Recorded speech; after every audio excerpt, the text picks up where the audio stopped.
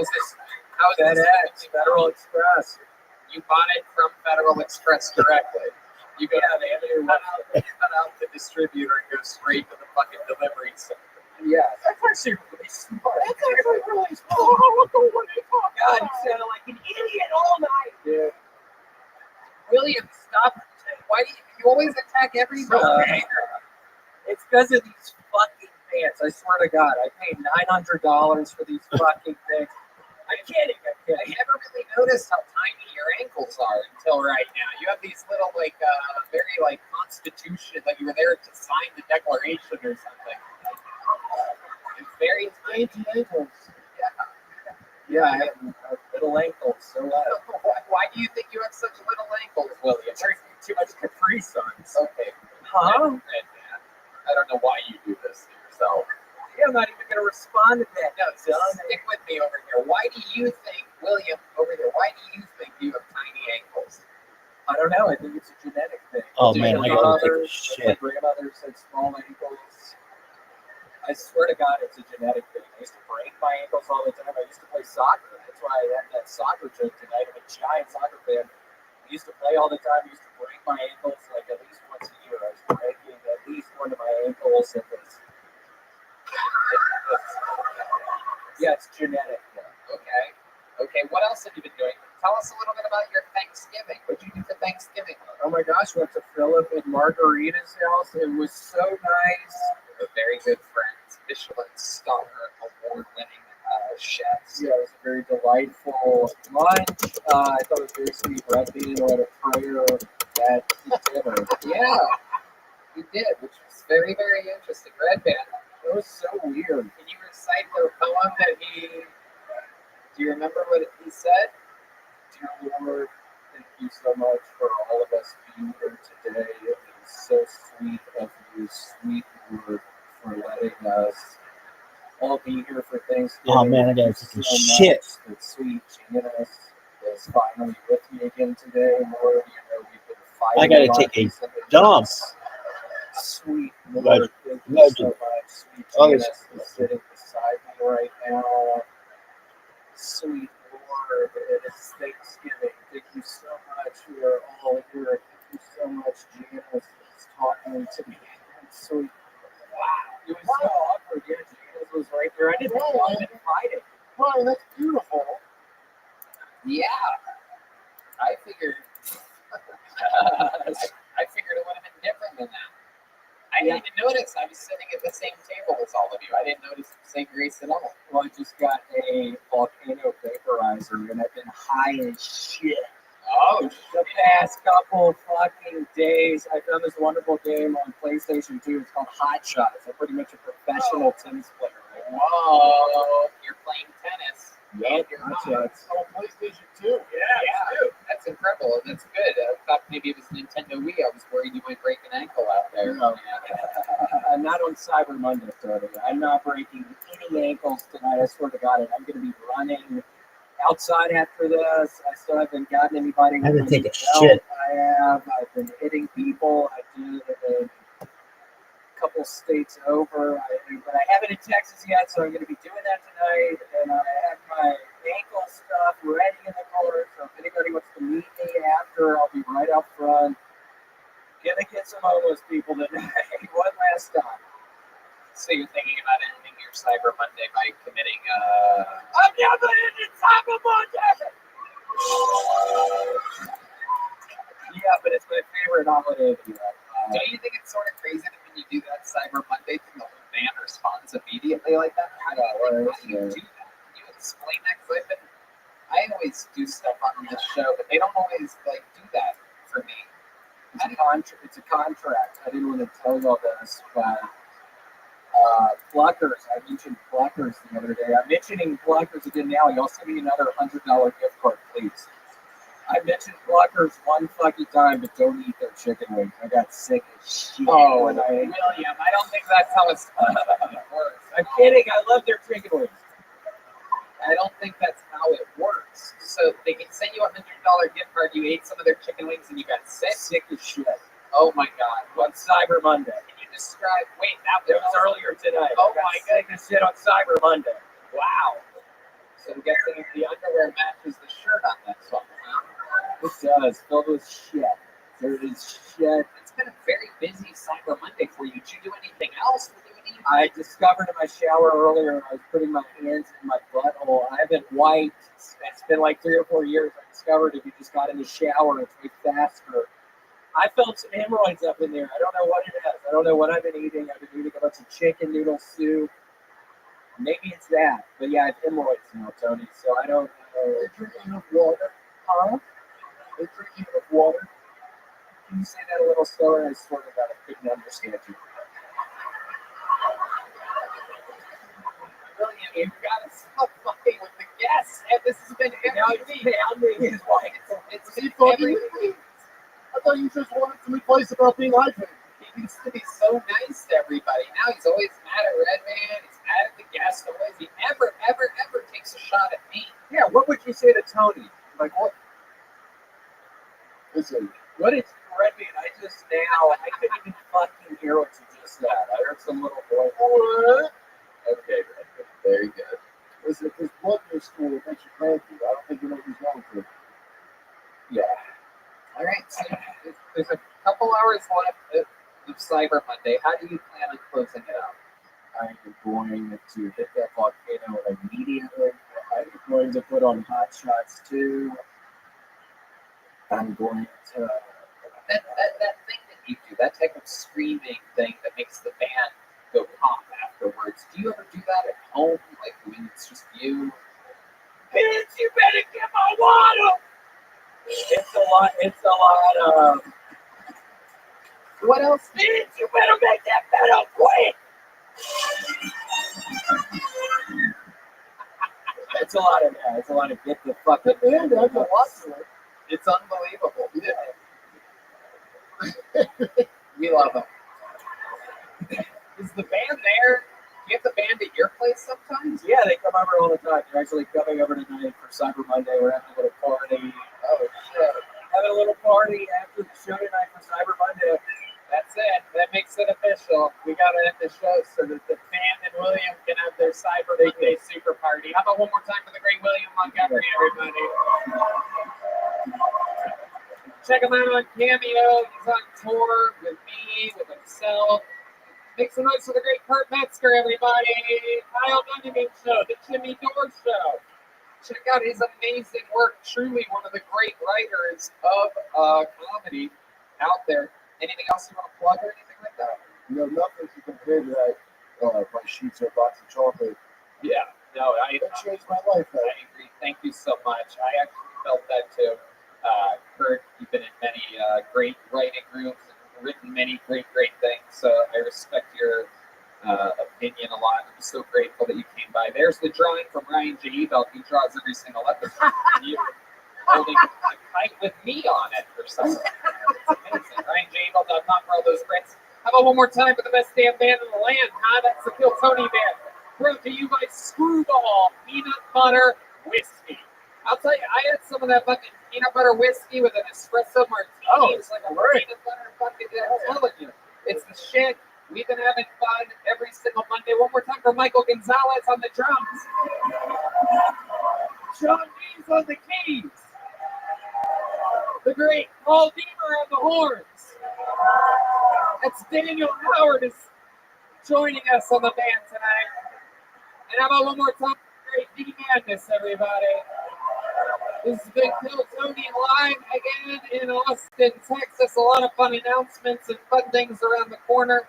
I love you guys. Thank you so much for coming out. We'll see you around. Bye. Good night, everyone.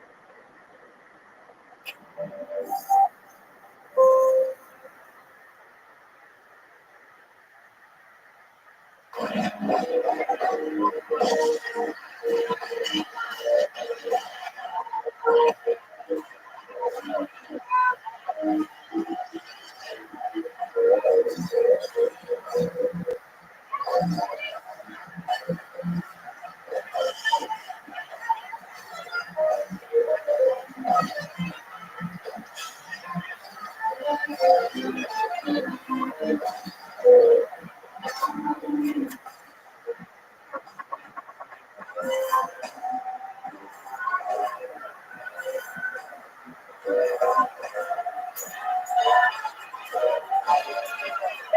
Rabbi coming live from Vulcan Gas Company here in Austin, Texas, for a brand new episode of Kill Tony. Get up, all Tony!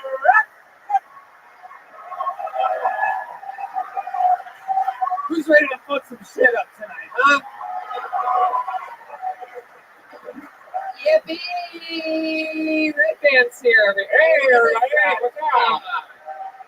God damn it, this is Kill Tony, brought to you by the Yellow Rose and the Red Rose, the best strip clubs on planet Earth, Deep Eddy Vodka, the best vodka in the world, and also Austin local company Gel Blaster, where you can shoot gel blasts. You can blast your friends with pieces of gel. How fucking cool is that? That's also an Austin company. Check this out. You can get the full-size shotgun for Christmas. They're available everywhere. They're available in stores literally everywhere. Gel Blaster, Austin, Texas company. Deep Eddy Vodka, Yellow Rose, and the Red Rose. And how about a hand for the goddamn band? Am I right, people? That is the Screwball Peanut Butter Whiskey Kill Tony band, brought to you by delicious Screwball Peanut Butter Whiskey. That's the great Michael Gonzalez on the drums. John D's on the keyboard right here. Paul Deemer on the horns all the way to the right. Matt Mueling next to him on the electric guitar, and on the bass right down the middle. That's the one and only D Madness, everybody. Oh, shit. This is a hot crowd. We have a lot of fun ahead of us. But before we get started, here's a little bit more from the amazing sponsors that made tonight's episode available for you here right now. Hey, y'all. You might not know this, but when I'm not being the host of the #1 live podcast in the world, what I've been doing for the last 16 years is being a professional stand-up comedian. And I'm excited to say that I'm back out on tour again. January 13th and 14th of 2023, I'm in Dallas, Texas. Then February 9th and 10th of 2023, I'm in Houston, Texas. Tickets available at TonyHinchcliffe.com. All these shows sell out, so don't be a doofus. Go to the website now. Get tickets while you still can. Hey, y'all. Awesome is the feeling that's sparked from the unexpected, and that's exactly what the curators from Bespoke Post have delivered in their new winter lineup of must-have Box of Awesome collections. Bespoke Post partners with small businesses and emerging brands to bring you the most unique goods every single month. I have some of my favorite Box of Awesome gifts that I've been given. The Frontier Box, which is the pocket knife that was developed in 1980 and has become synonymous with French design and utility. Pablo Picasso used the number 8 to carve the sculpture. Arctic explorer Jean-Louis Etienne and record-setting sailor Elaine Colas all swore by their pocket knives. I have one. I got it from Bespoke Post, the Box of Awesome. Red Band, you got some good stuff too, right? Yeah, man, I got all these awesome hot sauces. It's called Scorch, and they're hot sauces, and they're all small brands from all over the country. With some from Texas, Nevada, California, and more. And no matter what you have going on this winter, Box of Awesome has you covered, from cozy essentials to travel, must-haves, and cocktail kits. Box of Awesome has everything you need for winter. To get started, take the quiz at boxofawesome.com. Your answers will help them pick the right Box of Awesome for you. They release new boxes every month across a ton of different categories. Each box is valued at around $70, but you only pay a fraction of that price. Plus, with each Box of Awesome, you're supporting small businesses, 90% of each, and everything that comes in your Box of Awesome is from a small up-and-coming brand.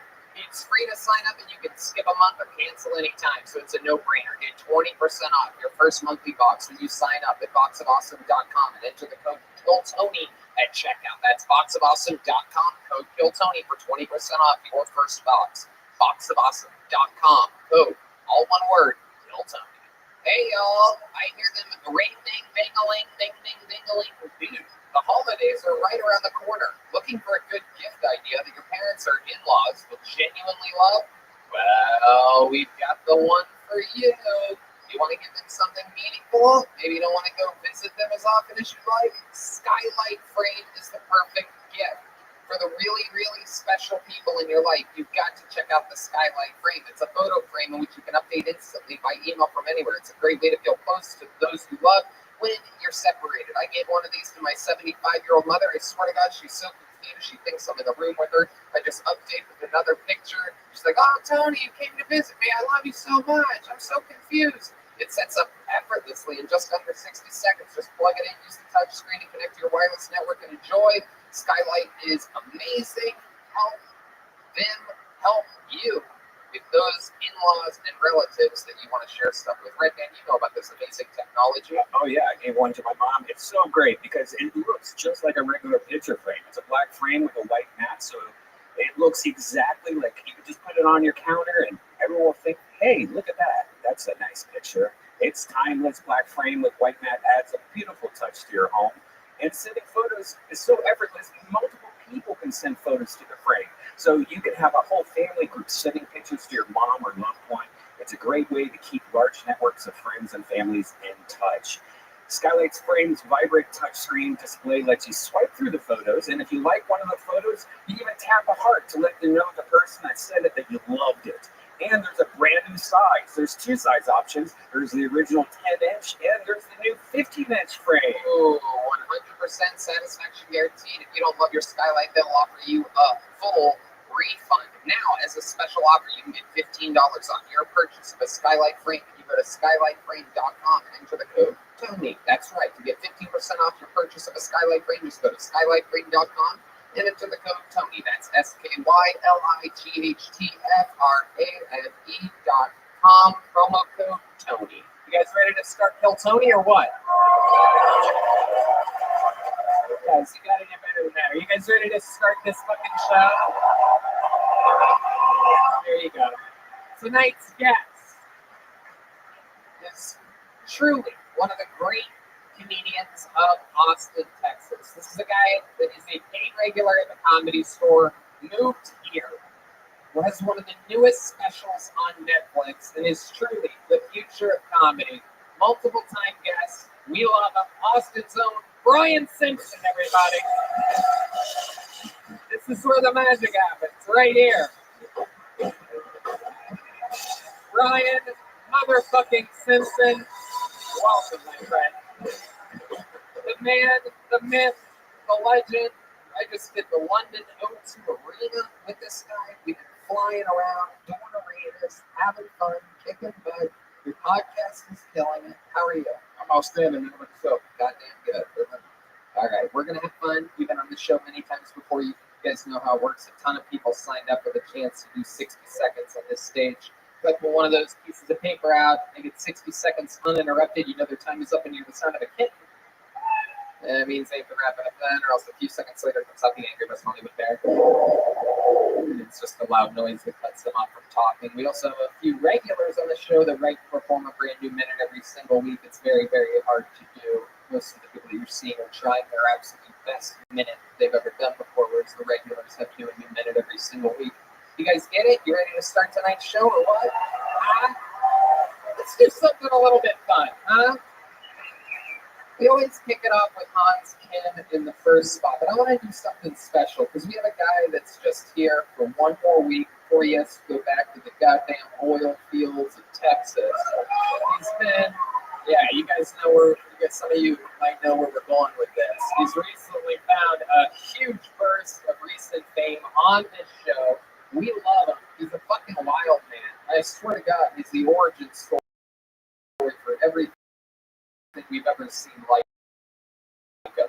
The man is a monster. Vulcan Gas Company, Austin, Texas. I am proud to present a brand new minute, one and only Uncle Lazy. Here he is.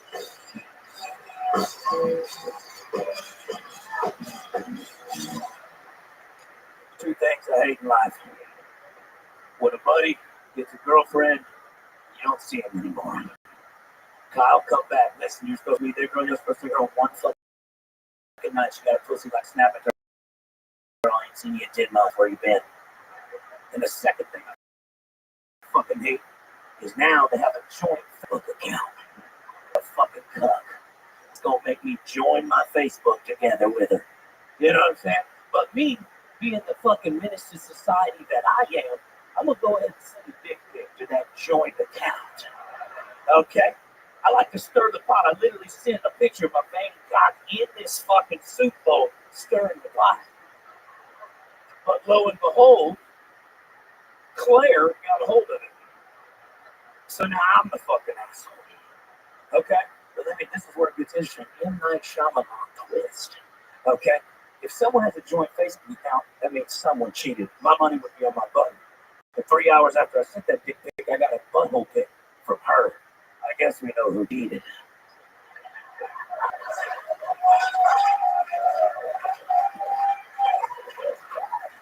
I fucking love you. Yo, it's originally though, her butthole was super hairy. So it looked like little pigtail, little curly picky wheelies in the back end. Listen, dude, her butthole sucks. She's a whore. Get away from her. Hell yeah. Uncle Laser. When you hear that laser, you know Uncle Laser's in the fucking house. Maybe she wants you to laser her butthole for her. Have you thought about that? It's gonna cost you extra. I bet. Oh my goodness. Have you ever had to remove hair from a female's body before?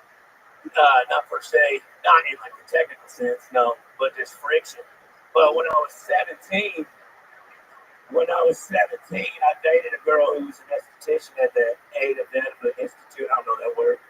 And she had to practice like waxing buttholes. And lo and behold, who's the one there for her, dude? I love you, baby girl. Get that A on that test. Uncle Laser. Brought to you by Shell Blast. Yo, I wanted to say, dude, I love you on Reading Rainbow. Take a look, get in a book, reading fucking Rainbow, dude. I would have taken you as the reading type, Uncle Laser. Relax, Tony. I'm a Shakes and Brothers guy, to be honest. I'm a Shakes and Brothers guy. It's like an Alex Jones prequel.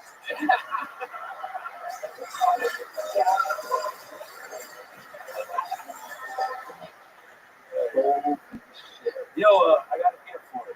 You do? Yeah, I do have a gift for you. See, I see you wearing this fucking goofy ass Dollar Tree belt buckle and that beautiful Western You belt. son of a bitch. How dare you? That is If you go move down to Texas and dress the part, at least have a real fucking belt buckle. So I went down to Brownsville a couple of days ago. oh shit.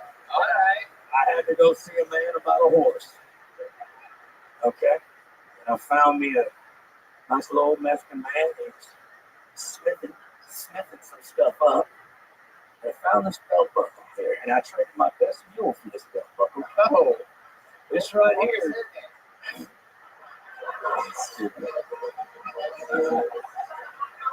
This right here, 24 karat gold plated, pearl inlaid scorpion that you gotta feed twice a week. Hey, wait, that's still alive? Is Still alive. Tap it, yeah. Oh shit. Yeah. Don't get stingy. You get that tiger string, it's gonna swell up Thank like a you balloon. so much, Uncle Laser. This is so nice. Merry fucking Christmas. Mine's pretty sweet, but I'm gonna replace it. Okay. I'm gonna replace it. I'm gonna wear this one on there too. That's a Chinese scorpion right there. Yeah, but they have the same eyes, dude. Relax. Oh shit, that was Uncle Laser. I didn't say. You can't cancel Uncle Laser, folks. I can't even read. Uncle Laser, so you have to get back to the oil fields for a few weeks, isn't that right? Yeah, what you're good. Yeah, I gotta leave Saturday shooting a television show and then leaving straight there. Yeah. We're gonna hunt hogs at nighttime with AK-47s. Oh, And we're taking a bunch of fucking people out there that don't know how to shoot guns, and we're gonna get them drunk, and we're gonna put them in the dark, and we're gonna make them hunt hogs. oh my So surely nothing's gonna go wrong there. maybe D Madness can give them some advice on how to kill in the dark. You know what I'm saying? I beat you to it. Uncle Laser, so what are those oil fields like out there? Explain to us the type of work that you're doing. What's it like? Well, it's not like the clamping where you like shoot the ground and oil comes out. You actually got to dig for it. And it's just long, strenuous hours with fucking convicts. That's all it is. That's all they hire out there. Some people that do that work. But they're good people. Are you a convict?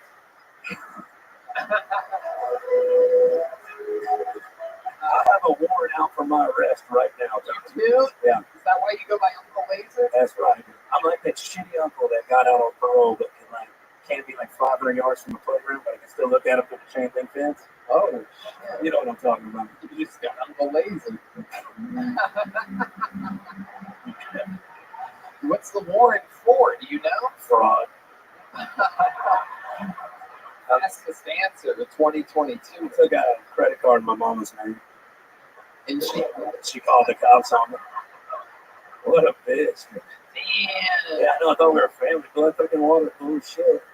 She sold me out for a fucking $1,500 bounty. I hate your mom. So what's it like when a bounty hunter that looks like you comes face to face with you? It's like you ever get chased around by your dad at the playground, something like that. If I were you, I would just throw them up because you look so much like a bounty hunter. If I were you, I'd be like, Who are we looking for? yeah, exactly. I'm here for the same guy. I've been looking for him for weeks. You could do that. You're a natural bounty hunter to turn.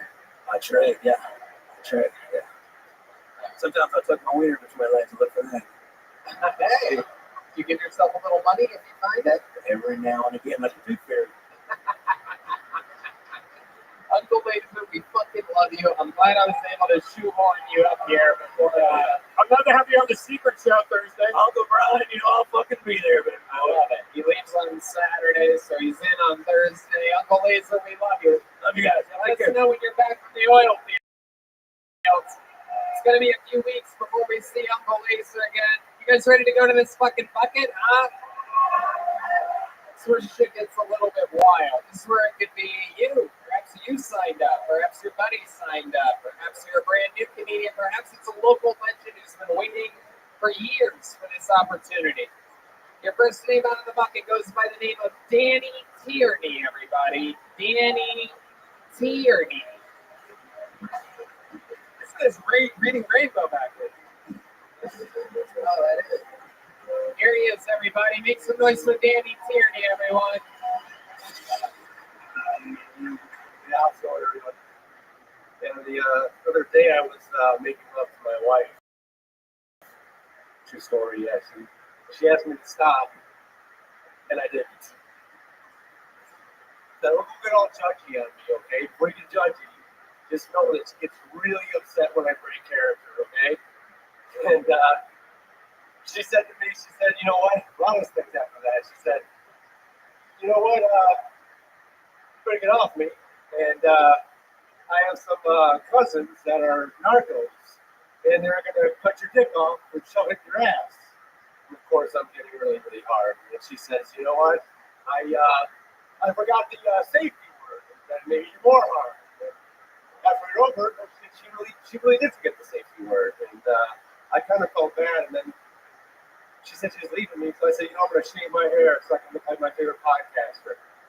When I got out of the bathroom, I said, hey, honey, what do you think? And she said, well, you don't look like Joe Rogan. You sure as fuck don't look like the Rock player. I said, well, who then?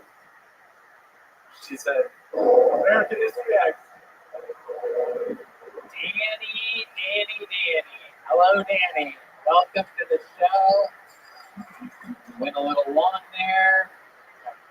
I love it. Danny Tierney. I don't even know where to begin. And Brian Simpson, you look like you have something. I wish I'd known the safety word.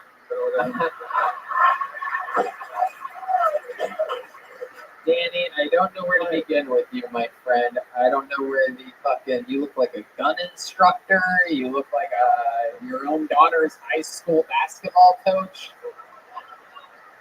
I'm getting weird vibes from you. What do you do for work, Danny? I am a contractor For what? for homes. I build homes. Oh, okay. I thought you meant for like lives and stuff or something. You have a look, which could be. Like a little bit crazy. I shaved my head recently. How do you feel about it? I am going to go back out. Oh, okay. All right. Yeah. What made you do it? You just wanted to surprise It's me? a long hot summer. I just wanted to change. I wanted to see how I look. And It looks like you did it very recently. I did it. It's been a little bit chilly for the last few weeks. I kept it going. Oh, yeah. Yeah. All right. So you were just so hot one day, you're like, fuck it. I'm going to fucking look like an alien. That's right. Okay. So you're a contractor. How long have you been with your wife? 10 years. What does she do? She is an esthetician. Oh, okay. She does facials. I do believe Uncle Lee's Yeah. fucked around Oh, with man. Yeah, it probably does.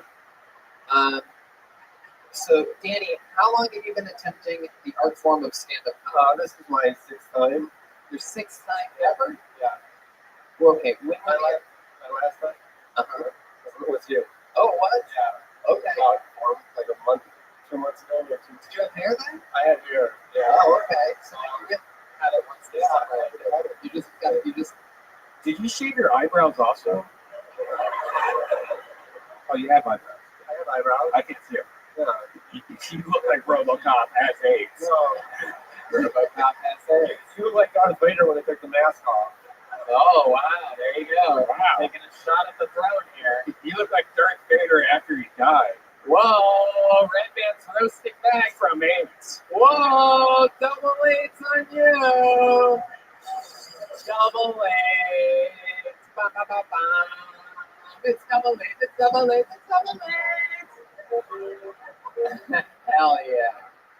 All right, Danny. So let's talk about it. What's the most interesting thing about you that we could find out during the interview of the podcast? Okay. All right. It looked like he was trying to remember whether he was talking about his real identity or his undercover identity. You don't look like a Simpson. You look like the doctor from The Simpsons. Okay, Danny, stop trying to make fun of people. You're really not good at it. Okay, thank you for your Simpson sound effect, Red Band. That shows all that comedy every 2 months he's still working on that. You'll be all right. Danny, what's going on? What's going on in your real life? Are you happy? I'm a little bit happy. I'm kind of missing LA How long have you lived in LA? for 10 years. And how long have you been here? Since March.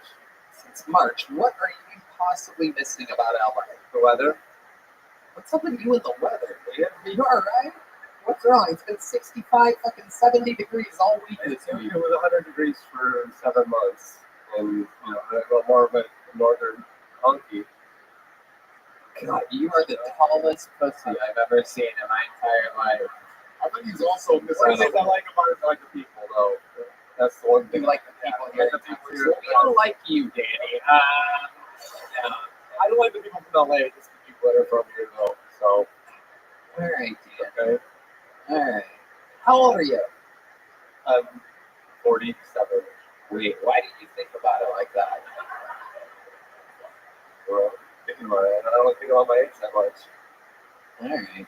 Okay, Danny. Well, I don't know if you're exactly built for show business. I don't know. Do you have any special skills or talents or anything like that? Is there something that we're missing I here? can rap. You can rap? No way. You cannot rap. There's no way. There's no fucking way on earth that you can rap. This is incredible. What are you gonna do? A little Kanye with white skinhead?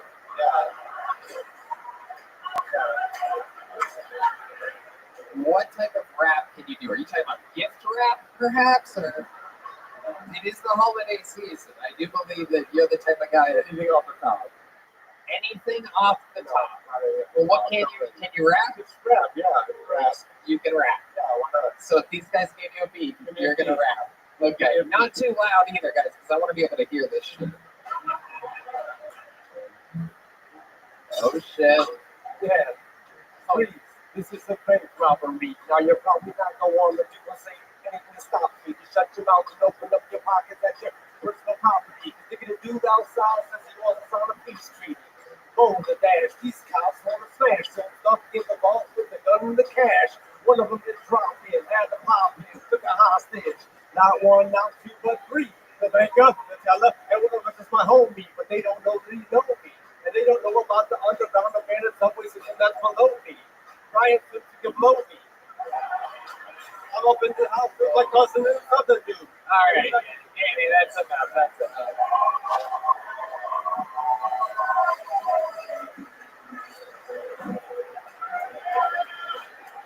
All right, ASAP, Honky.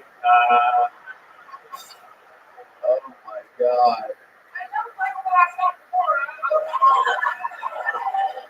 It didn't even need to make sense. It worked. I love it when the blind guy hates a guy that looks like that. It's like he knows. It's like he knows. I fucking hate him. I can just tell. You want to feel my face? D-Madness can hear the acoustics of the sound bouncing off of Danny's bald head. All right, Danny. Fun stuff. You prove that the bucket is real. You are proof that no part of the show is produced at all. Danny Tierney. There he goes.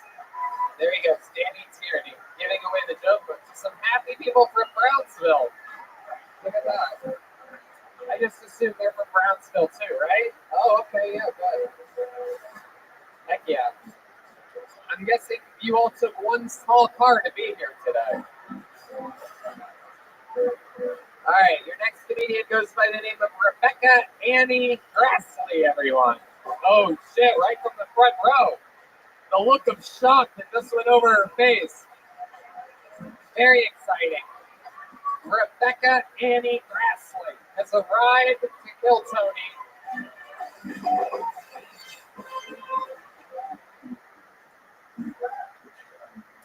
My white boyfriend loves dating an Oriental, but there are some things about me that confuse him. For example, I usually wear really slimming outfits, but I still insist on wearing my pussy horizontal. I'm actually half Korean, half white, a bit of a rice cracker. I can't drive for shit. I asked for the manager, but I 100% love fucking guys. My boyfriend has a good sex life, but he always makes that joke about being hungry again, like an hour later. And he says like weird shit in bed, like ching chong, eat this ding dong. Like more talk for your walk. But I don't think he's racist. I think he's just like rhymes and he's maybe like half a retard. We're polyamorous because honestly times are tough and like I need more logins. So I have a guy for Netflix, a guy for Hulu, and he's got some hood bitch for Paramount Plus. That's all I have. Wow, exactly a minute. You got good hearty laughs there, Rebecca Annie Grassley. Welcome to the show. Hi. How's it going? Really good. Is that your first time doing stand-up? Yeah. Wow, how about a hand for her? Incredible. Incredible. From right here, you got called out right from the front row. My favorite part of your set was when you said that you love fucking black guys. I got to look right at your white boyfriend's face and fucking just disappointment. Did you share these jokes with him before you came up here? Yeah. Wow, even though you knew that was coming, you still like just He's really supportive. I love it. Most cops are. I like that. I love that. He holds your hips while you're riding a giant black cock. I love it. My goodness. I love your jokes, rice cracker, all that stuff. Very, very edgy stuff. What do you do for work? I'm a grants administrator in nonprofit work, so. Okay. All right, good. Well, no matter what job you had, it was going to be nonprofit after that set anyway. Hopefully they never find this. I love it. Yeah. How long you been with this white guy? 8 months. 8 months. And you guys are really polyamorous? You guys really like get around and do stuff? Wow, that's wild. And did you guys decide that like early on in the relationship? Yeah, I was already polyamorous before. Right, exactly. This pussy didn't know what was going on. No. I love it. That is amazing. So wow. So like, what's the deal? Do you guys have like a setup like deal? What are the rules of a polyamorous relationship? I mean, it's whatever you want it to be, honestly. It's whatever rules you create for it. But yeah, like it works like an open relationship, but better, I guess. Do you guys like tell each other if you do something? Yeah. Because all of a sudden, if he's like, he just comes home like, why does it smell like cocoa butter? Yeah.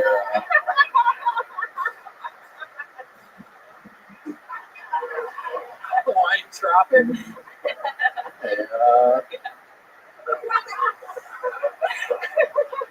Hey, where'd all my barbecue sauce go? All that's left in there is sugar-free barbecue sauce. That your friends. So did you guys like tell each other? Hold on, we gotta make sure this wizard gets back to his seat probably. Jesus, what the fuck? Do you have a magic spell for that or something? Okay. Yeah, no, it works out for sure. High level communication. Right. Okay. Get it all. It's dope. Okay. The look on his face doesn't say that it's that dope. I don't know. Do you think he can tell after you hook up with the black guy? Does it take him a little bit longer to come or anything like that? Is it like throwing a pencil down the hallway or something like that out there? Alright. Do you think it's different with any thoughts on anything that I'm saying? Honestly, I'm just so nervous right now. No, I bet. I can't even imagine what that's like because I've always been over here. I can't imagine what it's like on the other side. So you guys looking for a third? Oh shit! Hell yeah! I bet you. Oh shit! This just happened. Oh my god! This guy's in. Look at that. I love it. I can't wait to watch him put the sleep apnea mask on Brian's face.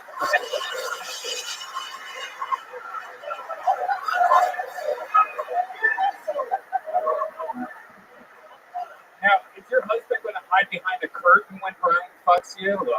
Do you have like one of those?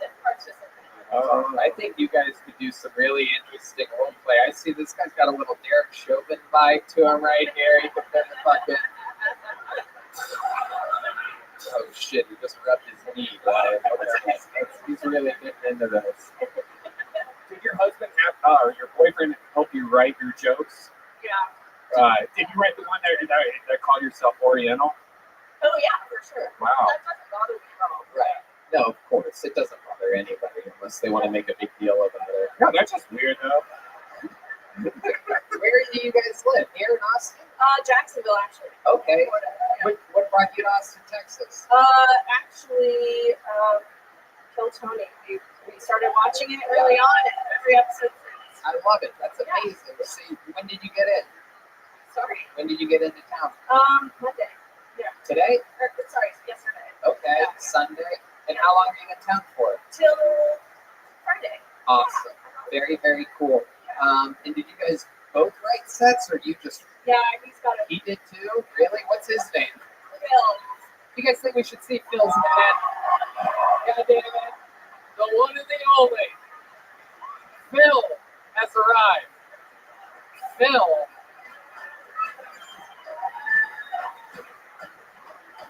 Here he is, everybody. Phil from Jacksonville, Florida.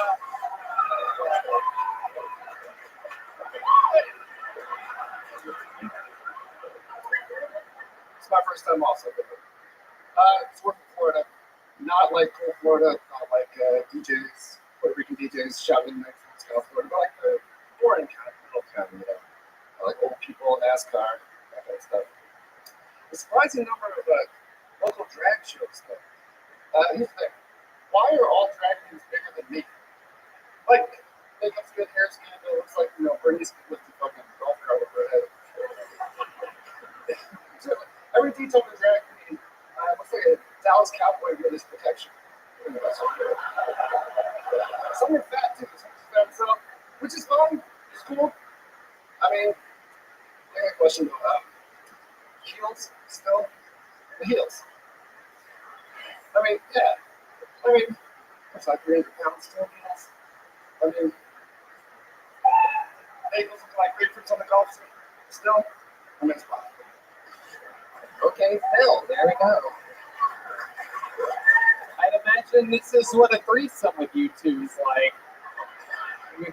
We all got to watch Rebecca have a lot more fun up here. Phil, amazing. And it's interesting that your name is Phil, since that's what you let other guys do to your girlfriend.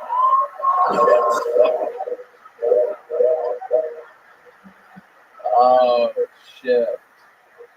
Oh, my goodness. You got to go second tonight, which is exactly how I think it's going to go when Brian joins the fray.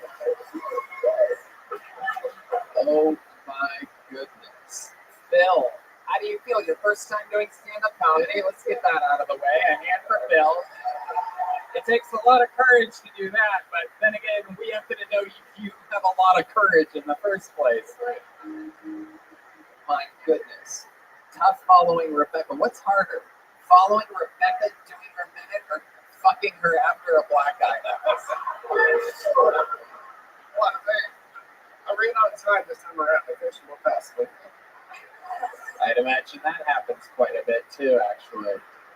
I love it. Phil, what do you do for work? I'm a nurse.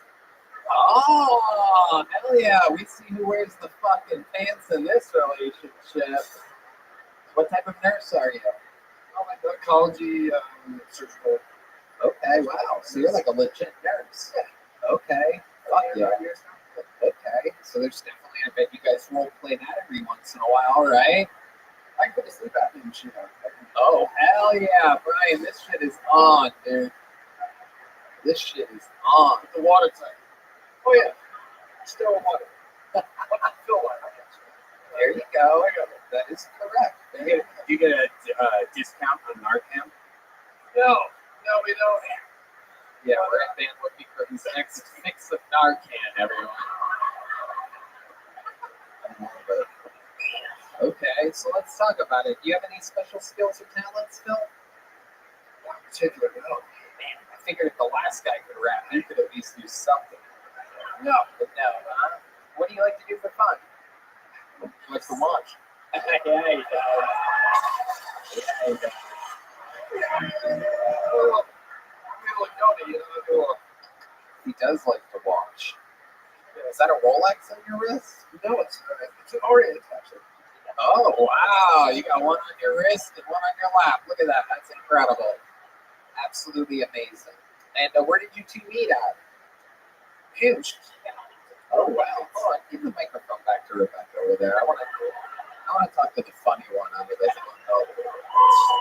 So where did you guys go on your first date? We went out to a brewery and then I invited her back over. Oh, hell yeah. Rebecca's all gas, no break. I love it. And you get him back to your place, all right? And then what happens? And he puts on Kill Tony. Are you serious? Your first date? Wow. This is what we do here. A lot of people call us the new first mates. If you put on Kill Tony, you're probably about to fill Tony. You know what I'm saying? All right. So you're related to Kill Tony. I want to know, what art did he make a move? Was it Hans Kid, David Lucas, or William Montgomery? How far in did you guys make it? I think it was about like mid-range, and of course I was one of the first date. Of course. Yeah, I'm guessing 5 minutes after David Lucas was. Hell yeah. I love it, Rebecca. Do you have any special skills or talents other than being one of the top news stand-up comedians in the world? I just signed up for a kickball league. Oh, really? Kickball? Oh my goodness, it's the ball? Okie dokie. I'm sorry. I forgot we all love Rebecca. I'm sorry. You can't. The unroastable Rebecca, everyone. I love it. I love it. Kickball. Wow. Jeez. So you're just planning on bringing a bunch of plain white guys back to your place again, huh? I love it. I've been wondering why the Kill Tony numbers have been skyrocketing with Jackson. I love it. Anything else crazy we should know about you two before we let you go and enjoy the rest of your week here in Austin, Texas? All right. You guys are absolutely adorable. Thank you so much. That was great. Some words for Phil and Rebecca Annie Grassley. Here you guys go. Take a couple of those home with you. Those are giant books by the great Bonsai. All right. We're having fun here. Let's get another one of our regulars up here. Ladies and gentlemen, this guy went from broke to arenas. Now he's got a little bit of a fucking attitude on him, if you ask me. Ladies and gentlemen, sing it if you know the words. The words are, "This is Hans Kim." This is Hans Kim.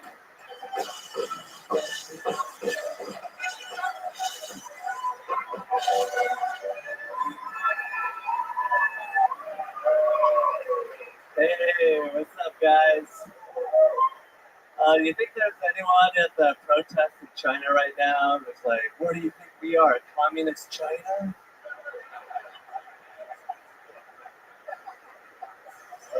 Oh, yeah, we are. Sorry, I'll go home. I would hate to be in a crowd crush like what happened in Seoul or Travis Scott concert. That's one of my worst fears. But if I was ever in a crowd crush, I would try to use that opportunity to get laid. Like, sorry, my cock's in the way.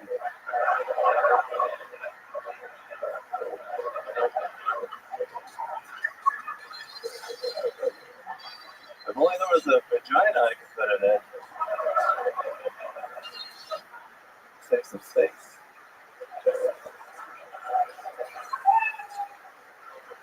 Some gay guys like, you can use my asshole. Excuse me, sir, I'm a feminist. Please don't take jobs away from women. All right, thank you. Wow, Hans Kim, look at you, back in business. Hell yeah. I love everything about it, Hans. How do you feel? I feel amazing. Oh, yeah. You look like an Asian Woody doll right now. I love this look that you have. It's adorable. It's a very likable look. Thank you. There's a ankle in it, my dude. Oh my goodness. Wow. An Asian Woody doll. That is incredible. Oh my goodness. How do you feel, Hans? I feel great. I was a little worried about my career last week. Why? Why would you be? I just thought I could have had a better set, and I spent a lot of time worrying. And now look at the product. I had a great set. Yeah. I'm doing great. Thank you. Oh my goodness. These people didn't even know you had a rough set last week.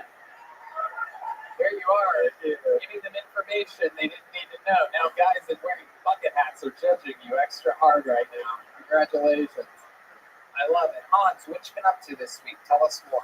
I've been traveling around. I went from Phoenix on Thursday to Massachusetts on Friday, just doing sold out shows, almost sold out shows. Oh wow, there you go again. You were fine, and then all of a sudden you basically shit on yourself for no reason. No one would have cared had you not said some almost sold out shows. I love it. You're very, very you're famously honest on this show, Hans. Some people call you Honest Hans. Yeah, which is my thing. That sounded like a lie. That's the crazy part. Is him agreeing that he's honest sounds like a lie. Can you lie? Yeah, for sure. Lie to us right now. How many of you guys want to see Hans Kim lie? Yo. No, you don't have to rap. I know that. I know that the music got him excited. The music got him excited, folks. He's easily excitable. He almost went full 8 Mile here right now. What's up? Wait, what? Are you still doing it? Hold on, do it again. What's happening? Yo.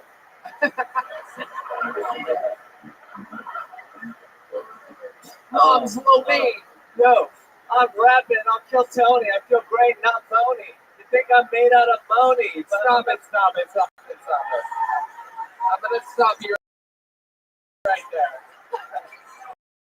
Anytime someone says phony twice right after Tony, I have to stop it. I have to stop, like a referee has to stop a ski fight sometimes.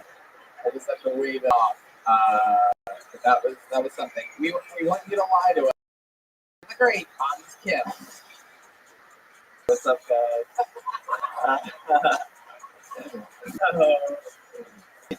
Really buttering them up for this one.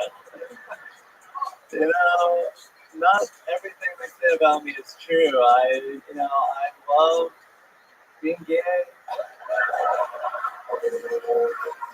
Yeah, that's another episode of Mom's Lives. Incredible. I love that. You're very good at that. Thank you, Tony. Wait, what's that on your pocket there? Is there something on there? Is there a hole? Over there.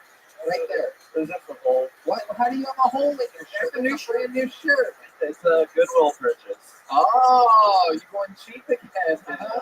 I actually bought this shirt 6 months ago, but you made fun of this hole on my shirt, and I haven't worn it since. Wait a second. Are you fucking serious? I don't remember that. I don't ever talk about it. You know, a lot of comedians like to smoke pot in front of everybody and everything to fucking look cool. I just smoke a ton right before the show starts. And normally you go up first So I don't ever remember anything that we ever talked about. You could have lied every episode, and I wouldn't even remember that. I love being honest. You are such a sweet boy. Hans, what else were you up to this week? What did you do for fun? I got high on mushrooms here last Kill Tony. Wait, a week ago? Yeah, After? after the show. Or during? After. I was having a great after Kill Tony. You were? Yeah. Even though you didn't like your set last night? No, the afterwards part was way more fun.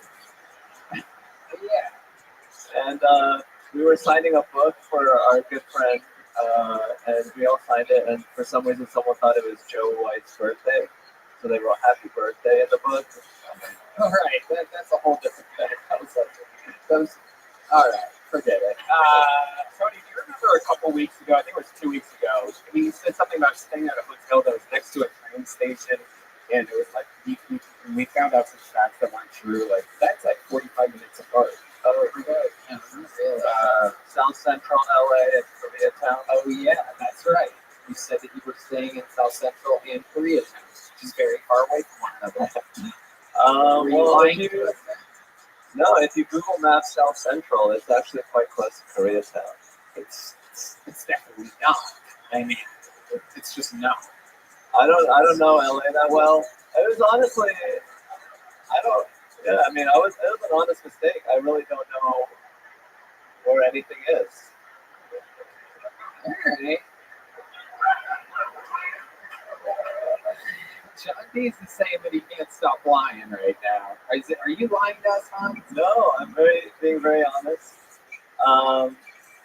Thank you for having me. It's an honor to be here. Is it really an honor for you to be here? All right, we're going to get him out of here. There he goes, the great, the powerful Hans Skip. Selling out shows. Almost selling out some other shows. Get tickets. That's the dude. Seeing a real comedian like that who's just starting to headline out on clubs. Ken, David, William. All right, your next comedian out of the bucket. It's our first time, I do believe, meeting George Red Speaks, everyone. Here we go. You guys having fun out there, huh? Brownsville. That was Oskin. That was Oskin. That was Oskin. Here he is, George Red Speaks, ladies and gentlemen. What's up? What's up? How you doing? I feel good. Shit, I feel better than you. I'm just out of prison. That's love, right? That's not about none of you. Yeah, man. The first things I could not do was see my son. It's yeah, it was during the pandemic. And then Abbott came up and he said we 35%. So then I opened up, did a barbecue. Cop showed up and said, "What are you doing?" Oh shit! I fucked up. He was like, "What are you doing? You can't open it up. Listen, barbecue. This is a lockdown." And I said, "Oh my god, this is what I'm doing." And he says, "I fucked up. Here we go." Go ahead. I want to hear what you were trying to do. Fix it. You can do it, George. I'm with you. I like your style. Let's fucking get it right. Thanks, Tony. Yeah. Look, I got out of prison. I couldn't wait to see my son.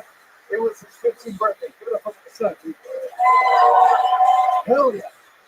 It was badass, man. I was so proud. I was 2 more years. 20 more years. And his mom says, 2 more years for what? I said, until I don't have to pay your child support no more. What? But then she educated me. She said, you know what? You have to pay child support till he graduates college. That's the new law. Did you know that? Yeah, it's fucked up. No. I want to hear more. Was that it? So I want to. I like it. I'm gonna let him run a fucking hour special. I want to hear what's going on. I'm sorry, Tony, I'm You're sorry. doing it. You're in it. So I wanted to educate my son. I wanted to inspire Every time I restart him, he comes back with more confidence and swagger too. You just keep doing this until you're fucking.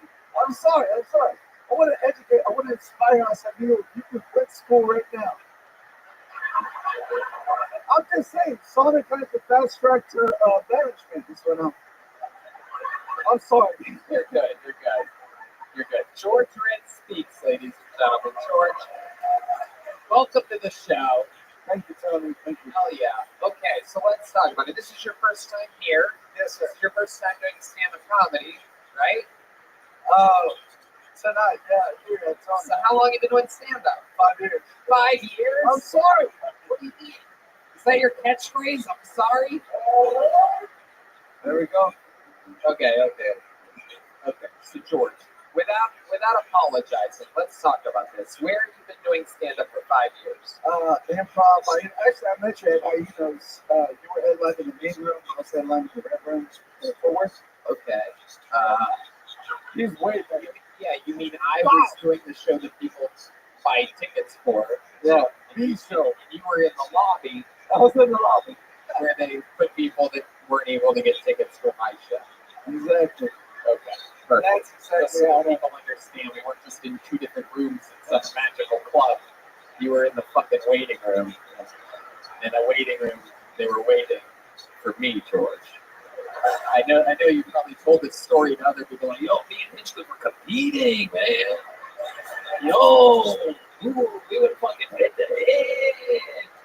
And then they put me in prison, dog. And then I was fucking all like, what the fuck? Oh shit, I fucked up. I'm sorry. That's exactly the way it went down, dude. I hope they caught this on camera, but when he walked on stage, he did this. Yeah. And the piece of lettuce flew. Yeah. I thought I was seeing solid stuff. I was outside. Were you eating a euro out there? Sharma. Oh yeah. That's Sharma, whatever. Sharma. It's called Sharma when you're in prison. They're used to making that shit on a radiator, Cheez-Its and shit. Yeah. How long were you in prison for? 2.5 years. 2.5 years. Holy shit. Can I ask what got you in prison? Oh, what got you out of prison? 2.5 years ain't even Yeah. Well, I got 5. I got 5 already. Oh shit, someone hired Thomas J. Henry. Damn. That's how it happened. Got out early, huh? So, okay, so what was the crime? I gotta know, George. It was just drinking and driving. Okay. You killed somebody. Did you really? Oh, okay, good. Ooh, it's about to get weird up in this motherfucker. In Texas, they lock you up if you're drunk and you fall asleep in your own driveway. For 5 years, they don't. Yeah, that's not what happened to you.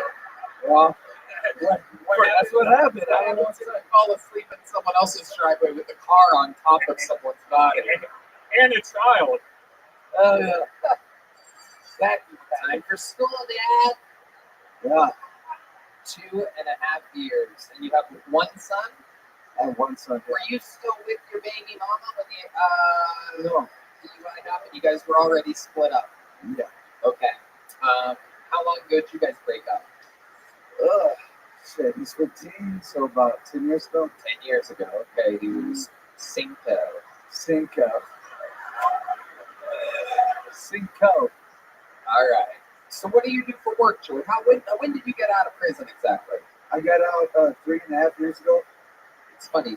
Well, 3 years ago, I got out March 25th during the pandemic. Right. Got that part. Yeah. Wasn't you doing comedy for like 4.5 years though? Yeah, but see, I was doing comedy inside there too. Ah, look at you. Steven Rosenfield. Mexican Johnny Cash over here. Steven Rosenfield, man. Fucking Johnny Pesos. Hey, I'm George, and I'm sorry. This is a little too cold. I didn't prepare hard enough for this. smiling. And I was just a baby.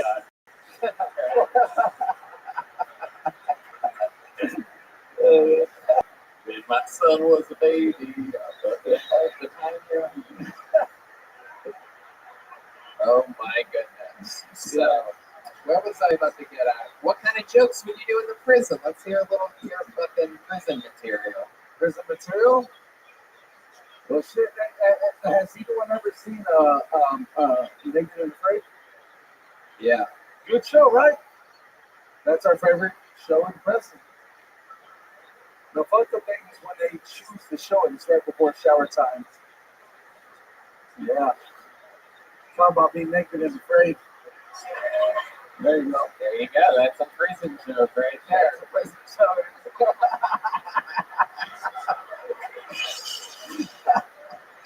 Oh my god. Oh my god. I love it. You have any more prison jokes? We like prison jokes here on Kill Tony. We never get to hear prison jokes. You ever rape anybody in prison? Tell the truth. 2.5 years is a long time. Lord knows I would drop the soap day one. I mean, I would go in there to Only when they're praying, only when they're paying, Tony. Only when they're paying, Tony. oh shit. Tony would drop the body soap. It wouldn't even be regular soap. It would just be squirting all over. Thank you for the tip. Yeah. Thank you. This undercover cop has to get back to the show. Is this the guy with the guard right here? George plays up the George, do you have any more prison jokes? Oh, D. He's all hyped up. He had 6 sugar-free Red Bulls before tonight's show. I love how mad you get that I'm saying Red Bull. No, I didn't. Why you saying that shit? I don't drink that shit.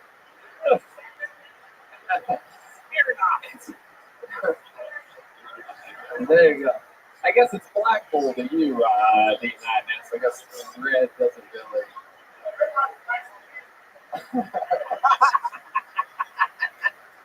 George, did anybody ever try to, speaking of Black Bulls, did anybody ever try to rape you when you were in prison? A D-Madness. No one's talking to you, you son of a bitch. He was there the whole time. He was there the whole D-Madness time. in one of those fucking, I'm gonna put D in one of those boots. What is going on right now? D is out of control right now. Holy shit. I don't know, man. I think you really got some experience in there. He started telling everything. I think he just tried to fight me for a second there. Well, I got scared, dog. I got scared. You know that if the convicted felon is scared, that everyone should be. Did you have any more prison jokes, George? Yeah, anytime when Red Band will put me on the show. No, that's not happening. Oh, no, exactly. Oh, I shit. wouldn't even. I tried. Hey, if you're available on Thursday, I'd like you to mow my lawn. Oh shit! Oh shit! Red Band! Red Band! Red Band! It's good, Red Band! That might be the Red best Band. fucking Red Band just fucking got your ass, dude. Got my ass. Oh my god. International YouTube. Oh my god. This guy's gonna be drunk driving all around Pflugerville till he finds you. He's gonna find you. Oh my goodness. I never got an answer. Did anyone ever try to rape you, George? No. Wait, I'm a gangster, dog. I can tell. I can see it. You gotta have enough cigarettes.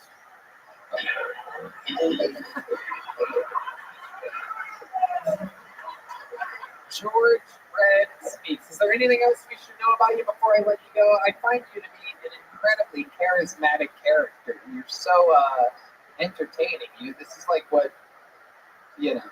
What do you want to know? I'll tell you anything. What's up? Okay, what's the craziest move you have to please a woman in the bedroom? Anything special?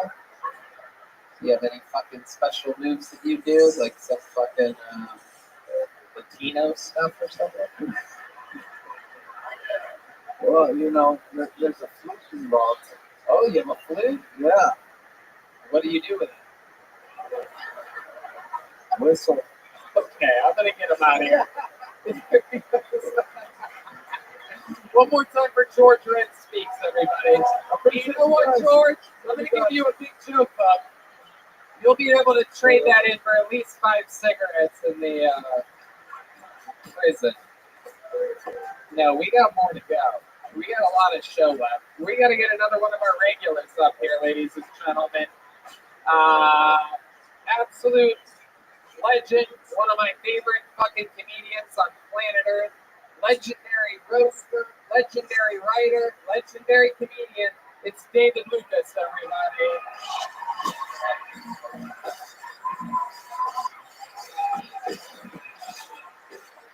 Make some noise for David, everyone.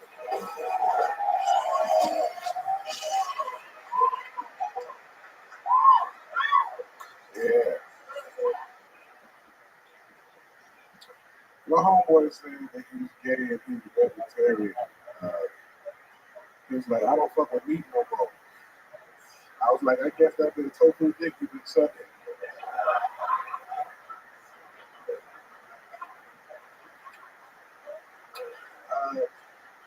These fat, don't know what they are, purple-haired bitches are ruining America. These goddamn Trader Joe managers ain't shit, boy. These dry pussy hoes, they are fucking up the country, man. Because they don't get fucked, man. The problem is they need dick. They don't get fucked. They need dick, man. Like, and it's always ugly girls that are so opinionated. Pretty women never have a problem with anything because they don't have a fucking opinion. Like, pretty girls don't even say much. All they be like is, okay, sure. My girlfriend is gorgeous, and she only knows 4 words, and I'm gonna keep it like that. And once you learn sentences, you're no longer pretty, bitch. All right, thank you. Fuck yeah, David Lucas. 1:20. At it again. Unstoppable force. Out here killing every week. Headlining all over the fucking. One can tell me. Yeah. What? You like you'll break into a nigga house and lick their feet. Wait, why do I look like that? Motherfucking black shit you got on, nigga. You look like, what's that shit? Fuck Enter the Dragon, Enter My Asshole, nigga. What the fuck? That's a kung fu move for Tony. You're dressed like Enter the In and Out. Look at those pant legs are strangling your ankles right now. Those things are a little tight down there. You're getting fucking as if your feet are already getting enough blood to them. What do you call your ankles? George and Floyd? Sorry. Tony said, I'm sorry. I'm apologizing to Brian, not to you. I'm getting twisted. No, Brian is my intellectual guest. I have no regrets about saying that to you, whatsoever. I would never apologize to you. I can't. Only out of my booty hole. I'm sorry. That's what my butthole sounds like. But those are some interesting pants. They really do. They get tighter as they go down. You're an interesting human. What the fuck is you talking about? Tony was the first baby born with no gender. Is it a boy? Is it a girl? I don't fucking know. Fucking petite as shit. That's all I know. They said the same thing about you. They're like, he has dick and tits. We're not sure what we don't know. He doesn't have a vagina, but he has full-size breasts. I love this look tonight. I love it. Thank you, bro. I like your look too. Okay.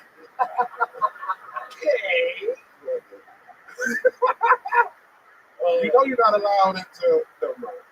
No, it's good. That's a new jacket. Homophobic joke. That's a new jacket, huh? Yeah, that's a new jacket. I like that. It says Tommy on it. Yeah, one nigga left that at your house. I think about you.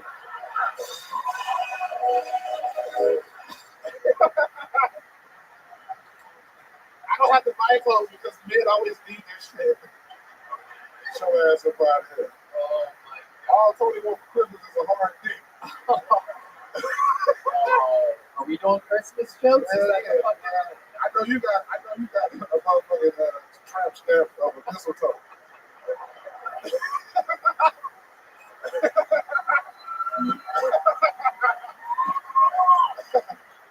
You can't get in until you kiss under the mistletoe.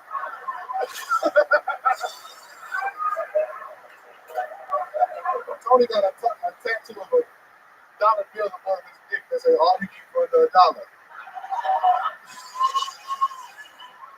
If I had a sign there, you'd probably fucking pay for it. That is incredible. Mistletoe is what the doctor that removes one of your toes is going to call your toe because they're going to launch it into a trash can like a missile. Your toe off of your diabetic foot because of your love for sweets and alcohol is going to eventually cost you your toe, your mistletoe. I don't want a lot for Christmas. No, stop. If I knew that song, I'd make a joke to it. Oh man, Frosty the Snowman. I would make a joke about something underneath the Christmas tree, but it wouldn't have anything to do with you hanging there. It's the next lyrics of the song, and I said that I wouldn't make that joke. I said I would never. If it was pitched in a writer's room, I would say, no. That's all I'm saying. I'm saying that I wouldn't. Tony, when you was a kid, you used to put the charcoal in the carrot at the bottom of the snowman.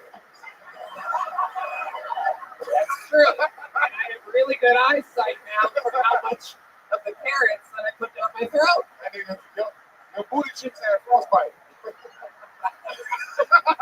It's true. Sometimes I would put the carrot on the bottom of the snowman and I would pull down my pants and I was that's true. I believe it was the very juvenile that once said, back that ass up.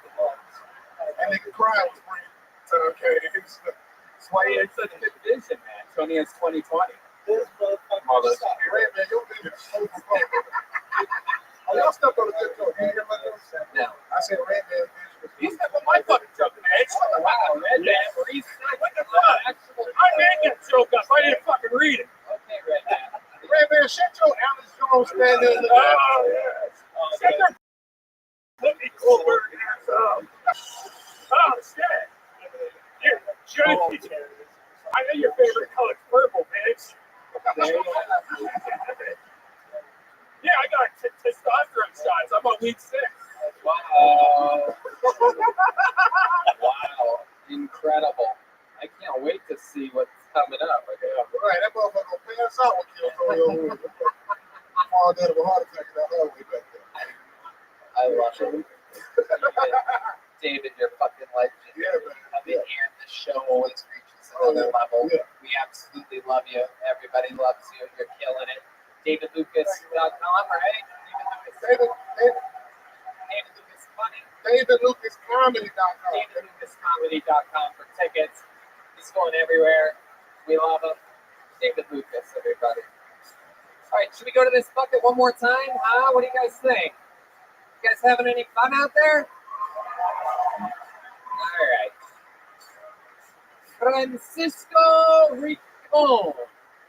Francisco Rincon. Oh la la. Here we go, coming from upstairs, making his way to the stage, everybody. These people wait all night for this. Put your hands together for Francisco Rincon.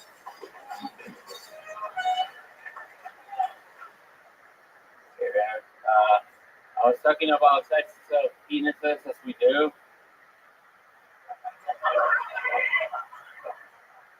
And we came to the conclusion that you don't need a massive dick, okay, sir?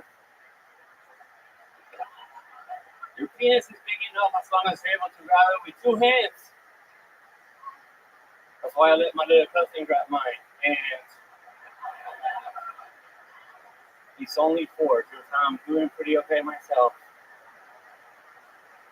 Alright, that's a fucked up joke. His hands were way bigger. But I like you guys. You guys are laughing. You're not a bunch of faggots. That's good. Yo, well, how you live? They told me the other day, hey, you shouldn't say faggot anymore. I was like, look, it took me 20 years to learn English. Yeah. Now you want me to forget some words?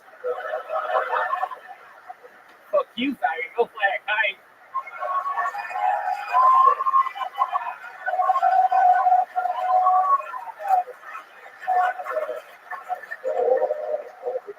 Francisco Rincon. Did you have one more that you wanted to do? It's not like I learned from a professor. I learned from you motherfuckers in high school calling me a faggot. Oh yeah, there it is. The final faggot from Francisco Rincon. I had more words to do. Wow. Incredible. Incredible. Welcome, Francisco. How long have you been doing stand-up? 4 years. 4 years. It actually seems like it. You were doing jokes there. Very, very funny. Where have you been doing it at? So first time I ever did stand-up was in Shanghai, China. Oh, wow. Yes, indeed. And then I did it in Houston, Texas for about 8 months. Oh, wow. Those are complete polar opposites right there. And then here in Austin. Right. For the last few years. Yes, I moved here before COVID. This is where you live. Yes, sir. Absolutely. And your family came up here from Mexico? Almost. They are from Venezuela. Yeah, but I mean, I'm originally from Ohio, so you have to understand, yeah. it's all El Paso to me. You know what I mean? It's all the same thing. I don't know if some of you guys don't know where Venezuela is. If you don't know, it's a small country in the middle of North Korea. Feels like that. Still doing jokes. I like your style. A little bit. You fucking get it. Yeah, man, I'm not. Yeah. What do you do for work, Francisco? So I am so I studied mechanical engineering. I got fired last week. You got fired from being a student or being an engineer? No, engineer. So you made it to being an engineer. Yes, sir. I've been doing engineering for about 10 years now. Okay. And why did you get fired last week? Because I didn't do the job.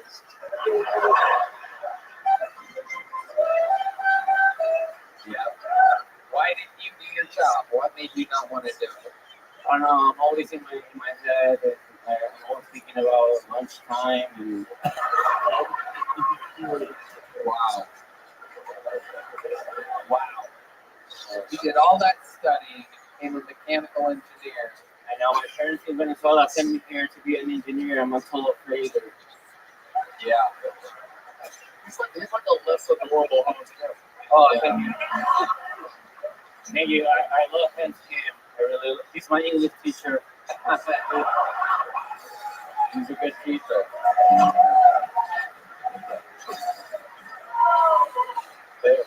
Home run derby over here for Francisco. Oh, Francisco, you're a good looking guy. What's your love life like? Thank you so much.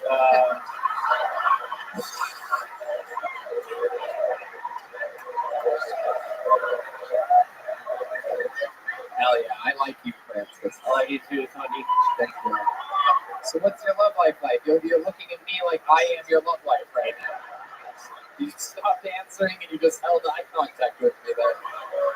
I wish you were, but I'm not homosexual. But you know, you're very successful, more than my current girlfriend. I love her. We met on Craigslist. No, you didn't. You stop it. Where'd you really meet her? We met on my girlfriend and I. We met on Craigslist. Did you really? Yeah, she's color white. She's what? Color white. She's white. Yeah, she's color white. Yeah, that's the option when he met her. I have a question. Yes. Ryan seems. You went out of your way to say faggot like 5 times, and then when you were talking about yourself, you said you're homosexual. Yes, sir. Because that was a bit. I was trying to make jokes.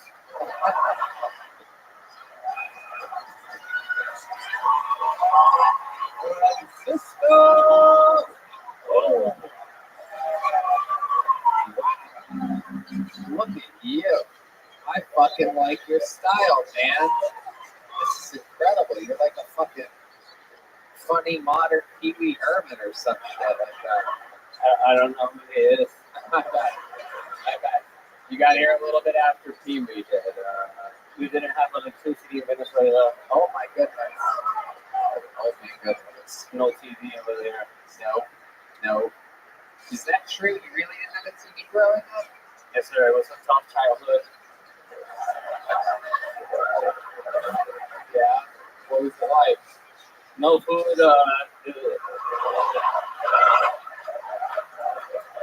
There's no food over there. They're dying. They're a bunch of losers. Oh my goodness. Oh my goodness. I'm a winner here in America. How much food here? You're goddamn right.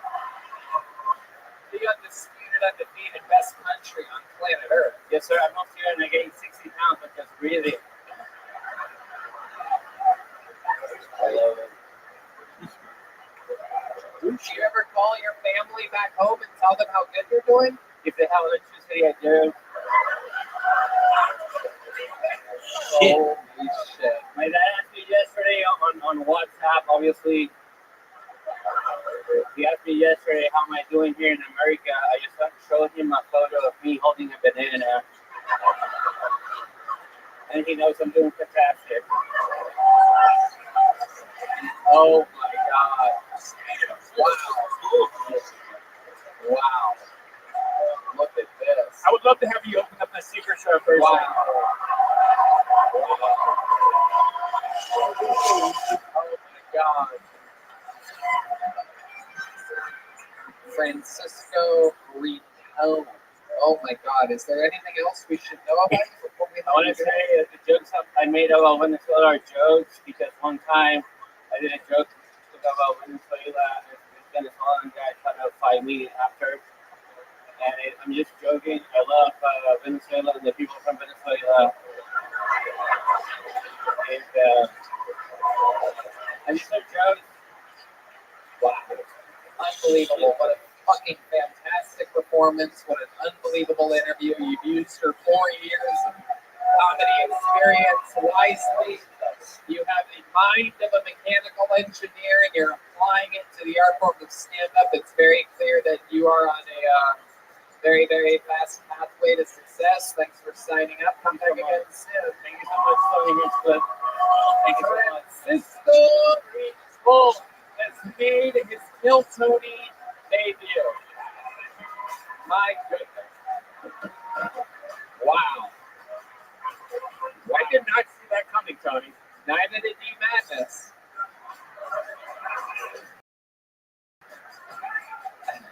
You guys think, I don't know. Yeah.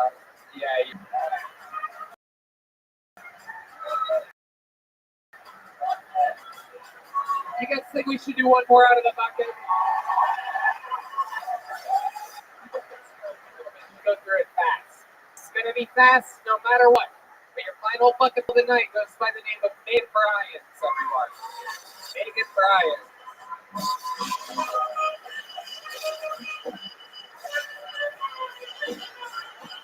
Megan Bryant. We got movement. You guys see movement?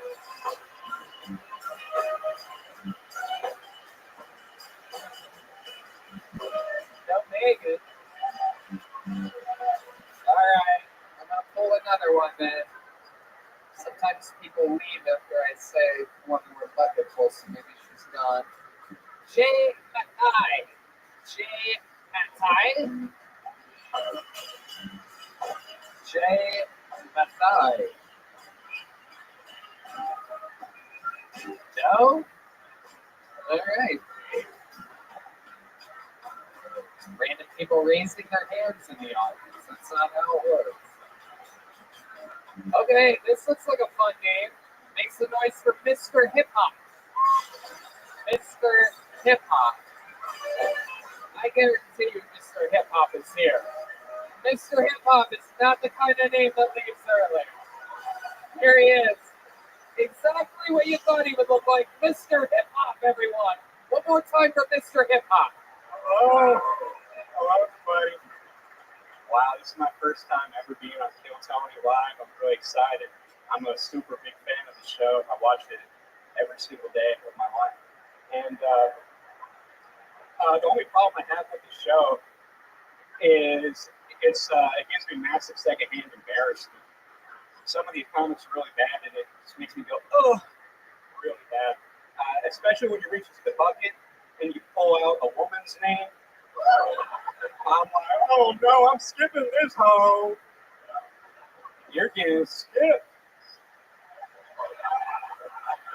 Man, the thing is, she might could be funny. She might could be now. She's not gonna be funny. Stand-up comedy's a man's game, sweetheart. I'm sorry. I'm sorry. I'm sorry. Nah. What was I going to say? There was one last part. All right, man, I'm going to cut you off there in a minute, 5 seconds, Mr. Hip Hop. Welcome to the show. Thank you very much. Came up here just pretty much insulted female comedians, which is crazy because when you first came up here, I thought you were one. It was more like a miss hip hop to me. I wonder how many people skipped over you when they saw you come up here. Incredible. This is very interesting. I've never had a lesbian get out of bed for this show. This is very exciting. Are you one of the characters from Home Alone or something? What's going on right there? Why are you in pajama pants right now, Mr. Man, I was really nervous and I just want to be comfortable. I bet, Mr. Hip Hop. What's your real Johnny. Johnny? Where are you from? San Antonio. How many times have you done that? This is my first time. First time, everyone. He gave it a shot. Gave it a shot. Is any of that true? Are you really a fan of the show? You said that you watch it every day, but it only comes out. I rewatch it. Wow. Okay. Every day. All right. I'm pretty sure this is how villains are created. Right here, what we're seeing this type of performance. Johnny, how old? 22. 22. Very young. What do you do for work?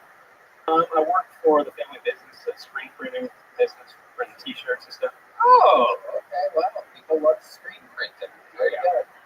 All right. So you're making money, screen printing. What do you like to do for fun, John? I like to rap. No way. There's no way. That laugh, by the way, you might have the scariest laugh I've ever heard in the show's history. I like to rap, Tony.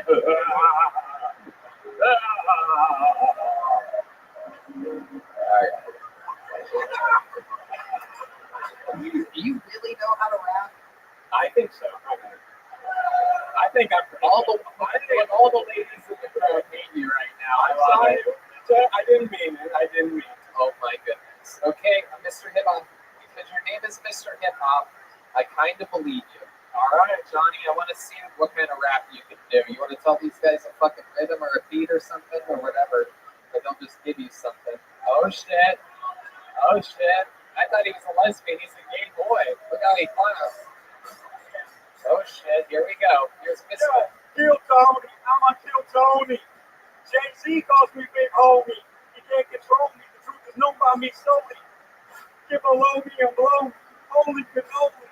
Yo, I'ma be the flow.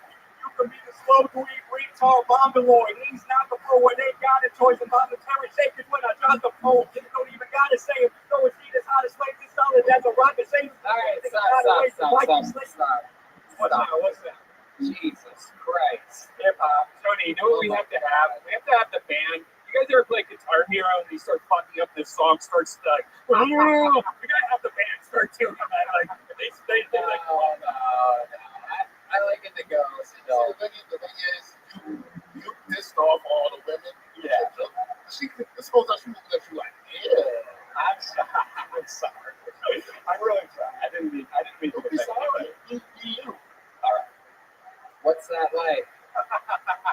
What's something we would find interesting about you, Johnny? You're 22, screen printing. But what else do you do? What do you do for fun? That's about it. Nothing.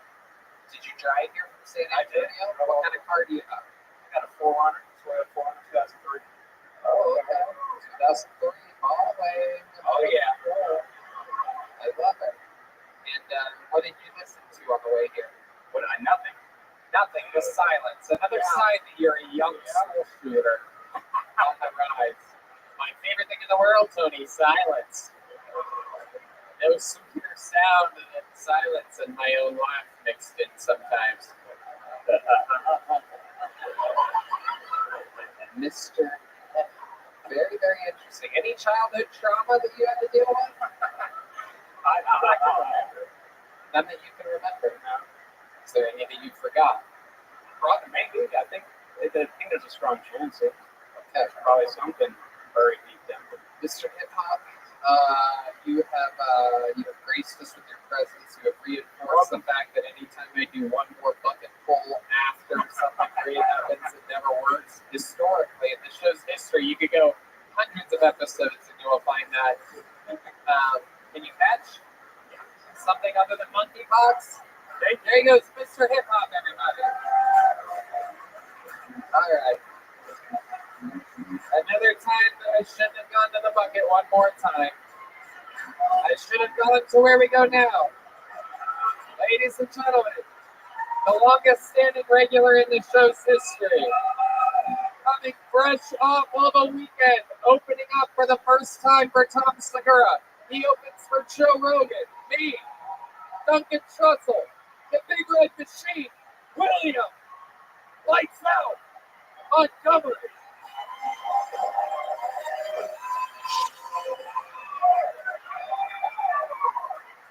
God, who the fuck was that piece of shit? It's just so good. I met someone recently from the Blue Band group that I can't stop thinking, was that really him? I mean, how are you supposed to know? It's kind of like not a lot of people know, but Gene Simmons from Kiss has been dead for 10 years, but nobody has a clue because he wears that stupid ass makeup.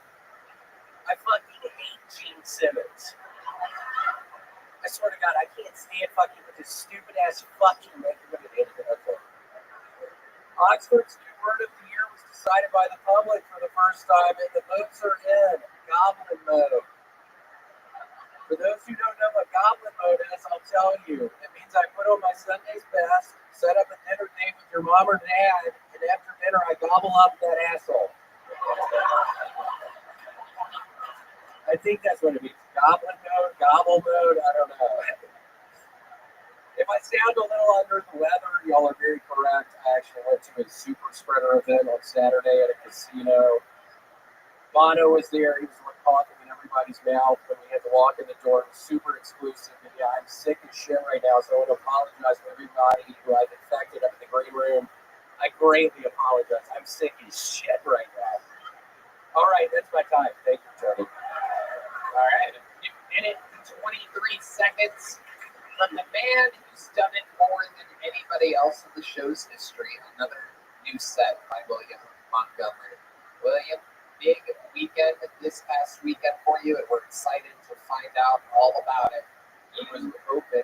How many shows for Tom Segura? 6 shows with Segura. I know, it was great. I bet fucking the dude from Kiss couldn't do that. The piece of shit, Gene Simmons. He couldn't fucking do that. Up against Gene Simmons, do you know that he performed on the very stage that you're on years ago here at Vulcan Gas? There's no way it was him. That's literally not really Gene Simmons. But I literally lost $1,000 in a bet because I didn't think he was going to perform here either. I literally bet the owner of the club $1,000 when he told me that Kiss was going to be performing here, and I had to pay him, you guessed it, $1,000.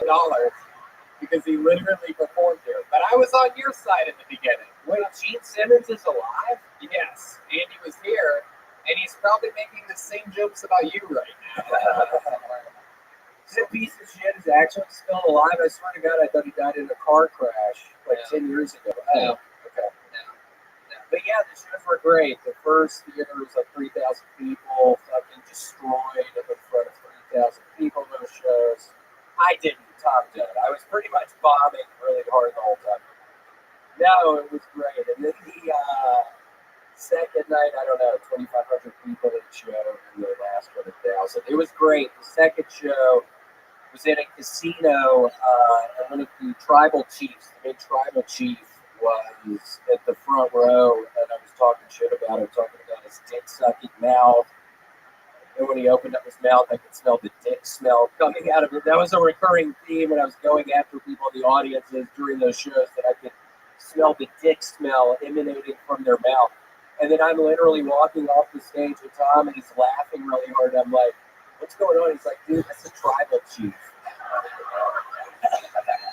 That was pretty funny. That honestly was pretty funny. I was like, holy shit. Oh shit. Yeah, that was pretty good.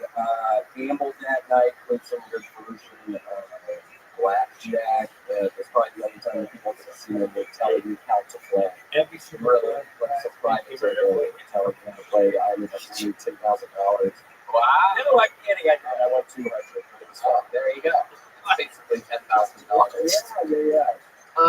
So you're out there. You're traveling. You guys traveling by bus when you're out there? Or?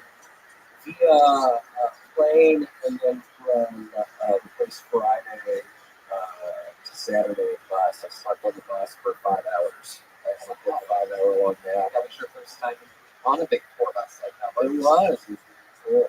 Very cool stuff. I loved it. What are you about to say? Bunch of weird stuff. Red God. has the microphone up to We're us. finally having a nice fucking conversation up here. I'm literally sick as shit right now, and I see your dumbass about to fucking say something. Was it weird sleeping on the bus? Like, I've never done that either. Sleeping on the bus. That seems weird. You know? No, it wasn't that weird. What do you mean it's too I weird? mean, if you're like moving but laying down and you trust that bus isn't going to blow up. There you go. All right. There was Red Band's cool. Yeah. You want to give it a I was a little worried. I was going to say something about the movie speed. Something about the bus going under 50. No, it was totally. Well, thank you. Did you sleep well? You say it. Ready? You go ahead. Was it weird sleeping with no clothes on and everyone's walking around? All right. Here? You have to Just ask right? the same question. Just physical therapy. All right. Well. All right. Well, get those done. And hopefully, have a good day.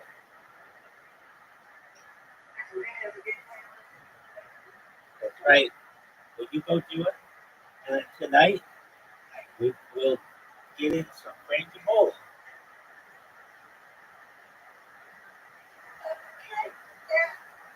Sounds like a plan. Have a wonderful day, Mr. Aquarius. Thank you so much. Take care. Have a good day. Take care. Bye-bye.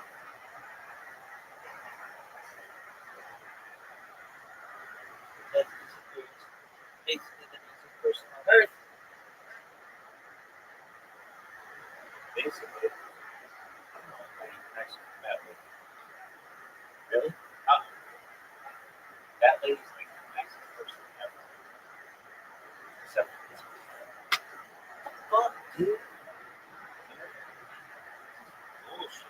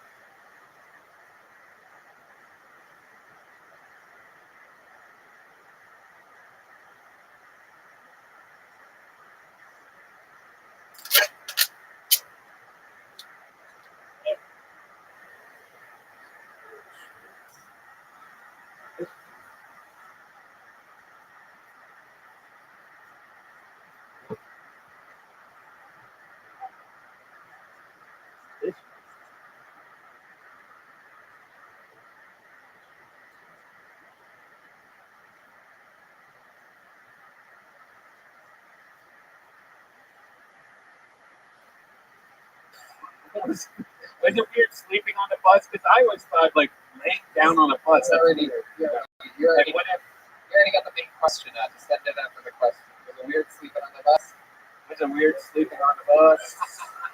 No, not really, other than the fact that bomb maker got on the bus before we took off. And I was like, Tom, who's this guy? Do you know this guy? And he looks like a bomb making type of guy. And he's like, no, who is that? And I said, I don't know, Tom. And I was like, do you know this guy? Who is this guy? And Tom was like, I don't even know. But yeah, he ended up installing a bomb on the bottom of the tour bus.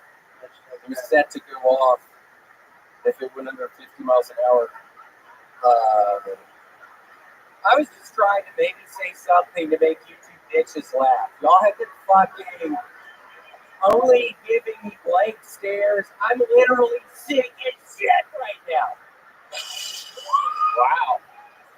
Everybody's going after the ladies tonight. I don't know what's going on. This is a very fucking, a little wink. Oh, shit. He's winning him back.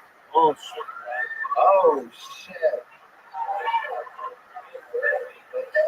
Oh, shit. He's going No, seriously, what's your story? is he going, I'm kidding. is he going crowd work right now with one of the... Oh, that's a cute couple right here. I'm loving y'all. Why don't you do some crowd work on them, William? Do some of your magical crowd work. I don't know. They look like a couple faggots. Oh, wow. Wow. And sweet Miss Amy-O looking as insane as ever over there. There she is, behaving herself, staying in one seat, doing everything. It took a long time to get her there, but Miss Amy-O actually got with Gene Simmons in the 80s. She told me that story one time. oh, wow. Okay. You're opening up a real... Yeah, I just stopped. Yeah, I stopped looking over there. Okay.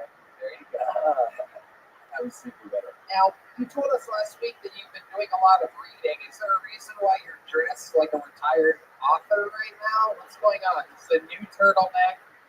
You look like a giant elf on the shelf. Well, during Cyber Monday, Land's End had a wonderful, hell of a Cyber Monday deal. I got 3 different turtlenecks, a navy blue, a white, and a green, and I'm wearing my forest green out tonight. Yeah, Land's End. Cyber Monday strikes again in the Montgomery household. I now have 3 of these. You love Cyber Monday. I fucking love Cyber Monday. Even though I'm sick as shit right now, I want to tell you people that Cyber Monday literally is the best fucking holiday ever. That's as much as I can. I feel like I'm gonna die right What do you think is wrong with you? Did you get an ailment? What are your symptoms right now?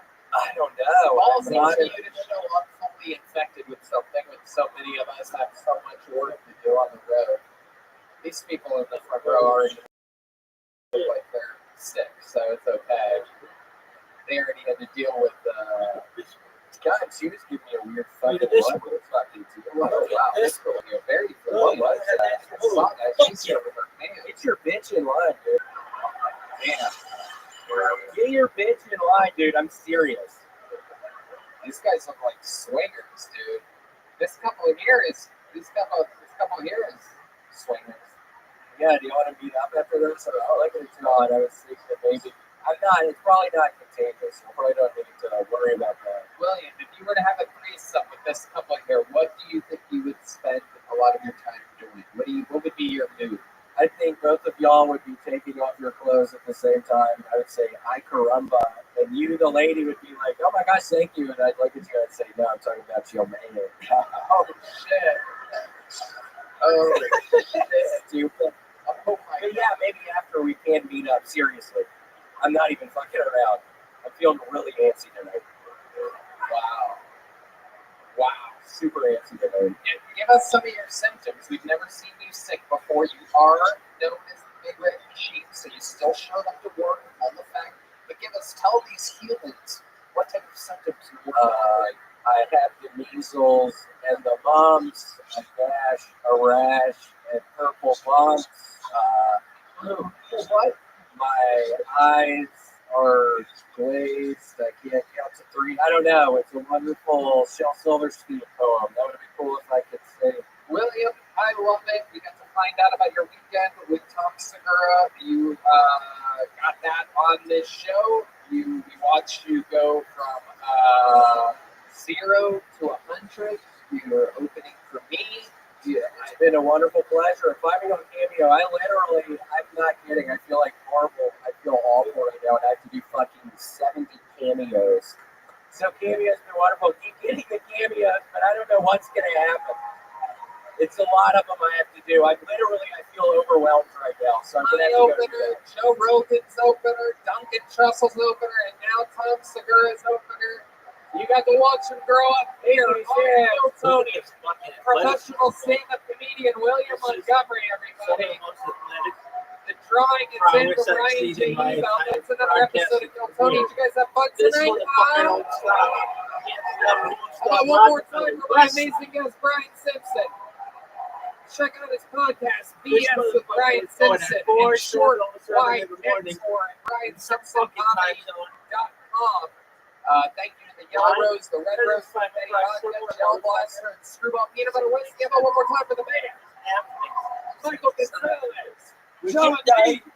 D. Madness, Matt Mueller, and Paul Deemer on the horns. We did it again. Thank you guys so much. We love you. We'll see you again next week. Bye. Good night, everybody. Thank you.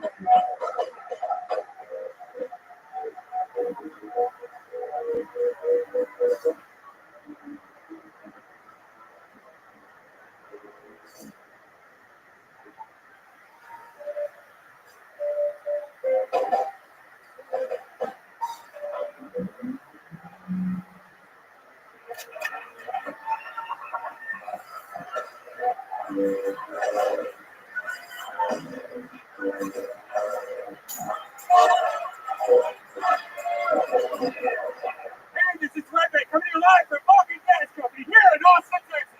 For a brand new episode of Bill Tony. You're not going to know it.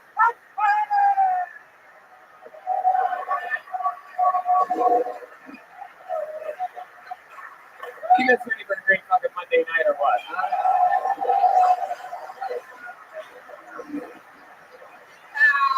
It's noise for Brian Redman, everybody. Hey, everybody.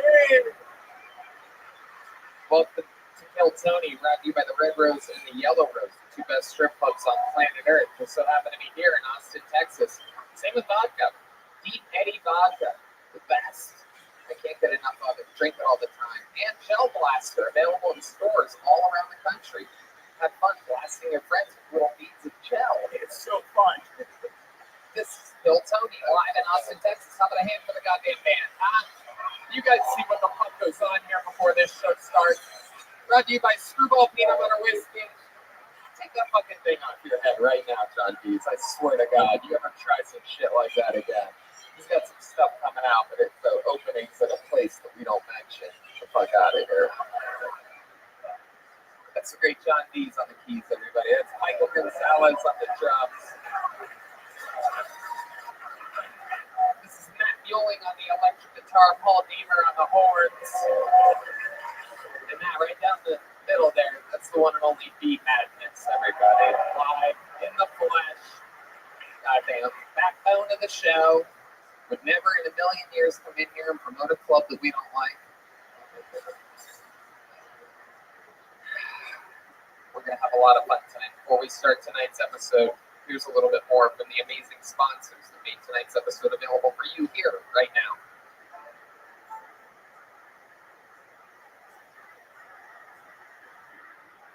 Hello, friends. It's me, Santa. I come here to guest. You normally stay up this late or Drop the bag and get your ass back up that chute. What? You in my house. This is a house. My friends, there's something inside that's done in this thing that's Christmas spirit. What is something you don't understand about this 45? I mean, it's Texas. And I'm about to fill you with some holiday shit. Hold on. Nobody calls Santa that word. What word? Nobody calls Santa the N-word. What are you even thinking? Get your little snow reindeer wiggling, jingle bell jingling, ass up out of my house. I'm not leaving. Drop the bag. I have gifts, and I brought my friend.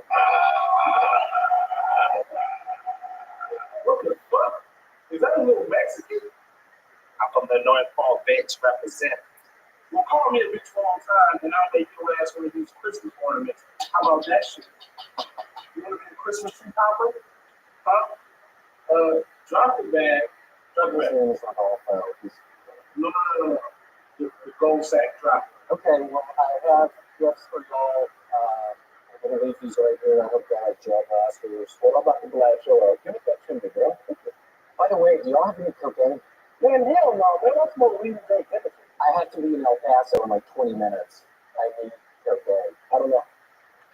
Okay, fine. I guess that's my time. Don't leave tonight. Oh, wow. I guess Santa ain't a bitch ass nigga after all.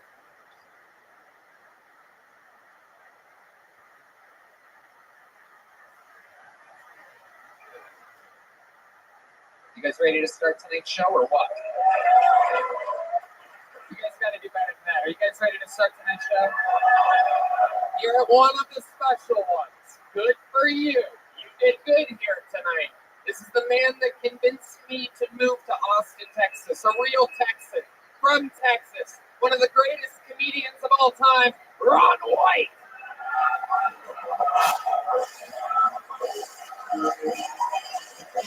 Yes. Woo!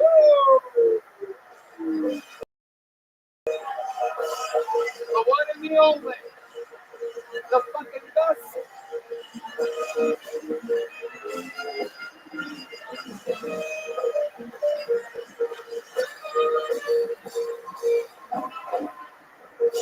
Yeah. Woo! God damn it never gets old. I'm just going to lay my head down and take it. Thank you so much. You guys are so sweet, man. Thank you. Ron, you know how this shit works. I sure do. Done it a million times. Fucking a bunch of comedians signed up for the chance to get pulled out of this bucket. If I pull one of these names out, that means they get 60 seconds uninterrupted on this stage. You know their time is up and you hear the sound of a kitten. It means they have to wrap it up then, or else they bring out the angry West Hollywood bear. I thought you were going to do that. I was hoping you were doing that. No, I just want to do a little one. I don't like to do it. Hell yeah.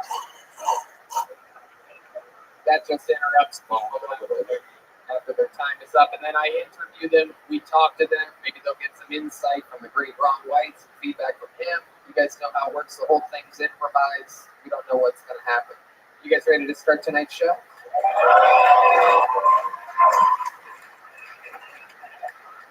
When I say we don't know what's going to happen, I mean, of course, during and after the sets. But sometimes we are privileged enough to have a special treat in certain spots that I know of, and this is one of those moments. Kicking off tonight's show, one of the great regulars of the history of the show. This man made it to the absolute top of the improv scene in Chicago, basically told SNL to go fuck themselves. He's a legend. He's written about in history books of improv. He was diagnosed with ALS and decided to chase his dream of being a stand-up comedian, rolled into the Comedy Store December of 2019. We immediately made him a regular. He has, since then, obviously, with his disease, gotten sicker and come back, and gotten sicker and come back. We are so fucking lucky that he's here to perform for us tonight. Kicking off the show, Kill Tony regular, Michael Lair. Oh, shit.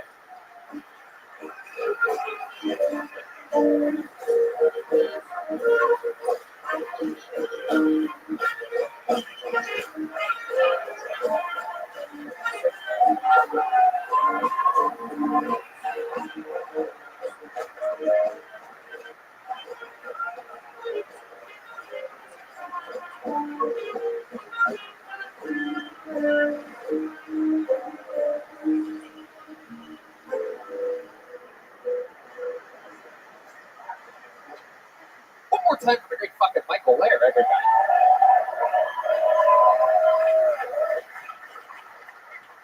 Yeah, that's something for friends and well, no, I never with their family wanted them with brothers.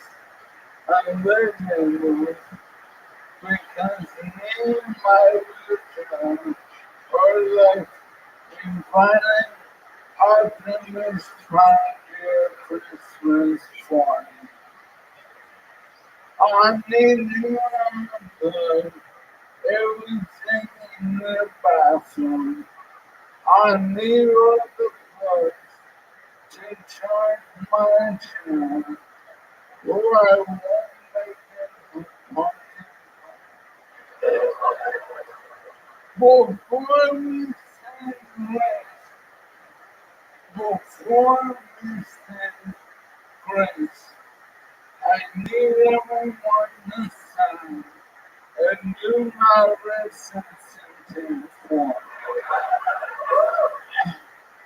In case the turkey isn't the only thing that gets stuck.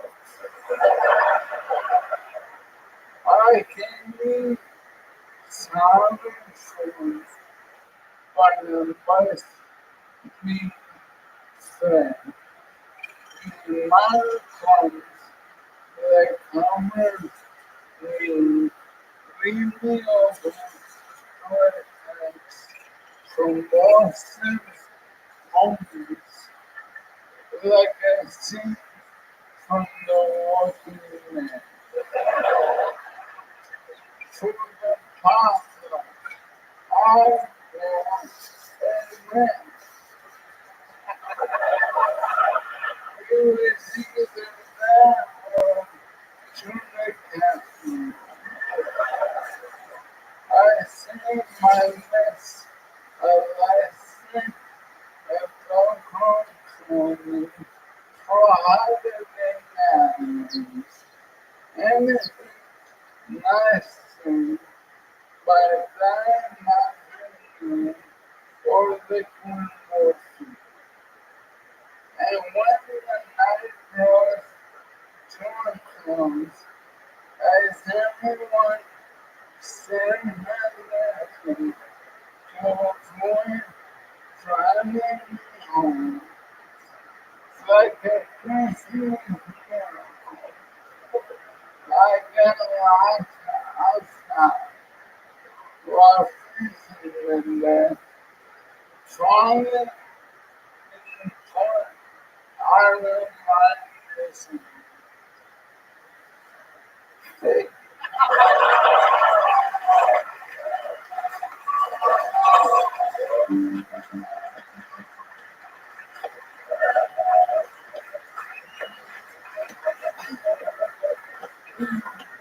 I love the whole thing. Little awkward ending there. I like it. I get it. That is probably exactly how your life is going to end as well. All fun and then a little bit. Didn't see that coming. I love it. Hell yeah. Big Ron White giving a helping hand. Absolutely.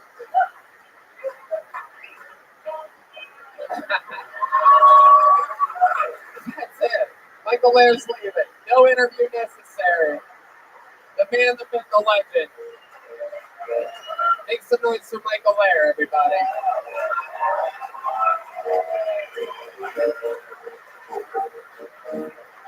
How about a hand for the crew, Ron White, huh? We have another special treat before we get to this bucket. Comedians, how you guys doing back there tonight? All right, well, be patient. We're going to get another regular up here right now. I wanted to spice things up a little bit, front load the show with chaos. Ladies and gentlemen, your next regular is the longest standing regular in the history of the show.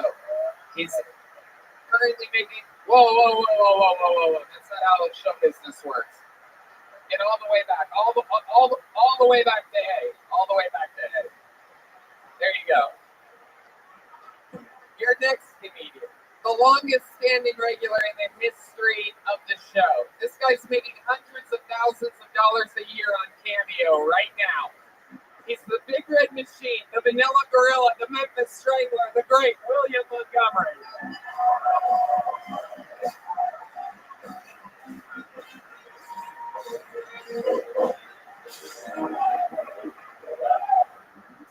Another World Cup soccer journalist has died, but at this point, we're sure he isn't just flopping. Biden and Russia have just completed a very festive prisoner swap right in time for the holiday season. Biden released an arms dealer nicknamed the Merchant of Death, who is responsible for deaths of thousands of American soldiers in exchange for WNBA player Brittany Griner. It's pretty obvious why Biden traded for Griner, because she checks all three very important boxes in the current political climate. Tall, check. Like cereal, check. Enjoys music, check.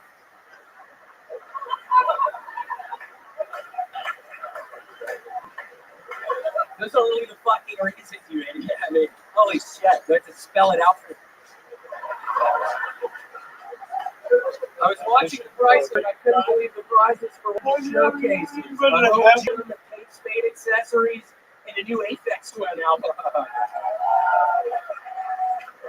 Okay, that's my time. Wow. William Montgomery. Fucking rocking and rolling, coming up with a lot of energy. Very excited to hit the stage tonight. I know, I'm so sorry. I was too busy touching that sweet man's beautiful face, and I didn't think about I shouldn't have come up so quickly. So, who the fuck are you, man? Why'd you fuck that up for me so bad? That guy. I'm pretty sure that's Russell Crowe, William. I wouldn't fuck with this guy at all. That is Russell Crowe, I think. Holy shit. Hello, Russell. There he is, live in the flesh. Very cool. So, William, what's been going on? How do you feel? Feeling really good. Did those 4 shows with you in Arlington this past weekend. Had a wonderful time. Ron, I think you'll be very excited to know. I wasn't going to talk about this again, but I killed fucking 3 Brazilians when I was in Arlington. So, Ron, you might like to hear that. I know you have a thing with Brazilians. But... Wait, what? I'm kidding. I have no idea, Ron. I was just trying to suck you into that. I apologize. Sorry. But yeah, no, it was fun doing that. I just downloaded a new Need for Speed game. I just added a new engine to my Honda earlier. So things are really looking up. My Honda's fast as shit. I'm hitting 155 consistently right now. So, wow. That's what I'm going to be doing right after until probably 6 in the morning tonight. Take some Adderall and play Need for Speed Unleashed. You bought a video game where you can have any car you want. You went with a Honda? Yeah, it's a nice teal color. I've upgraded the tires. I've upgraded the suspension system. I added the new engine in today. Again, I'm topping out at 155 right now. You've been on the show more than anybody else ever in the history. Almost 10 years of doing this show all around the world and every single Monday at its home base. And I've never asked you, what kind of car do you have in real life? We all picture you in like a fire truck or something like that. I have a black Volvo. Do you want me to give you the license plate number as well? No, hell no. Yeah, black Volvo. I've had a black Volvo since 2012. What fucking idiot just laughed at that like a little bitch? Why was that so fucking funny? What dumbass did that? Seriously, raise your hand. I'm not going to tell you to get out, but just who did that? Okay, thanks a lot. fucking piece of shit. Yeah, wild man. Ron, you've been watching William grow in this. He rides a Vespa. I saw him pull up on it later today. I saw him pull up it later today. Yeah. It's a teal Vespa, you're right. We love you, William. You're an absolute fucking rock star. You destroyed 4 sold-out shows in Arlington with me. We got the reports back. You did theaters with the great Tom Segura the weekend before. I know, it's all positive, and y'all please keep on getting these cameos, even though I literally have fucking 70 to do right now. So they're really backing up on me. I try to do fucking like 20 or 30 a day. So please, If William want to get one. Fun fact for you is that William literally drove here with his girlfriend early May of 2021. When he hit the road, everything was fine. He finds out a few hours into the trip that literally they're trying to cancel my entire career in life. And he came here, he was a full-blown alcoholic, cocaine addict. I found the cocaine guy right when I fucking moved here. I literally found the blow guy right when I fucking moved The here. people from Toronto already have an Austin cocaine guy. It's not that hard. This guy kept driving all the way to Texas, drunk, on blow, on Adderall, and fucking now is sober and has me, Duncan, Rogan, and Segura all fighting to have him open for us. What a fucking success story!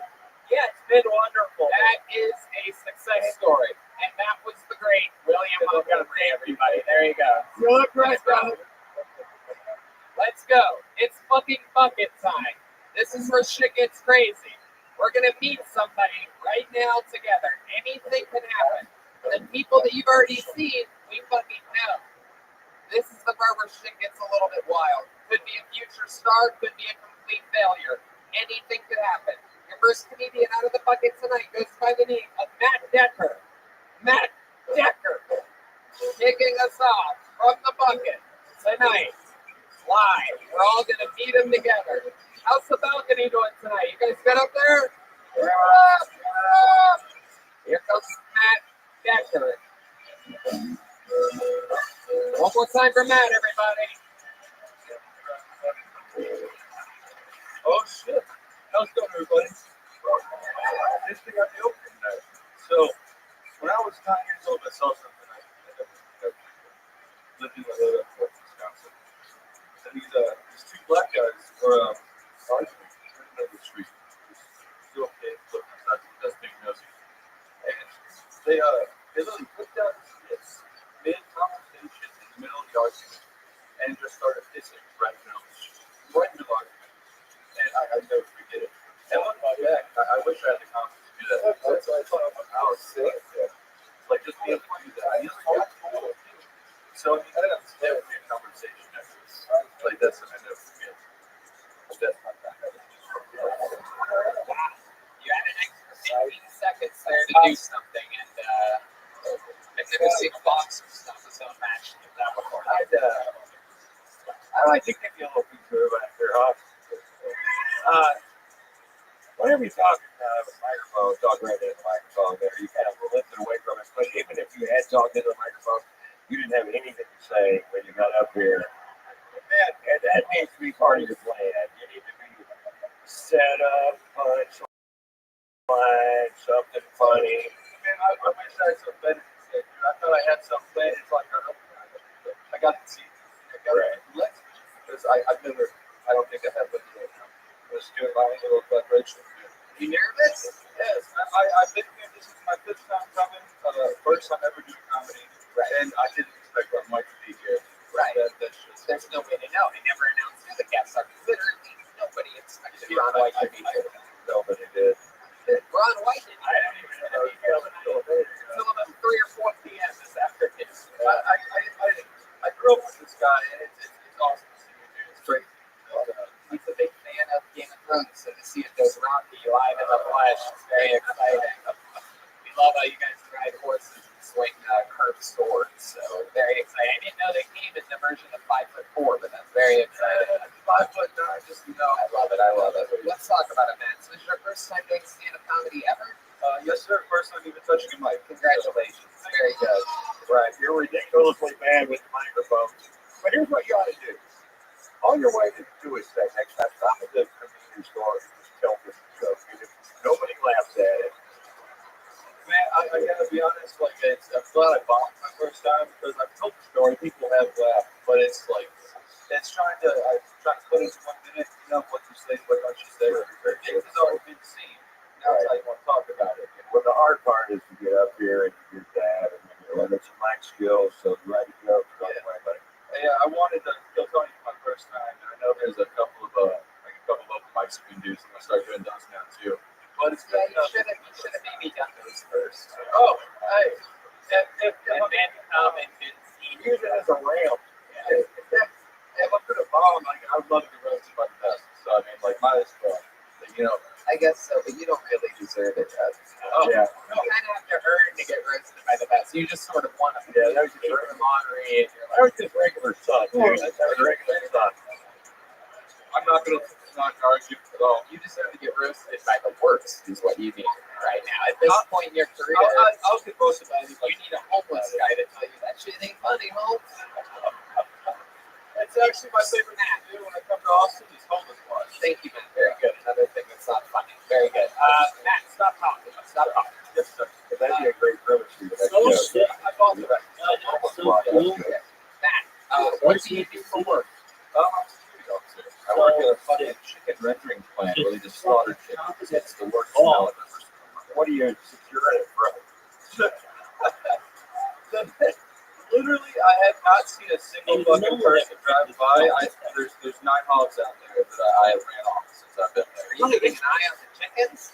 For all day. Is your job to make sure that none of the chickens cross the road? They already did, and that's how they died. Very good. Matt, you can take funny stuff and really like stomp it out like a fire. It's almost incredible. Like I just said something funny, and you're like, you have like a fire extinguisher of unfunny that you can spray. You're like a dragon. You're like an icy like it took out a big black dick and just pissed all over the. I'm honestly like just incredibly nervous. I expect to open. I bet you're not opening either. Michael and William both came up here and got laughs. You're literally third. You're in the most prime position to do good. You got more excuses than you got jokes. Right. We understood every word you said. It didn't help.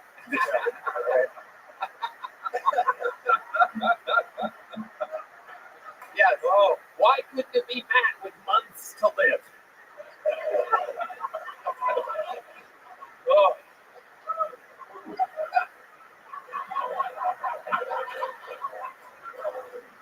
Somehow you're shaking up here, and the guy that has had ALS for 4 years wasn't.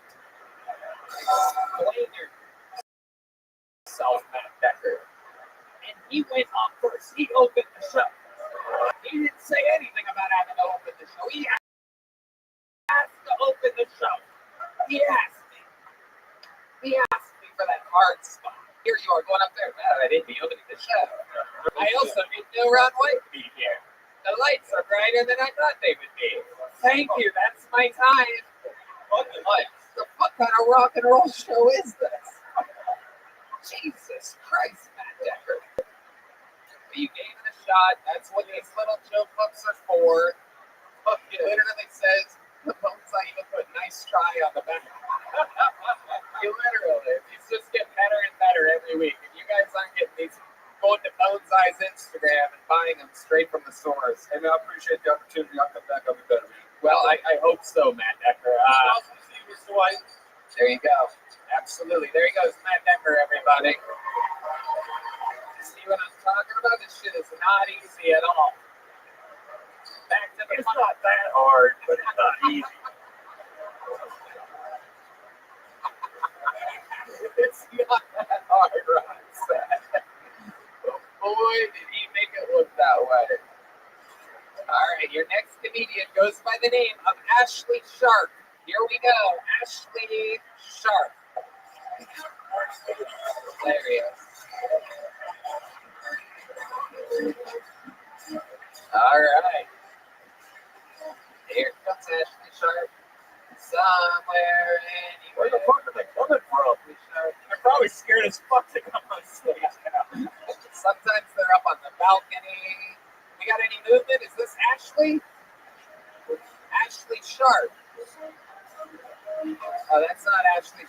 notes with some guy. Is this really Ashley Sharp? Are you Ashley Sharp? On your right? I swear to God, I'm Ashley Sharp. Okay, Ashley Sharp, everybody. Put your hands together for Ashley. Sorry. So you guys just expect some little white girl to come purple out of here. Pigtails or some shit. Brother come up. What the fuck is this shit? I got this name from my mom, bless her heart. We have a lovely relationship. She got my name from Gone with the Wind. Yeah, crazy as fuck. Gone with the Wind. My mother grew up directly in the hood and was watching this shit. I was like, you know what? I'm gonna name my child after this. This is a good idea. Nothing wrong with having that. Like, Gone with the fucking Wind. Like, I've only seen this woman watch like BET, like black exploitation movies and fucking Lifetime. You guys love that shit. I don't know why you guys like Lifetime. You guys always get your ass kicked on there or like use this somewhere. I'm like, what the fuck, man? It's like me watching slavery movies 24/7 and shit. Like, yeah, I love that shit. Get cooped up. Get on. What the fuck? You know what Gone with the Wind is? It's like the white people version of Roots. It's like long as fuck, makes you with your assets make better decisions, right? I don't fuck. Just thinking, I could have been named Shaft or something. There you go, doing this time and then some. Ashley Sharp, everybody. Hi, Ashley. Welcome to the show. Let me say right off from the bat, you are one of the funniest Aunt Jemima models I've ever seen in my entire life. Absolutely incredible. Thank you. That's the power of pancakes. You can make people actually remember blind people. See how he tags the funny thing and goes longer with it? Matt Decker, take notes. That's how it's done. It was his first time. I thought that was weird as fuck though. He was like, yeah, first time. Going on kill Tony. I'm gonna do it. It's a ballsy move. That's very bold. Yeah, it doesn't really make any sense, but you gotta respect it. Well, how long have you been doing stand-up, Ashley? It's like off and off, like last 2 or 3 years. Last 2 or 3 years. What else are you doing when you're not doing stand-up? You seem like a guy that has some fucking hobbies. I don't know, like I'm a server at shit. We're gonna give a shout out to Clones. It's the Tex-Mex restaurant I work at. Okay. All right. I don't think So Rick River, you guys come there, I'll be there. Give me money. Yeah. Okay. That's an Do interesting the plug. Negro fun. I know I always go to 6th Street for my Tex-Mex. Does it just come out like diarrhea, or does you have to wait and make it yourself? I love it. I love it, actually. How long have you been in Austin? My whole life. Born and raised here. Look at that. I love it. Austin Ambassador. I love it. What do you love about this city? It's like a small town vibe, but it's still kind of a biggish city, you know what I'm saying? Yeah. What do you like to do for fun when you go out, when you're not working? When I'm not getting fucked up or doing comedy, I get out with my friends, playing cool and shit. Playing Pretty cool. chill, motherfucker. You get fucked up a lot? Not a lot, but occasionally. I try to make it proportionate to how hard I work, you know what I'm saying? Yeah. I work my ass off that week, and I feel like 2 days off, I'm getting fucked up. You're goddamn right. Absolutely. Yeah. I've earned this fucked up. Yep. Yep. I too am an alcoholic. I understand what you're saying. So let's talk about it. When you get fucked up, like what type of shit do you get into around town? Like you just sit around in your living room and get fucked up with friends? Like there must be something you like to do. What? Play video games and shit. Go and play pool, like I said. Come up with weird ass shit. I remember one time we got fucked up. It was me and my ex-girlfriend, and we decided to play like we were Africans who couldn't speak English. We were running around downtown, kind of fucking with people and shit. Wait, you pretended like you were African? Yeah, we couldn't speak English. That's funny. I love to do that too. I do that a lot. Yeah, somebody else. Can we see some of your African impressions? Can you do it for us?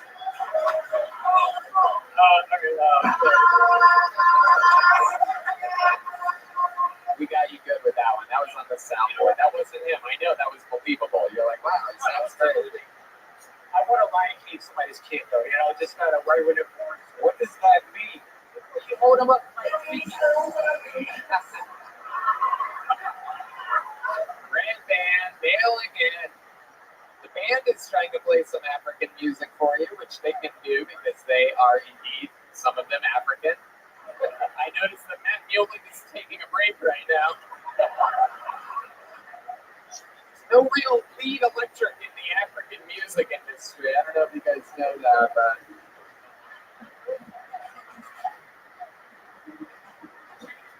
you gonna do something? No, I'm not.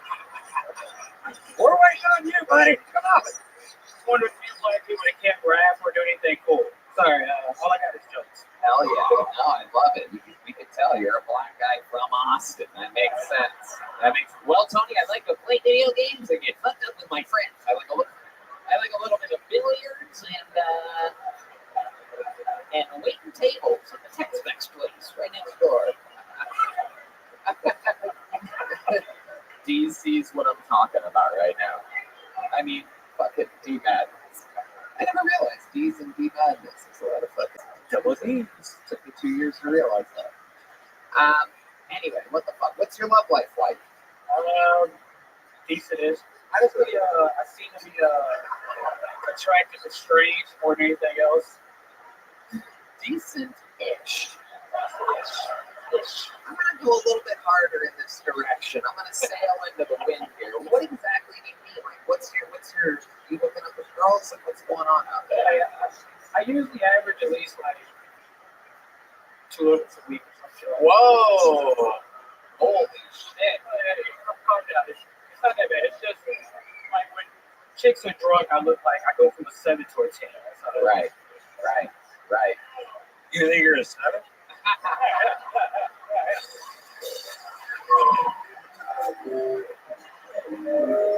I don't think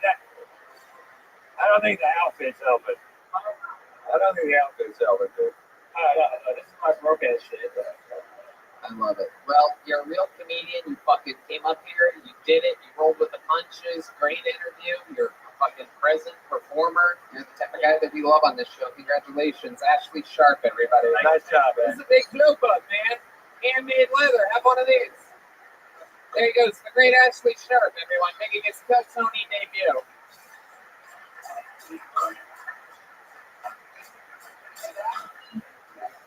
All right, let's get another regular up here. This guy famous for his unbelievable writing, unbelievable roasting. This guy also had an amazing weekend with me in Arlington, Texas. Make some noise for one of the greats, David Lucas, everybody. Here he is.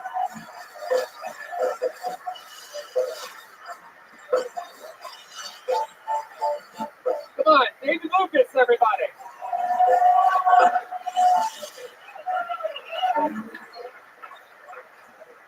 Yeah.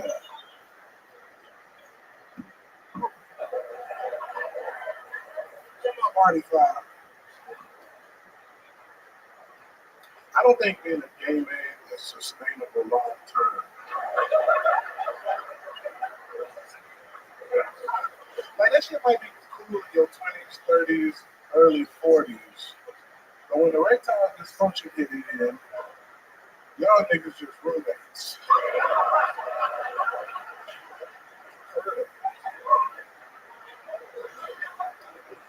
Like, erectile dysfunction will fuck up a whole gay situation.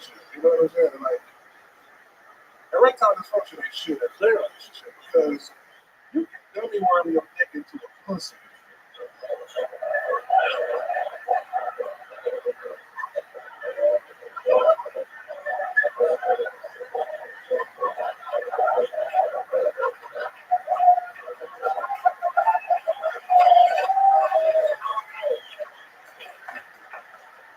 But you ain't dummy worming no dick in no asshole. I'll give you 10,000. That's my time. Amazing. Did it again. Yeah. Unbelievable. You're so fucking funny, David. Give it up for David one more time, man. Great compliment. One of my favorite things. Not easy to do at all. You make it look easy every single week. You make looking gay easy too. Oh, come on. How dare you? Hey, when Whitney Graham got released from prison, Tony flew to Arizona to get his pussy ate.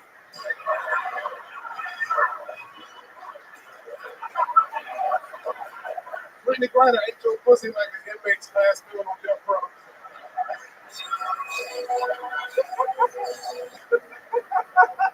My pussy's the only thing you haven't ate.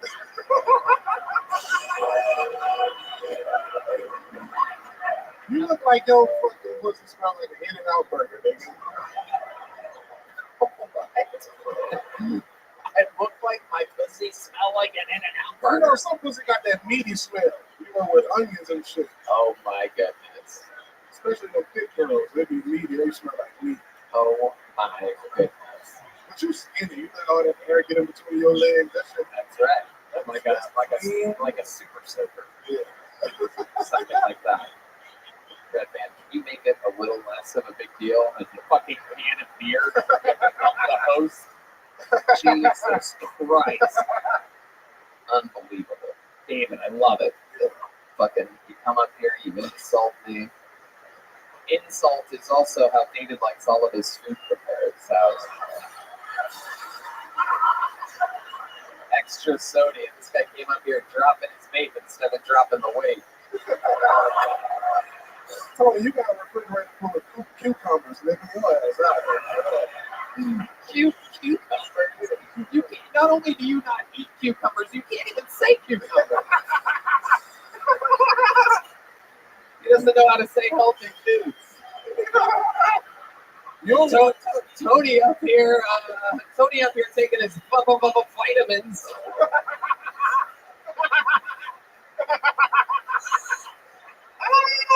Get your ass up out of there. Tony's up here eating an adequate amount of grains. Unbelievable. Shut your ass.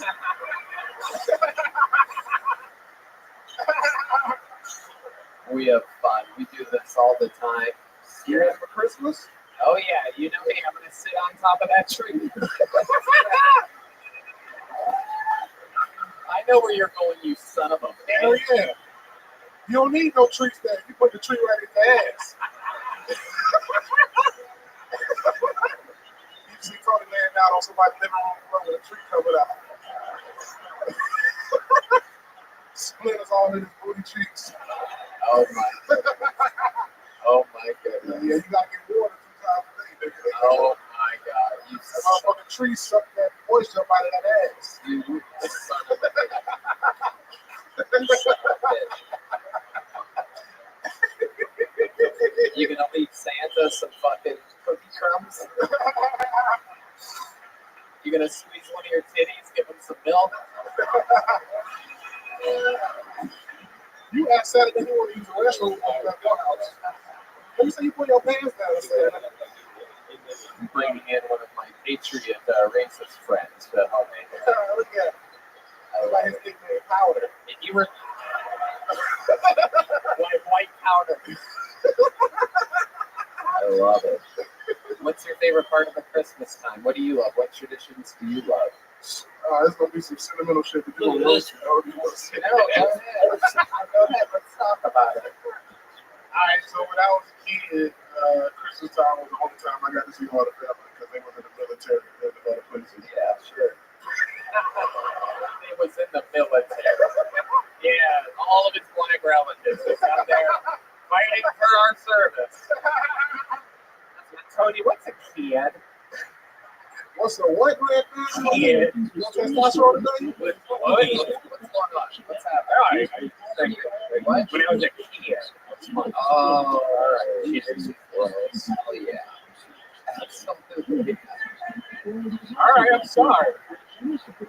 It really sucks when you say something so many times sexist, like it's going to You didn't know what you were saying. The kid. I said it 3 times. I know, but you didn't know what you were saying. I know, I didn't know what I was saying. That's what I'm talking about. We're still talking about the thing that you said that derailed the momentum of the comedy show. So why don't we just keep it moving here? I fucking love it. So when you were a kid, I heard your mama wrapped up some manhood when you gave it to you. wait, me? Manhood. What the fuck? Because you a girl. Oh, you son of a bitch. Tony got a training bra when he started to you. When did you get yours?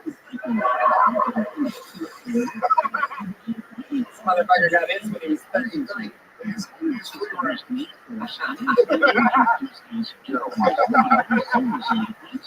You're a wild boy. Yeah, well, you just want to Brazil for the BBS. Wait a second. Wait a second. Yeah, you got to find that on the phone on your knees. BBS. Oh, wow. Bacon and bacon and talking about food. You're going to try and Oh, you son of a bitch. You can host your own version called Phil Zone. Where you just eat.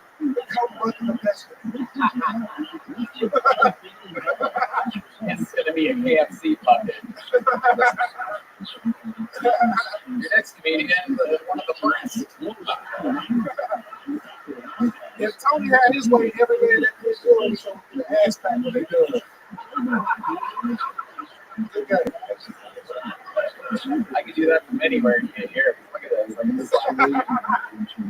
Good game, David. Man, shut your clipboard. Yeah, so what the fuck? How dare you? That one hurts the most. David, I fucking love you. We have so much fun all the time. The man is an unbelievable comedian. Not easy to write real material every single week. This fucking guy does it. Unbelievable. Should we go back to this bucket? All right. Fucking mix it up. Let's get something going here. Zach Black. Zach Black.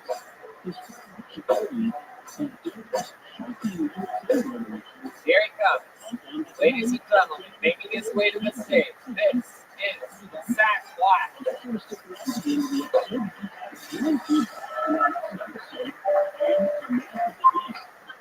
What's up, Vulcan?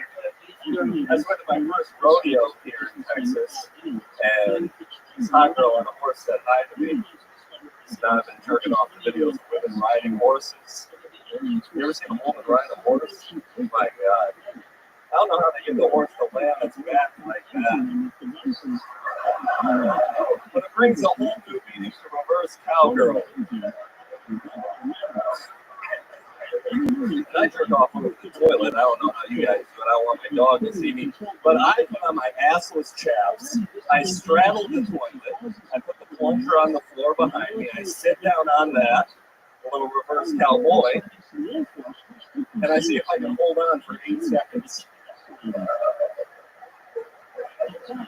That's actually not true. That girl never said hi to me. Anybody been to a rodeo? Anybody rode the mechanical bull at the rodeo? Okay, I should have stopped earlier. I'm done, thank you. You're not going to do the rest of the whole thing? Jesus. Not quite the response I wanted. I came to talk to you people, not these three.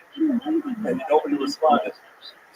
Sorry, I You didn't needed them to say that they rode a mechanical bull for the joke to work. Hey, maybe if you just secret show again, maybe you'll hear the rest of it. Now, I'm going to make sure you don't get it just for saying that. That's weird. So fuck that up. Yeah, that's not how that works, or else everybody's just going to go, if I get the secret to him, nope. Sorry, Tony. But it was a great performance. That's the wild part. My question is, why did it matter to you that they didn't respond to the mechanical bull part? I don't see why you didn't finish it. You were doing great. You had everything. I was hoping some people would yell out, but they were dead silent. But you wanted them to yell out, yeah, I love the mechanical. Like, yeah. Yeah. And then what would you have said? I have a couple different options. You didn't know crowd work. I like to do crowd work, not really a joke guy. You've got 60 fucking seconds, dude. You're going to try to get some crowd riffing going on? My bad. You did a really good job. You came up here, you set the microphone on the stage, you said, how you doing? Vulcan was in a wasted mood. You should just start doing the joke, right? Which you did, and it worked. And it actually had a place to go, and I thought it was really well thought out and planned. And then how you fucked that up, I don't know. You only had 60 seconds to get it going and then fuck it up, and then you wanted to do some crowd work. And you know, my point in asking why you did that is because you don't need to do that. We've covered this quite a few times on the show, but it's a real veteran comedy move to set up your bit and just go into it. You don't need their fucking approval. They probably all, everybody in this room has seen what you're talking about. You don't need them to agree that could have gone right into the thing. I want to know what it was. I want to know what you bailed out of. What are the two options? If the whole crowd went, yes, we love mechanical bulls. Tell us more. All in sync like that, like a fucking cult. What would you have done? You really want to know? It's not going to be bad. All right, two options. So, like, if a girl would have said, yeah, I would ask her how long she stayed on. I said, that's how long I lasted on the plunger. If a guy would have said something, I'd be like, one guy in the back going, I wrote the mechanical bull. And then he went home and wrote a human bear. Yeah, it doesn't work. I did not want to do that. I did not want to do that. Red Man is in the zone on that soundboard tonight. Very well placed. Yeah. Very well placed that music. Shit. Okay, well, You don't need that. You don't need that stuff. You have real jokes. I know what that's like too. I've seen it forever. People want to do this crowd work thing and make it appear as though I magically came up with that. But in all reality, you were slamming these people for 55 seconds, and then all of a sudden you go into this thing, and like I think there's just a great lesson to be learned here. You know what I'm saying? yes, I agree with you. I dropped the ball. But very, very extremely funny first fucking part of your set. You're from Buffalo, right? Yeah. Yeah. You were hilarious last time you were on. I remember you well. Thank you. Yeah. Yep. So both sets are super solid. How long have you been doing it again? 4.5 years. 4.5 years. You've already got a tight 55 seconds. Wow, you're on your way, dude. It's on the Donka.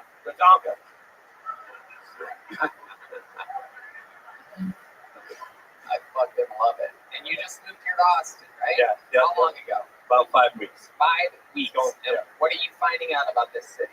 Oh, it's great. I already got myself a show that I'm hosting. It's called, it's at a bar called Axis ATX. And, yeah. I find out a lot about myself. Tony. Oh my goodness. Access ATX. You've been here 5 weeks. What have you been doing for fun? Tell us about your nightlife. The most fun I've been having here is at Banana Phone on Sundays at the Creek in the Cave. Okay. Yeah, I've literally never heard of this before. How many of you have heard of this? Banana Phone. Oh, you've heard of it? Oh, you've heard of it? Well, wait till you get the Banana Phone at your house. See what I mean? Okay. Yeah, it's like a heckle mic, and you can yell out roast, which I like. You like roasts? Yes. Very good. Have you ever been on a roast or done a roast? No, I just signed up for Roast Battle, though. Okay. Who are you going up against? Owen Gallivant. Okay. What are you going to make fun of? Oh, Give us an example. well, first of all, he looks like Tim Allen, that monk shot when he got arrested for cocaine. Okay. What's the joke part of it? Oh, That's more like a fun fact. you're making me do all my jokes I'm saving for later. Oh, you're going to save the good ones for later, a lot like you did tonight during your set. I like that. No, I love it, Zach. You're a fucking. This is what it's all about. People moving here. I guarantee you're one of the funniest people coming out of Buffalo right now, and you had a choice. A lot of people have to decide whether they're going to go to New York City or LA or Austin, and I'm convinced a lot of the best talents moving here. And this is your first time seeing Zach Black, everybody. There you go, Zach Black. Thank you. Thanks for having me. This guy's good. He's good. I'm busting his balls, but he's good. All right, back to the bucket we go. Angela Ramirez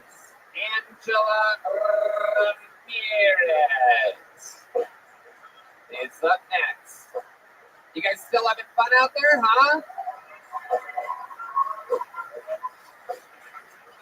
Angela Ramirez is making her way to the stage. Here she comes, everybody. Make some noise for Angela, everybody.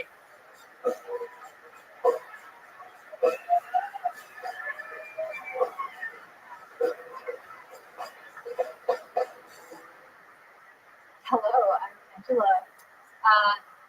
Put my name in the hat on a whim. Did not know I could do this, but thank you, Title 9 Gods, for making me get up here because I was like, over there, one of the ugly ones.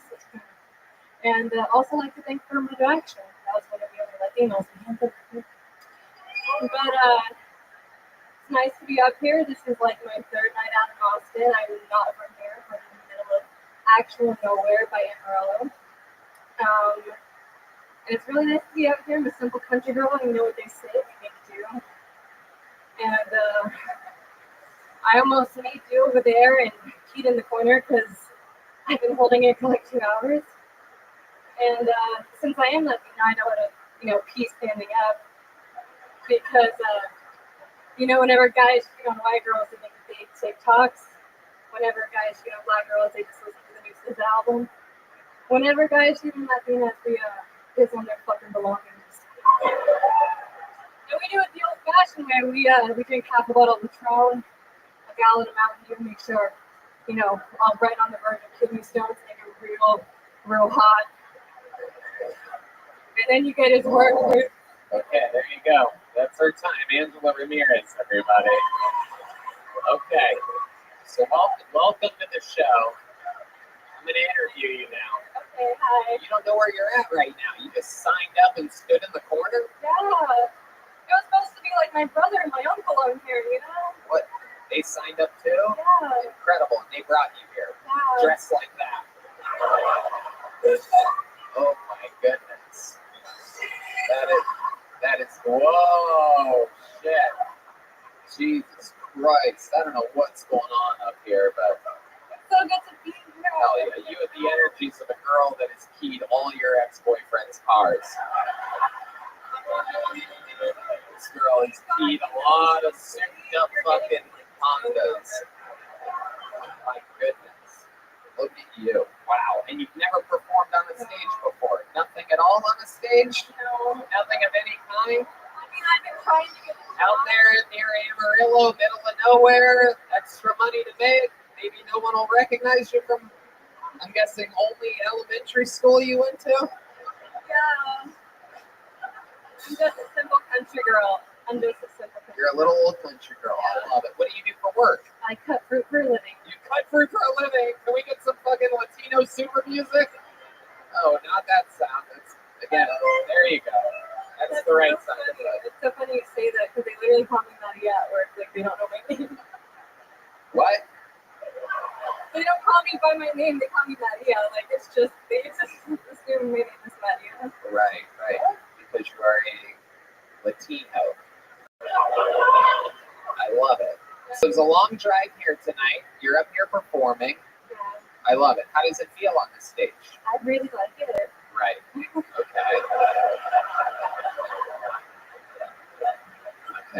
What do you like to do for fun? Give us some of your hobbies. You're out there in the middle of nowhere. It seems like that would be a place to really party it up. It's like country songs about near Amarillo and shit. What we do for fun isn't the country songs. Go ahead. It's like, I was talking about, making Jew. I've never used corn stalk for a dildo, but I've had them cooked in the pasture. Whoa. All right. I believe that was your quote on your senior, in your yearbook. Incredible. And what's your love life like? I'd imagine you're near Amarillo 10. Okay, I wasn't. You're at least the middle of nowhere 9. I was in Amarillo 10, but I have lived near Austin for like 6 months now, and I'm like fucking 5 years. Yeah, we know. We know. That's why nobody laughed. We're like, yeah, man. Yes, they did. We know you're an Austin 5. Ego death. We wouldn't even let you cut our food though. You know what I'm saying? I'd be like, fucking, give me somebody better.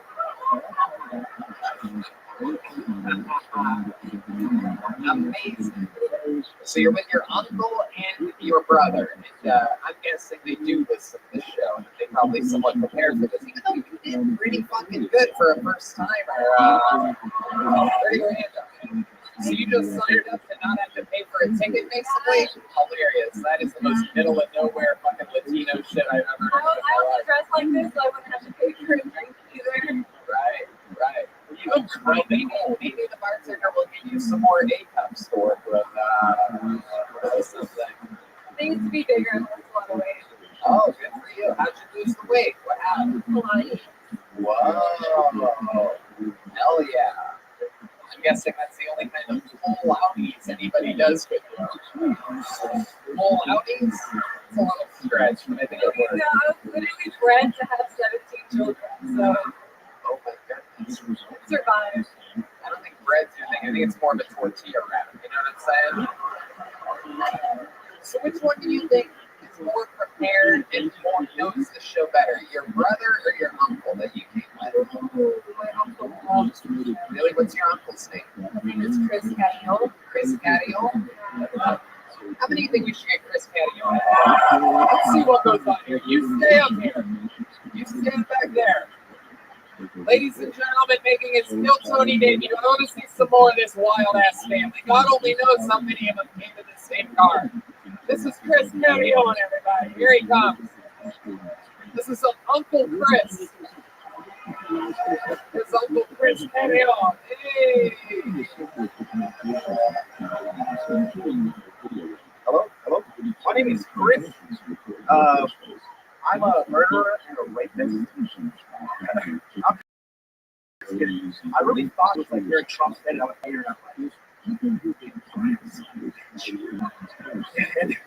I was like, well, the only illegal thing that I've ever done is have a baby asshole. We still look okay. But if it wasn't for my uncle Carlito, oh my god, I'm a millionaire. Did you tell? You can't tell, but I'm in the bars getting fucked up every day, goddamn. I appreciate you. I know what you're thinking. My name is like you think Juan, or I don't know. My name's Chris. God damn, what the fuck? You want to speak? You think I speak Spanish, right? I don't know goddamn thing. But I hope you speak to me in Spanish when you see me on the streets. And I'm like, "Uno, sobre cinco, cinco."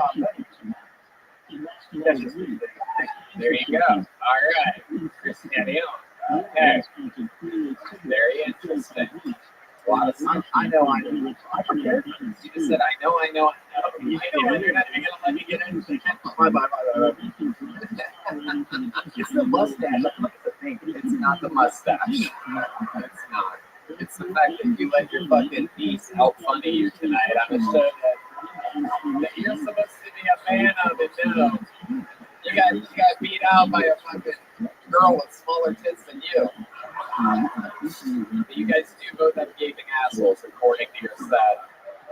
You talk about your name being Chris 45 seconds after we all knew that your name was Chris. Did you know that? You said, hey, what's up? My name's Chris. And later on, you're like, I bet you think my name's Jose or Juan. It's actually Chris. So that's going to be a problem. You'll remember every night, even though the host said it 6 times and I said it at the top. Hey, I'm adding an extra one so you remember. Who's the other one? Who's the other one that you guys came with? The nephew?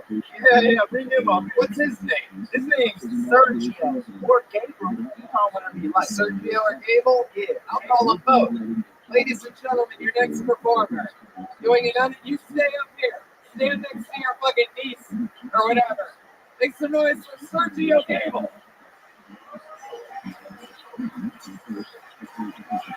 Oh shit. He's got a purse, folks. Oh my goodness. This is the only guy prepared for show business. I love it. One more time for Sergio Gable. Here he is. It's actually Sergio Gabriel, and I do insist that the white people in the crowd is making tips. It goes a long way. If you're gonna fuck it up, we know that says at the points to the beginning of tips. All right? You get the mean points, you might even get invited to that tip, right? And that's a fucking honor if you've never been. So, a great way to get laid, all my people in the crowd, it's to fucking make them say your fucking name right. That will drop more heads than I can imagine. And it makes it sound good. We all spend a lot of time wanting to fucking sound good. All right, so look good, but when you sound good, you can be a 6. Maybe a 5, 4, and fucking make it to the top of this business. So, sound good, articulate, whip your fucking dick out whenever you're on Joe Tony for the first time, and do it again.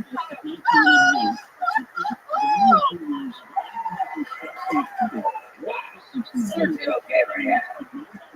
Who else was in this part? I want to get get your fucker's grandmother up here right now. We're gonna get the whole fucking family up here tonight.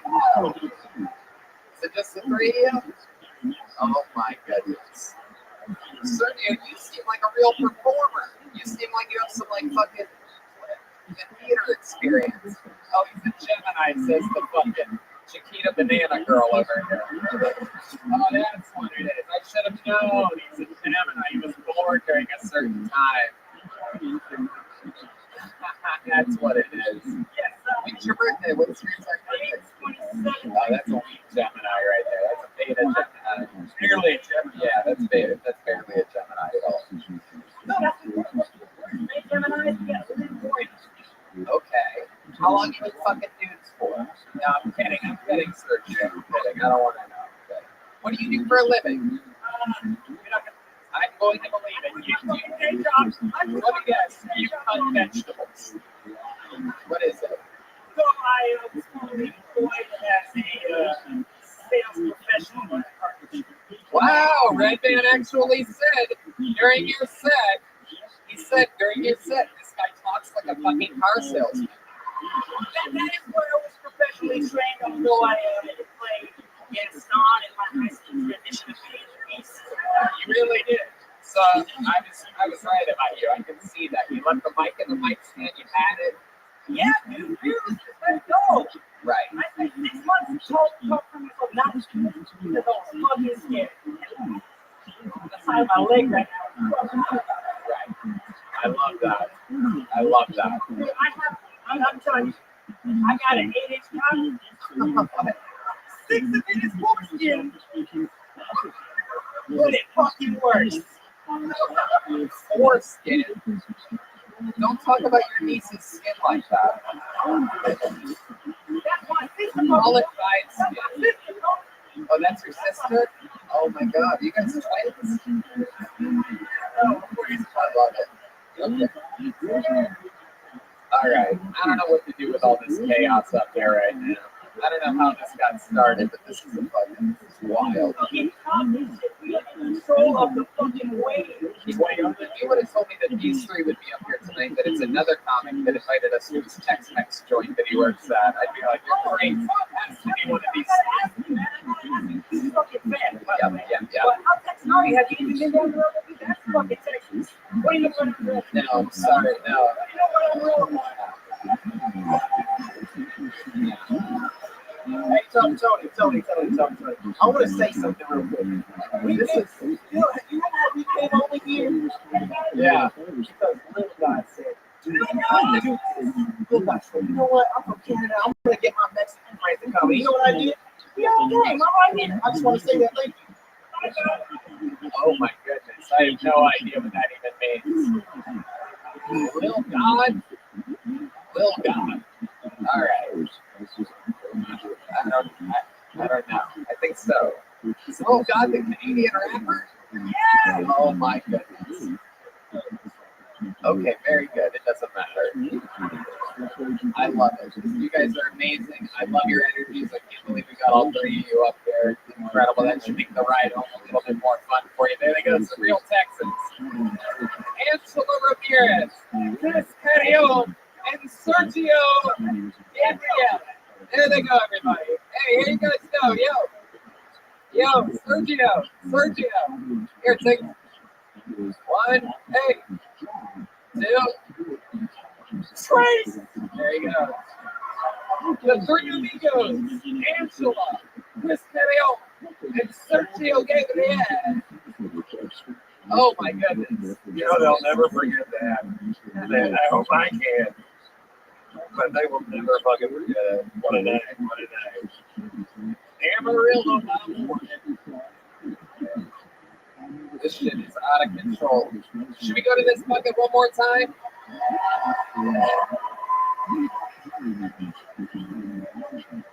Red Band just reminded me we do have to get yet another regular up here. Ladies and gentlemen, this guy started with the show a little over a year and a half ago. Broke, living in his van, now he's thriving. He's fucking headlining all around the country. Sing it if you know the words. This is Hans Kemp.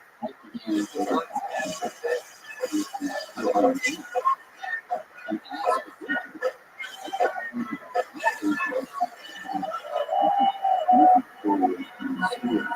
up? I just realized Mexicans are Asians that don't do their homework.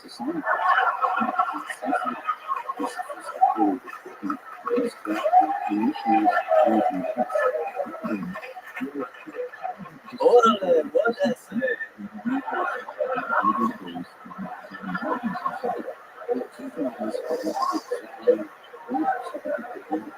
I think it's kind of fucked up that if I get drunk in public, I'll get arrested, but it's okay to be retarded.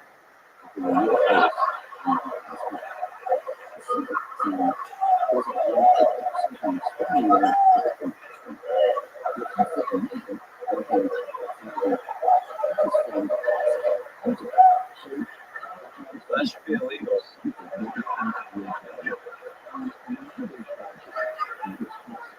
I'm kind of a bad person. I'm such a bad person, Joe Biden's going to trade me for a WNBA player. Thank you.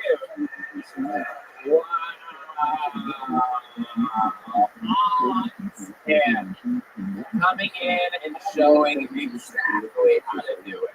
Going right off of the Mexican thing, dated about you, Asians, Mexicans, Asians, new, segued in, big joke, big joke, big joke.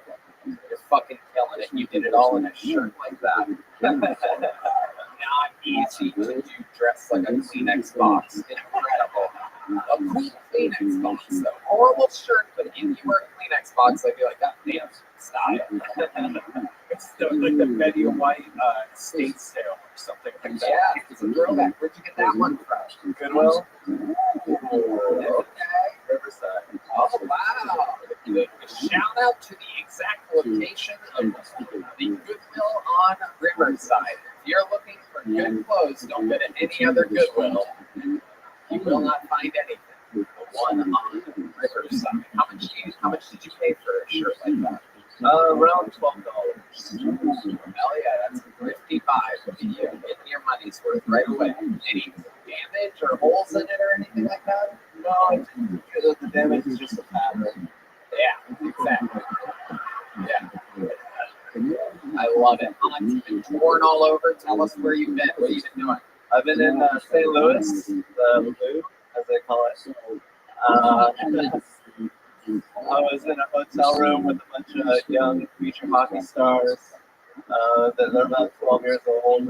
And Wait, what? Holy shit. The fuck do you mean? You were what? We were in the same hotel building. We were in Oh, okay. Very good. Wow. That was fun. You made it sound like you were in a room with little kids for a second. So I was just in an elevator with them. What did you say? I just smoked a bunch of weed and got in an elevator with children. And they all play ice hockey.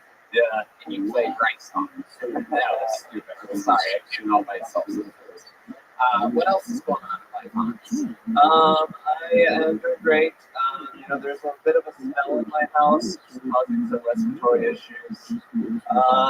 What kind of smell is it? It's like, I think we've narrowed it down to sewage or a dead end. Ah, okay. We're currently dealing with that.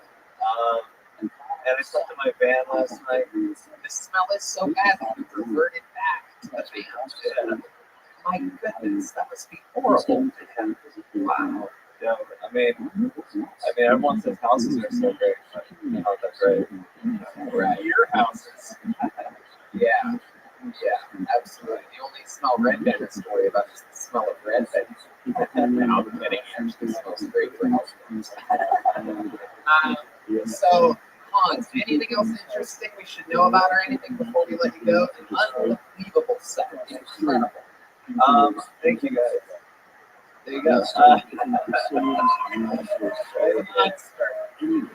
He's a monster, and everybody's finding out about him. He is fully working. You have a full schedule. I'm seeing the 12-day fucking promotions and posters and hearing about your sold out from club banners and stuff. It's incredible. I'm so proud of you. You're fucking doing it, dude. That was on skin. Thank you guys. That was on skin. That was on skin. That was on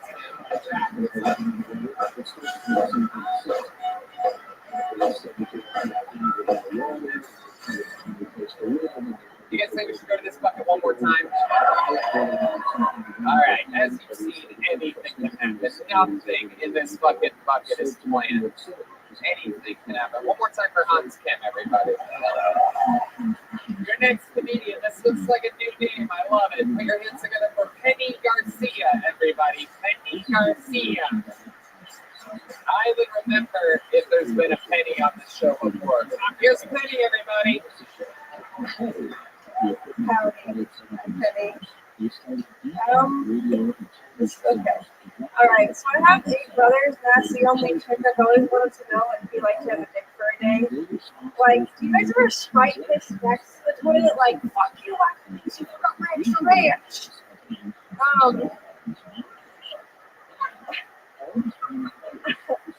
One of my younger brothers started smoking weed recently, and he's always asking me to join him. And I mean, freely discreet weed, so yeah, I usually do. And he said we were gonna smoke some moon rocks. I got kind of excited, but when he took it out, it looked like dog shit, like a little dog turd, you know, like a little Maltese. Anyways, after we smoked it, he was like, I don't know, I felt really uncomfortable. Like, I just had a terrible high. He was like, this shit always gives me a creepy high. Why the fuck would you tell me that, man? Like, I don't want to hear that. It already looked like shit. Okay. Penny Garcia. Welcome to the show, Penny. This is your first time on Kill Tony, correct? Yes. Hell yeah. How long have you been doing stand-up? This is my first time. First time ever. You're like a Mexican Daria. I'm actually white. You're white? I am. And your last name's Garcia? I'm married to a Mexican. Oh, wow. It's taken over. Look at that. This pumpkin's so full with fucking Mexican sperm that you yourself have slowly become Mexican over time.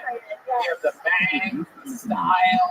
Look at the eyebrows. What are you going to fuck around with the eyebrows? Oh, I don't know, man. Like, I'm millennial. We just do our eyeballs like this. Okay. What do you? Why? You know what? I think you did a great job. Your first time on stage, you walked out, you had a little problem with microphones. It's so easy to do. It's so easy to fuck things like that up. And I could tell the nervousness in your voice, which I thought was adorable. And I thought you'd never done this before. And it was your first time. I think you did a solid little job there. So, I appreciate it. what do you do for a living? I'm a singer, I'm a student, so nothing. You make money singing? I don't. How long have you been singing for? I mean, forever. Forever? You guess. Like, what type of music do you sing? A little bit of everything. What's like your best song? What do you think your best song would be? I could maybe like during these five with my. You want to give us a little bit of that? This is the Kill Tony band brought to you by Screwball Peanut Butter Whiskey. They can do anything at any point easily. It's unbelievable. The previous document said that despite the closure of Project Google, the dedicated non-state security message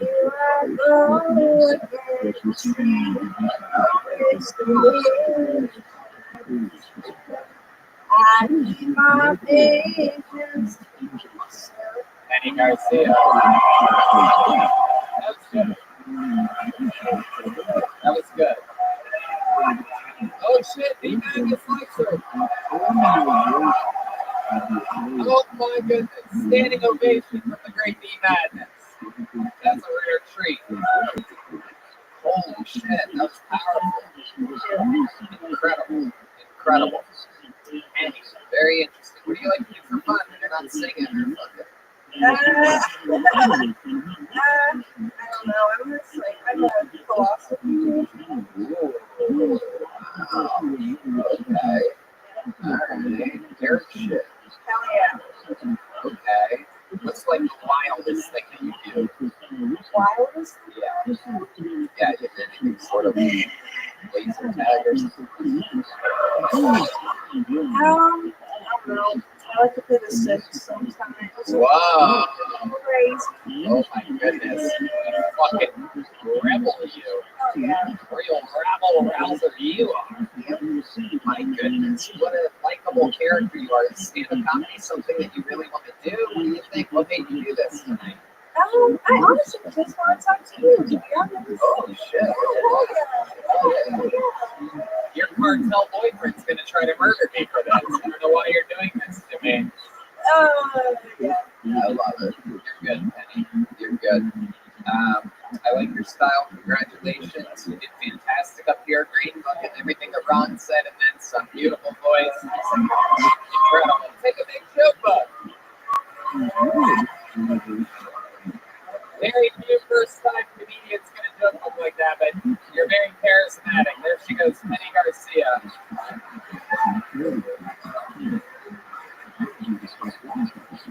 Normally, this is where we would end the show, but you guys want to do one last crazy thing? All right. There's a young man who is not a regular on this show, but he came on, and I fucking fell in love with him so deeply. And every 3 weeks, he has to go back to the oil fields and work like a real Texan. This guy has taken the show over by storm lately. He's an absolute star. He's funny all the time. What you see is real. It is not a fucking character. This is the real deal. Uncle Laser, everybody. Here he comes. Having to squeeze around the staff members.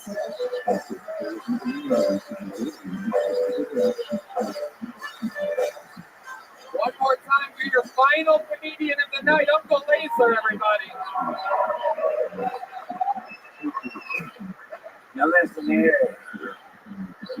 I don't know shit about fuck, okay? I ain't a Republican, I ain't a Democrat, I'm a libertarian. Scissor me fucking tempers. One thing I learned real quick in life, you don't talk about politics and parties. Everybody's doing drugs. If you threw them on your shirt, Kyle, you're not going to tell me how Russia and Ukraine are going to be friends again. Fuck you. But I will get politically involved for once. Now look, I know what a bad deal is. I've had a couple in my life. I went to the strip club one time and spent $800 on the back row with a nice young lady. She told me about her nursing degree and she rubbed my leg. And that was it. Mr. Joe Biden, you traded a fucking first edition Charizard Pokemon for a fucking starter pack Pikachu. You fucking idiot. If only we had a president that wrote a book about the art of the people. I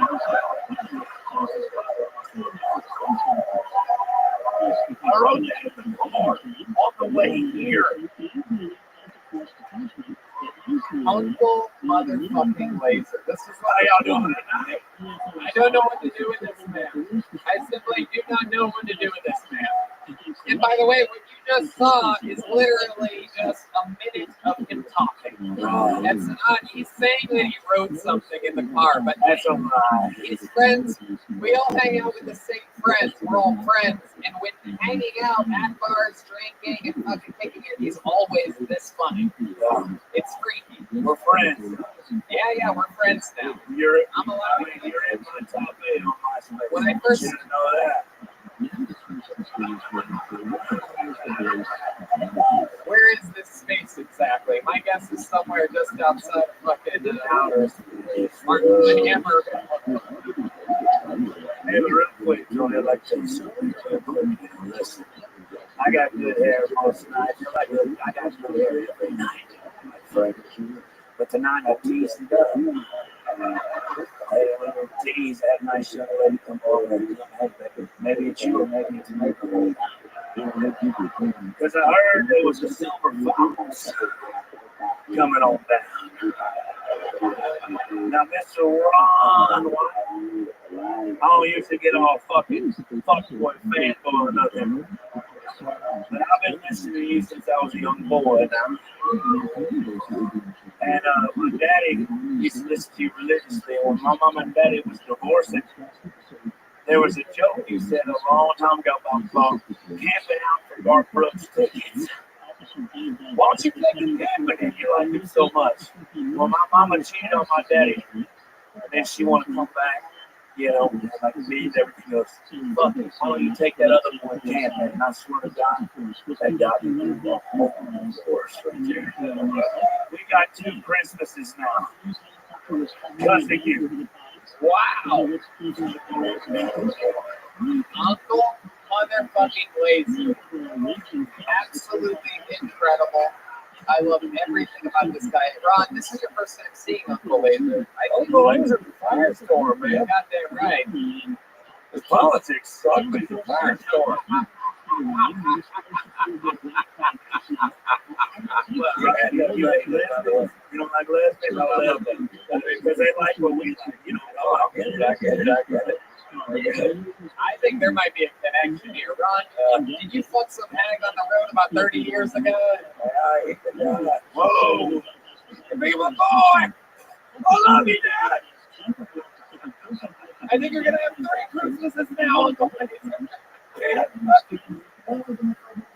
Holy shit. The real deal. The firestorm has arrived. No, this is no one live podcast. Somebody told me the stream was fucked up. That makes it weird to see my mom playing. Oh, now I'm a little upset. That's true. You know anything about that? Yeah, YouTube's down right now.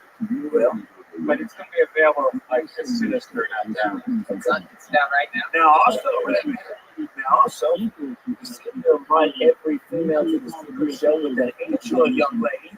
The girl that was dressed up so nice, didn't find her back. And I sure would love to be there with her. I think Uncle Laser's making requests. Uncle Laser sees a girl come in with her uncle and her brother, and he's like, I want some of that. Give me the whole damn fry. God damn it, she came solo. I would give them a, I would disappoint some Latinos. Hell yeah. Nothing better than a brown baby coming out with a yellow cherry curl. Whether it's 20 eyes or big Mexican dimes, I'm about it. Woo! You better fucking believe it. This man is full of catchphrases. It never ends. He has things like that for any conversation that you're having. It's like Matthew McConaughey and Ric Flair had a wow. You're talking to the wheeling dealing. Can't steal it. Son of a gun. I'm having a heart attack. You and these fucking gator skins down. Oh my God. Oh my God. This is what happens if you leave a petri dish in the middle of Texas filled with cocaine and Mountain Dew. This is unbelievable. A star is born. Uncle Laser, hold on. Let's go out with different music tonight. Why don't you play that harmonica? You got it out there? Why don't we get taken out instead of the usual music? Let's do some special. I got an E play today. I think we get this same shit we did last time. I think he's talking about the ecstasy in his pocket right now. It was the egg rolls, not the ecstasy. I got it. He has an E and a special K.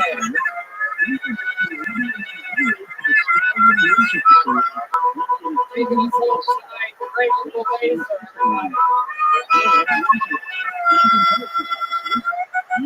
How about this?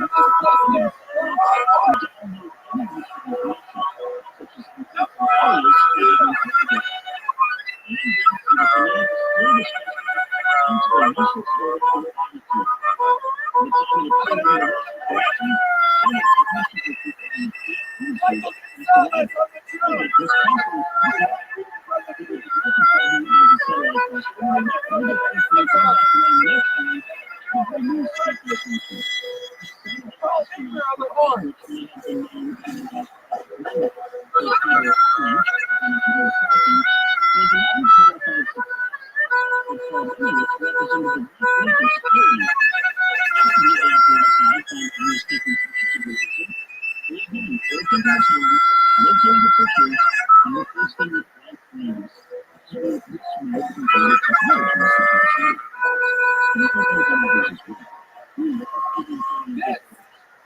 is Little Tony. One more time for Uncle Laser.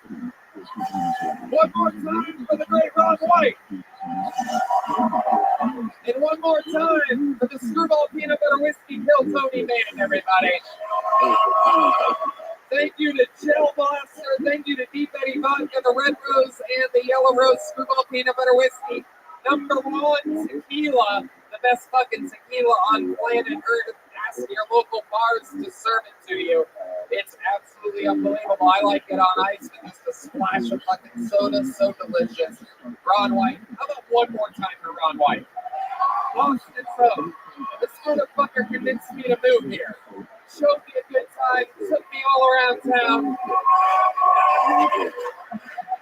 We love him. We love Austin, Texas. God bless Texas. God bless the United States of America. Thank you guys. Good night, everybody. Love you.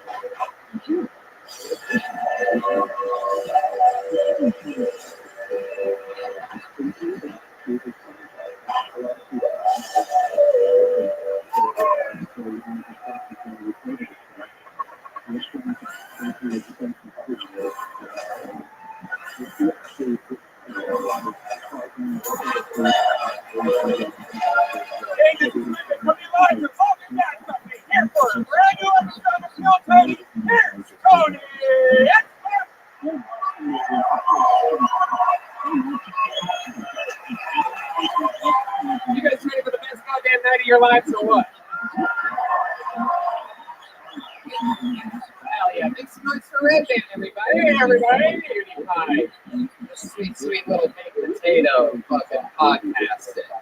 How about a hand for this goddamn band, huh? That's the Screwball Peanut Butter Whiskey Kill Tony Band. This is Kill Tony, brought to you by the Red Rose and the Yellow Rose, Deep Eddy Vodka, and Gel Blaster. The most amazing product for the Christmas time. Go buy Gel Blaster, available in stores everywhere. Guys, that's the great Michael Gonzalez on the drums, right there. That's John Beans on the keys with a Gel Blaster. Firing, thank you so much, John. It's now raining gel on this stage. Perfect. Thank you. We really planned that out perfectly. We had hours to talk about it. Now it's raining gel. That's the great D Madness right down the middle. Mueling on the electric guitar. And the great Paul Deemer on the horns. We also have this fucking lady halfway on stage. I don't know what's going on. Can we get her?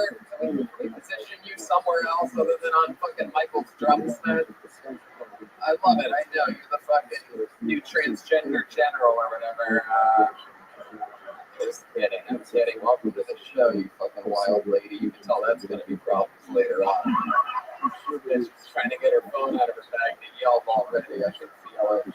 It's going to be a fun show. The energy is here. Before we get it started, here's a little bit more from the amazing sponsors that made tonight's episode available for you here right now. Hey, y'all, you might not know this, but when I'm not being the host of the #1 live podcast in the world, what I've been doing for the last 16 years is being a professional stand-up comedian. I'm excited to say that I'm back out on tour again. January 13th and 14th of 2023, I'm in Dallas, Texas. And February 9th and 10th of 2023, I'm in Houston, Texas. Tickets available at TonyHinchcliffe.com.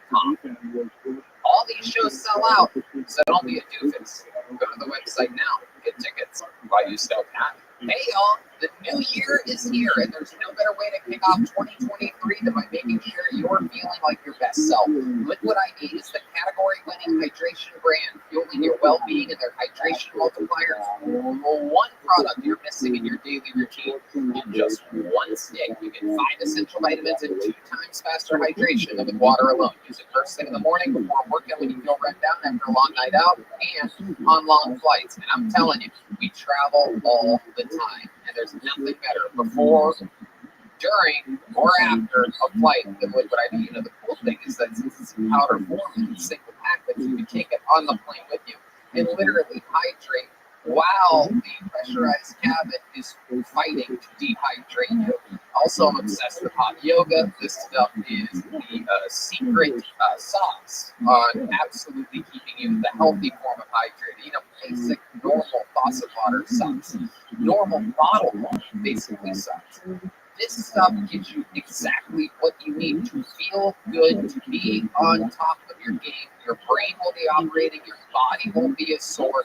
Red Man, you know all about this. Yeah, you said it right. I think a lot of people like myself just hate drinking water. It was always a chore to me. I would always have to have those sugary sports drinks and stuff like that. Now, I have some of my favorite flavors, like tropical punch, grape, and golden cherry. Put it in that water, and it has 3 times the electrolytes of this sugary sports drink. It contains 5 essential vitamins like B3, B5, B6, B12, and vitamin C. It's made with premium ingredients, it's non-GMO, and it's free from gluten, dairy, and soy. Liquid IV is also on a mission to change the world. To date, Liquid IV has donated over 25 million servings to 50-plus countries around the world. So you get it? They're good people. It's a great company. The stuff actually works. Trust us. Whether you're a drunkard that watches the show and drinks your peanut butter whiskey and deep eddy vodka on Monday nights and you wake up on Tuesday a little bit sluggish, or you're a high-level athlete, trust us. Grab your Liquid IV in bulk nationwide at Costco, or you can get 20% off when you go to liquidiv.com and use the code TONY at checkout. That's 20% off anything you order when you shop Better Hydration today using promo code TONY at liquidiv.com. You guys ready to start tonight's episode or what? You guys have to do better than that. Are you ready to start tonight's fucking episode? Every single week, we have 1 or 2 of the best comedians on planet Earth on this show. You guys are here for such a fucking special one because the stakes are completely raised on tonight's episode. The guy that's going to be watching comedians with us tonight has famously been the talent coordinator at the biggest, highest, most powerful time ever, and is the new booker at Rogan's brand new comedy club opening soon. So this guy literally decides who goes up, when they go up, and on top of all that, he's literally one of my funniest friends. You know him as, of course, the sidekick from Norm Macdonald's show. Ladies and gentlemen, this is Adam Egan, everybody. Multiple time guest. Legend in the game. Comedy star icon. The Norm Show. Available everywhere. We're fucking back at it again. The great Adam Egan. Hello, my friend. It's going to be here. We're going to have fun tonight. And, you know, you're going to get to see some of this fucking talent probably. This is what you have to deal with, whatever we see tonight. So it's going to be a true testament to the youth of comedy that knows anything can happen. Dropped out. Why am I here? Roseanne dropped out. She'll probably be here next week or the week after, but that was Roseanne Barr. That's how close you guys were to having Roseanne. Crazy, right? What a fun city that you live in. So you have such good taste. You went to a show in which it was almost Roseanne. Think about it. You should give yourselves a round of applause for coming to a show and almost Roseanne. But it's going to be Adam. Luckily, he knows the fucking format of the show, which is probably a lot more than Roseanne would have done, you know, research-wise, but a bunch of people signed up for the chance to get 60 seconds on this stage. If I pull one of their names out, that means they get 60 seconds uninterrupted at the time. So if you hear the sound of a kid, they have to wrap it up later, else they bring out the angry West Hollywood bear, which just interrupts their set. And then I interview them and we talk to them for a few minutes to find out more about them. You guys ready to start this motherfucker or what? There's only one way to get it started nowadays. We made this guy a regular. Of course, we have a few regulars on the show. These people, it's incredible. They're all out there fucking working and headlining. It's a legendary position in which they have a very, very, very ridiculously hard job of trying to write and perform a brand new minute of material every week. Getting us started here tonight. If you know the words, sing along. This is Hans Kim, everybody. Hey,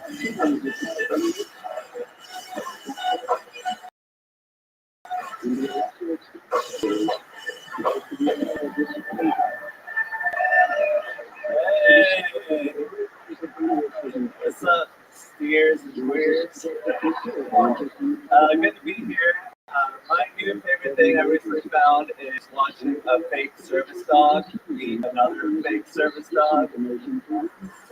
It's just the cutest thing ever. The only thing fake service dogs are good for is taking out other fake service dogs.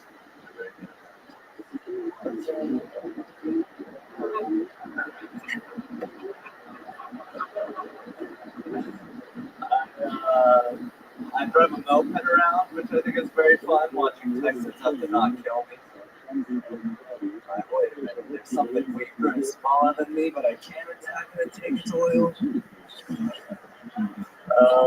But the good thing about driving a moped is I don't have to worry about getting T-boned, because the moped isn't long enough to make the top part of it T.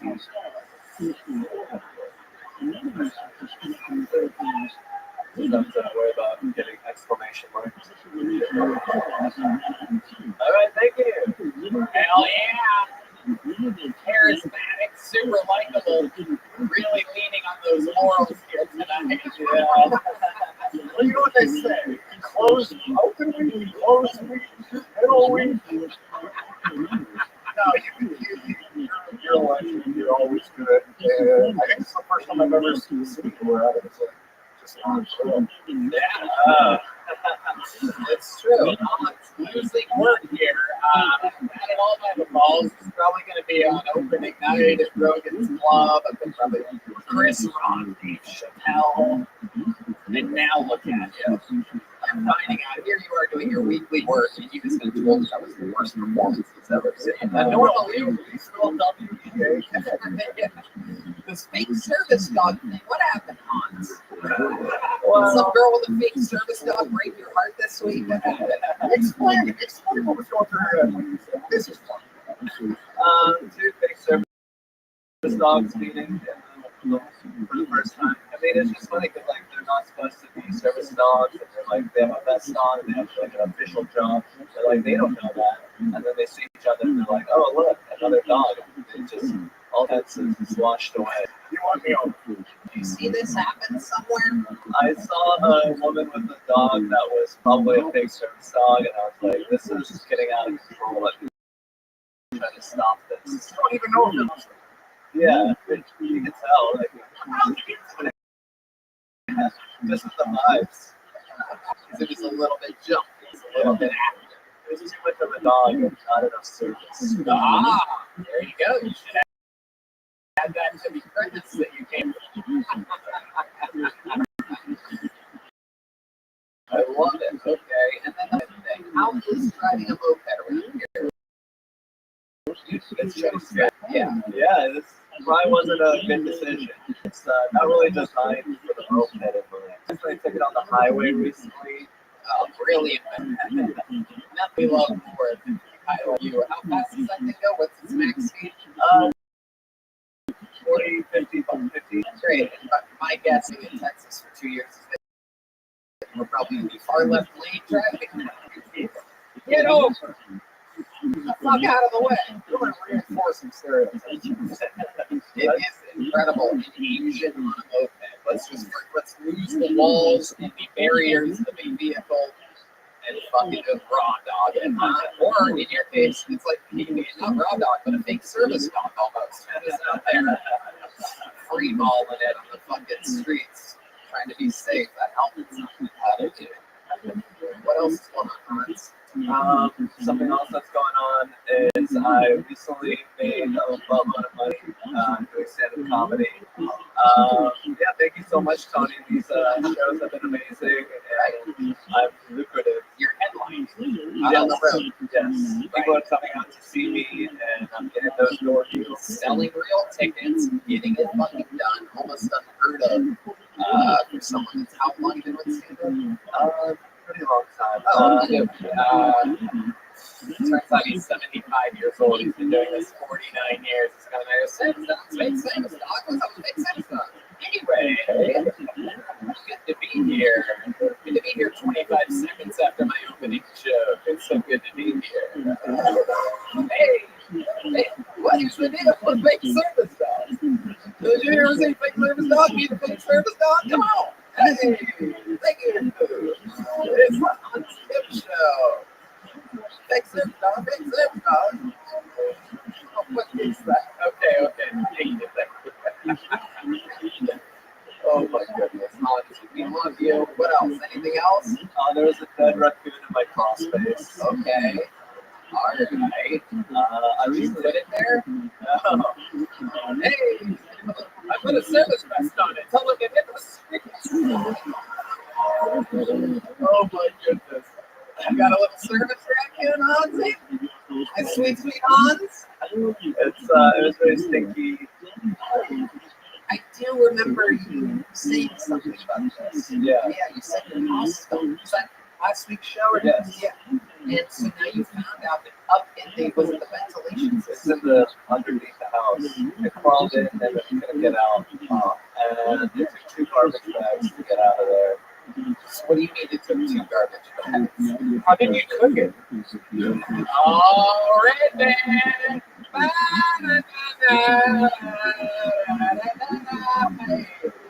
How did you cook it? Wow, Red, you're really fast. Oh, hey, Tastes like your girlfriend's Christmas.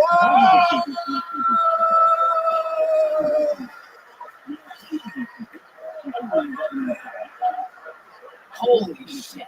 Look at this battle of the Titans over here. Oh, Red Band flow. We don't start it. You fucking right after that now, Red Band. Oh, how's your girlfriend doing? She's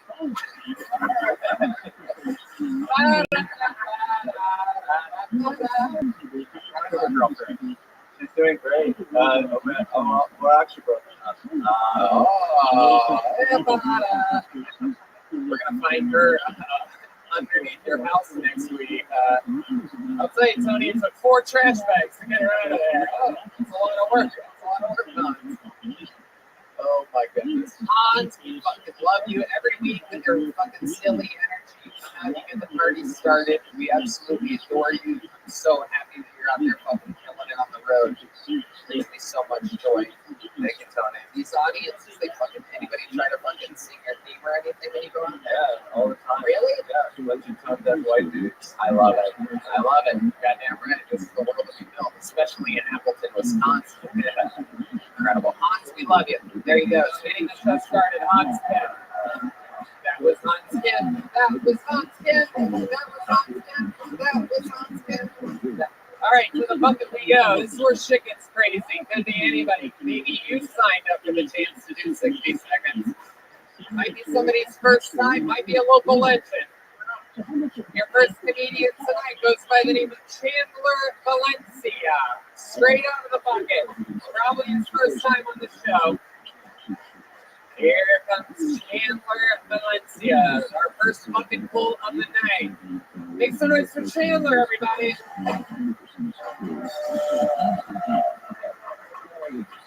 I'll tell you all about myself. I'm ugly. All the same day at once, holy shit. I know I'm ugly. You can miss me otherwise. Because every single time I post a picture online, it's like a 50-50 chance someone comes up right by. Despite that, I actually have a girlfriend. Despite that, I actually have a girlfriend and dude, she can talk. Like the other day, she talked for 6 hours about C-section. I was like, cut it out. Growing up, boys asking, did you get bullied in the house?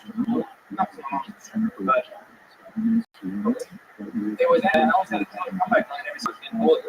I said, listen, you guys should sit for your car. But instead, I called them.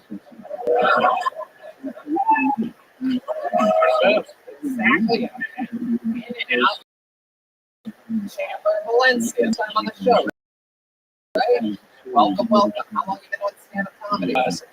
September. Brand spanking. How old are you? What made you want to start stand-up? Is this something you've always wanted to do? I did it as a joke for a talent show in high school. I used to be a professional video game player. I've never had a career with that.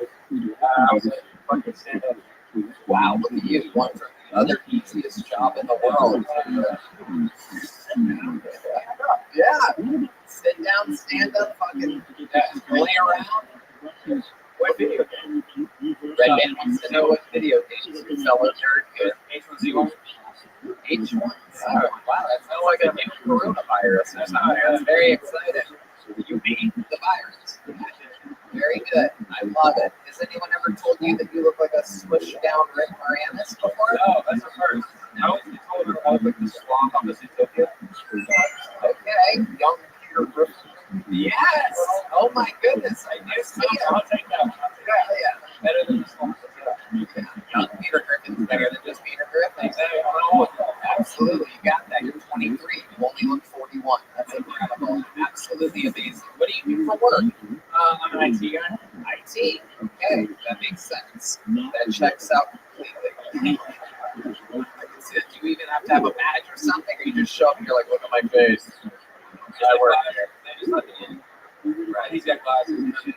I love it. What do you do for fun? What's the party side of a IT nerd like Chandler Valencia? We was just open mics with my friends like every night. Okay. Oh, you're from Dallas. Yeah. Okay, very good. I love it. I know an open micer up in Dallas. It's been open micing for a long time. Anyway, Chandler Valencia, very, very interesting. What's a fun fact about your life that you'd be interested to know about you? What makes you different than other people? Any fun facts? Was your mom really a stripper? She actually was, yeah. Wow. Isn't that interesting? How the apple fell from the tree. What's worse is my dad was a bodybuilder as well. Get the fuck out of here. I don't know how this all my God. You are 100% a dog. Yeah. Definitely. So what did they do? These cool ass parents of yours, what did they do? Just instead of a crib, they just put you in a locker? I had a drawer up there. My mom had too many kids, so I had a drawer. Are you fucking around? How many kids did your mom have? My mom had 8 and my dad had 3 other kids. Oh, shit. Oh, my God. I didn't realize your mom was Puerto Rican. That's incredible. 8 kids. Is she really? Oh, my goodness. Okay. I tried to be creative and did Puerto Rican so that I didn't lose the heavily Mexican crowd here. Like, yeah, represent. What's up? West Coast Nate Diaz for life. Anyway.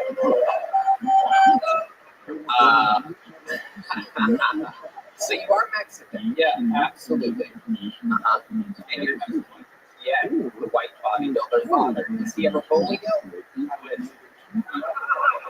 I'll take anything at this point. Oh my goodness. You sure he wasn't black? So your bodybuilder father, you've never met him? I met him a couple times. Right. Was there any of them recent? All of them recent. Wow. I met him the first time last year. What do you do? You just give you a big hug and starts visiting you like that over and over again? Or what's the deal? What's it like having a bodybuilder father? Well, I haven't seen him, obviously, until last year. And so they kind of treat me like I'm like a deer or something, like they're scared to scare me off now. Yeah, so like the whole family's like, oh, be careful, don't say nothing, don't scare them off. Right. No, I get that. I understand that. I know what that's like trying to impress your father. Very, very cool. Does he know that you do stand up? Yes. How did he find this out? I told him. via text, phone call, in person? In person. You've seen it? Yeah, go ahead. Did you see the disappointment in his eyes immediately, or was there like a couple seconds after? Is he still a bodybuilder? He's a lawyer. Wow, the old bodybuilder turned lawyer. Holy He sounds like a great guy. Tell him about it. Oh my god, fucking. Oh my god, that is incredible. Did you go to college for this? Or You just look it up, fucking lifted just the right amount. Fucking, I figured it out, dude. I got the law. Fucking I won. Interesting. Did you hire your father as a lawyer? He's a lawyer in Colorado. He can't do Texas or something. I wish he didn't want it in Colorado. Yeah. You trust them? Yeah. Wow. I'll break off and you think I'll show up. yeah. He's got some time to make up for it. Chandler, you have any special skills or talents? You know, any fucking magic tricks or anything? No one that or No, okay. Anything else? Let's see if fucking cards on you. That's not really gonna get us anywhere. Anything else? No? Nothing? very unathletic. I can't do shit. Really? If you couldn't tell, Yeah. No, I can tell. I can tell. I can see it. What's the weirdest thing in your refrigerator? You live by yourself? I do. What's the weirdest thing in your refrigerator? I got pickles that I bought when I first moved out when I was 17. They're still there. 6 grams. Oh my god, what are you waiting to eat them with your father? Oh, yeah. People ask, they go, Tony, why the refrigerator? Why do you Sometimes it's where you gotta go to find the gold. Chandler Valencia, very fun times. Not only am I going to give you a big show book a few months into your comedy career, but we're also going to give you a brand new fucking show blaster. There you go. Have one of these. Let's see if you can catch this. This is one of the big tests on this show. Yeah. Unathletic my ass. Where are those gel blasters, Yoni? What's going on? Somebody going to hand them to him? We got to figure this out. It's got to be better than this. Hand him over there, over there. He was handed off over there. There he goes. You're about to get a gel blaster. Oh, there you go. You got it. There you go. All right, you guys having fun? You get it? Let's do it again. Back to the button we go. Very exciting stuff going on. Your next comedian goes by the name of Bruce Horner. Bruce Horner. Oh, there he is.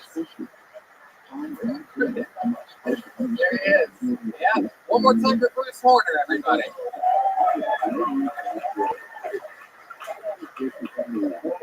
You know, very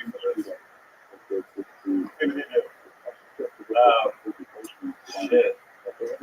Well, I guess let's start with what's probably most recent. You know, I'm at that point at 31 where everybody wants to talk about their plan. That they, they're going to be a real estate investor. They're going to move out there, get into another property. You don't know fucking planning until you're about to shit your pants. All right? That's where the real test is. I know you shit your pants. I know you've done that. But you know that because then you go into your progression, right? You're almost like a Monday. All right. Subway's not open. Maybe gas. Jimmy John's, driving through. I don't want to do that. Now, that's all I got. Bruce Horner has arrived. Are you the last comedian's bodybuilder father? that one was my cross the bench, yes. All right, go for 11. Bruce Horner has arrived. Adam, what do you think? New irregular Rubik's Club or what, dude? Let's put him right between fucking Chappelle and fucking Bob Saget or something like that. Oh, wait. Candle, man, the big Grubowski. I don't know how long I thought you'd be fun. No, I mean, the premises were all right. You know? How long have you been doing this? Oh, so it's your first time. Yeah. Okay, that makes sense. D-Madness is seen enough. Actually, they know the context of the show. Robin. Incredible. So how old are you? What made you want to start here today? Buddy brought us chill coding like every day.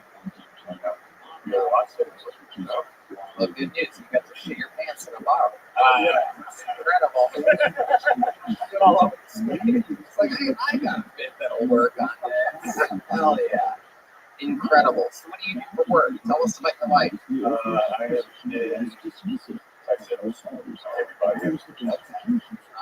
What do you do for fun? 31-year-old Bruce Horner. Just got married a bit, so Okay. Alright. Jiu-jitsu, okay. So you're married to a man. No, I'm kidding. I'm not across the marriage. Right. Okay. You say cross the barrel line. How often do you go to church? It's not enough. Right. Okay. How long have you been married? 6 months. 6 months. Brand new. What does she do? She is the property manager. Okay. How long have you known? 3 years. 3 years. Okay. You guys have a house together? Right. Okay, thank you. That's one way of saying yes. That's right. That's right. Just drops the microphone. That's right. You can Bruce. So Bruce, tell us something interesting about you. You randomly signed up. Your buddy's like, want to come to the show? And now here you are. You're at a random ass fucking show you didn't know anything about. Well, there's about 80 people that signed up that have been dying to get on the show for months, so we answered for you. Yeah, it was either here or Shakespeare's, and I didn't really know this was going to happen, dude. I'm just a tech sales guy. You trying to get your wife pregnant? Is that a thing you're planning on doing? Oh my goodness gracious. So what do you do? You're still pulling out. Is it? That's probably good for society that your pull-out game is strong.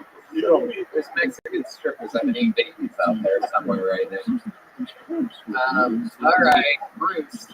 Anything else that fucking we could work with here? Look, have you ever saved anybody's life or fucking you ever almost die yourself? I mean, West Virginia, by standing Oh, you're doing crowd work. Look at you doing crowd work right now. Connecting with the audience. Incredible to watch.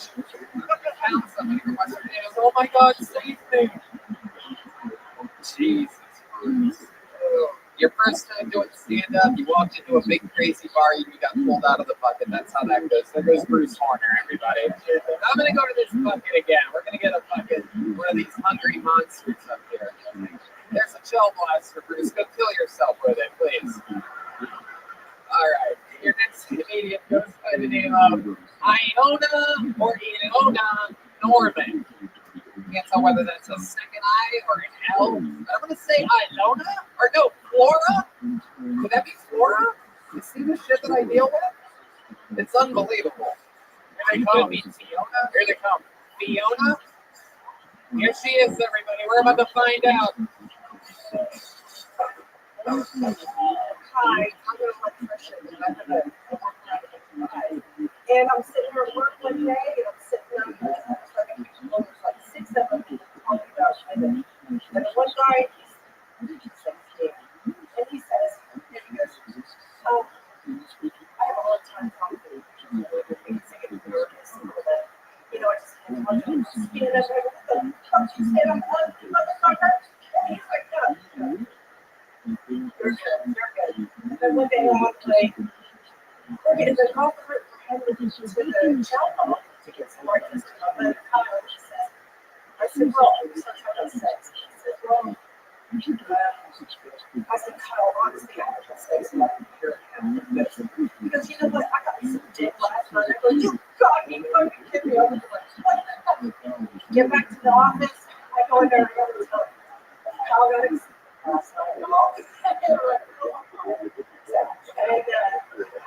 And then another big man, he's sitting in the office, he says, he's trying to jack off the tent. He says, you cannot jack off the tent. Because it'll get all in his chest.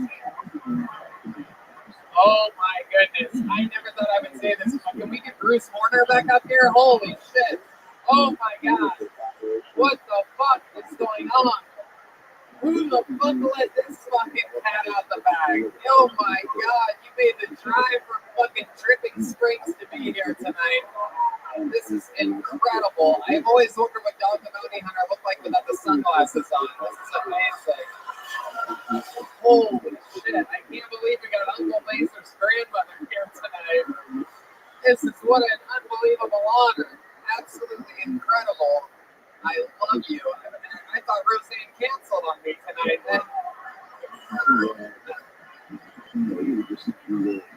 All right. Okay, don't dance.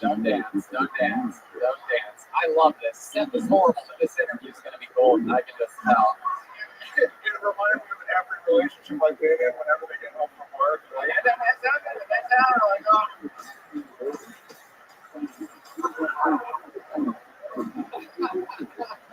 Oh my goodness. This party is banging. All right, first of all, what is your name? You have the handwriting of someone like you. So do you remember your name without your readers on it? Ilona. Okay, so I kind of had it. All right. Ilona, you have some jokes next time you try to do stand-up comedy. Well, it's only old for people that fucking know you. You understand that, right? There's not many Ilonas walking around town because they end up like this. No, I'm kidding. I like your fucking energy, your cool mom energy. How long you been on stand-up? Wow, no way. I love it. That makes sense. Thank fucking God for that. Absolutely incredible. So what have you been doing your whole life, Ilona? You've been raising kids? Yes. You have 3 kids, and they're all grown up now? 31 31. Oh, hell yeah, you had some active years back then. Okay. And they're all good? Hell yeah, I love it. But what about you? What do you do? What, you work for the Postal Service? I'm an electrical project manager. Okay, so what exactly does that mean? What do? You drive to work and then what? Well, I'm contractors. Get the mic right up to your mouth. You talk. All I can hear is fucking D madness, yeah, and the mafioling back here about fucking C chords and B chords and shit. What? Got me. That is so good. He does this every week. He's got fucking jokes. This guy does it all. It's a fucking shirt. He's got a shirt that stands up pointing to his eyes and says, I'm watching. Best dressed on the show, most talented on the show, makes us all look stupid. One more time for D Madness. Alright. Let's get back to this. Alright, from D Madness to She Madness, let's talk about Ilona. Alright. So what do you do for fun? You seem like you know every dive bar 45 minutes out of town. I want to know if I'm right about this. You have a Ducati? Oh shit. Oh my goodness. This is incredible. You ever fucking see Hans get out there on his moped? I love it. Wow. So you're on a Ducati. Incredible. Is that your only way of traveling? Yeah. Okay. Look at you. So you do pretty well for yourself. You have a guy that you live with? No. You're single? All alone? All alone out there. Alright, so I've been hearing that my whole life.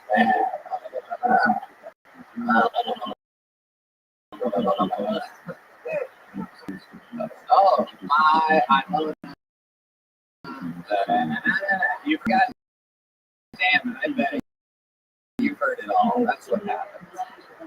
Oh, what was my last question? I was going somewhere with it. I can't. Several months of transportation. Oh, you're single. Why do you think that? It's not you. Relationship. When was that? How long ago was that? About a year and a half ago, and Right, that's how that goes when it. Yeah. You were together for 7 years. Okay, so what made it end? It wasn't you. But what he broke up with you? Is that what you're saying? No, I left. You left. You just disappeared. You just packed up and you don't want to. Final straw, or is there something that happened? It took about a year and a half, and our mother called him and gave me the answer phone and he said, well, he said, I'm trying to get my job. We talk about once every couple months. Okay. When's the last time you got kicked down? And has it? Just answer my question. And then we'll figure out more of it. I know you want to know. What? That's uncomfortable. That's okay. It's the show you signed up for. Oh, yeah. Last night? No, You got to dance at a friend's party? What type of antidepressants are you on? You dance a certain kind of way. I guess it was so long. Nothing at all? You're just out there riding a Ducati at 90 miles an hour, just being yourself, just weathering the storm. Okay. What type of guy are you into? Before I let you go, I want to know, what's your type? We could go a couple different ways with this. I think that, that's why you're going to be single forever. Okay, now I get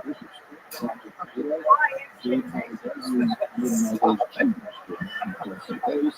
He's playing Dirty Dancing theme right now because you dance and you seem kind of dirty. You're so fun. I love your energy. You take these jokes fucking well. Head on. You seem like a cool ass lady. I'd like to drink a fucking Miller High Life. And fucking talk about it all, right? I'm sure you have some more stories that you're not telling us right now. I can fucking see it. I love your style. Here she goes. Go. Hey, catch this. Here it comes. Boom, you got it. Go that way. You're going to get a gel blaster. Go this way. Go this way. I love it. Go that way. Get a gel blaster. Nobody gel blasters until you leave menu, by the way. I feel like that's, I don't, yeah. What do you think the last time she was gel blaster? I think she was probably, yeah. She's definitely going to get it tonight. Oh, you know what? Let's do something special. How many of you have been fans of the show for years? It's a weird question, but I was hoping for that. I was hoping for that. David Lucas is out of town shooting a really big thing this week. Be coming out soon. You guys are all get amazed by. It's super fucking cool. But we do have a very special treat for you. This young lady had her very first time ever going to stand-up comedy on the Kill Tony show years and years ago, I think 4 or 5 years ago or something like that. Since then, we've always tried to squeeze her up whenever we get a chance. We have not seen her perform in years. A legend of Kill Tony fucking folklore. Make some noise for the great Aphrodite.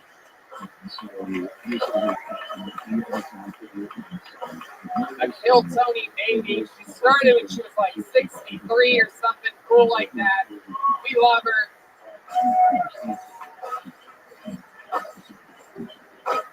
Alright. She moves a little bit slower than she used to.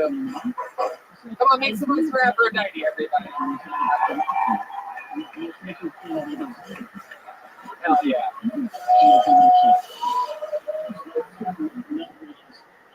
What's up, motherfuckers? What's up, you Harry Potter looking motherfucking Wayne Casey looking motherfuckers? Listen, I want you to know I've been doing good. I do not have the coochie corona, the gravity coochie time. She's flying outside my asshole. I do not have it. But the doctor said I do have asthma. See all that asthma? I know that season, but you motherfuckers, so I got squatted to you. I got shot back up in the hood last night. And we We done told him about bringing his ass out there wearing all this goddamn red. And then walked up to the sister talking about ho, ho, ho. We don't play that shit. You don't call us no ho, good. So we fucked that house up and we was walking the motherfucking reindeers. That shit was delicious. You know, ladies, you want big ass out eating healthy. Eat healthy food, make the ass shrink. Just a motherfucker.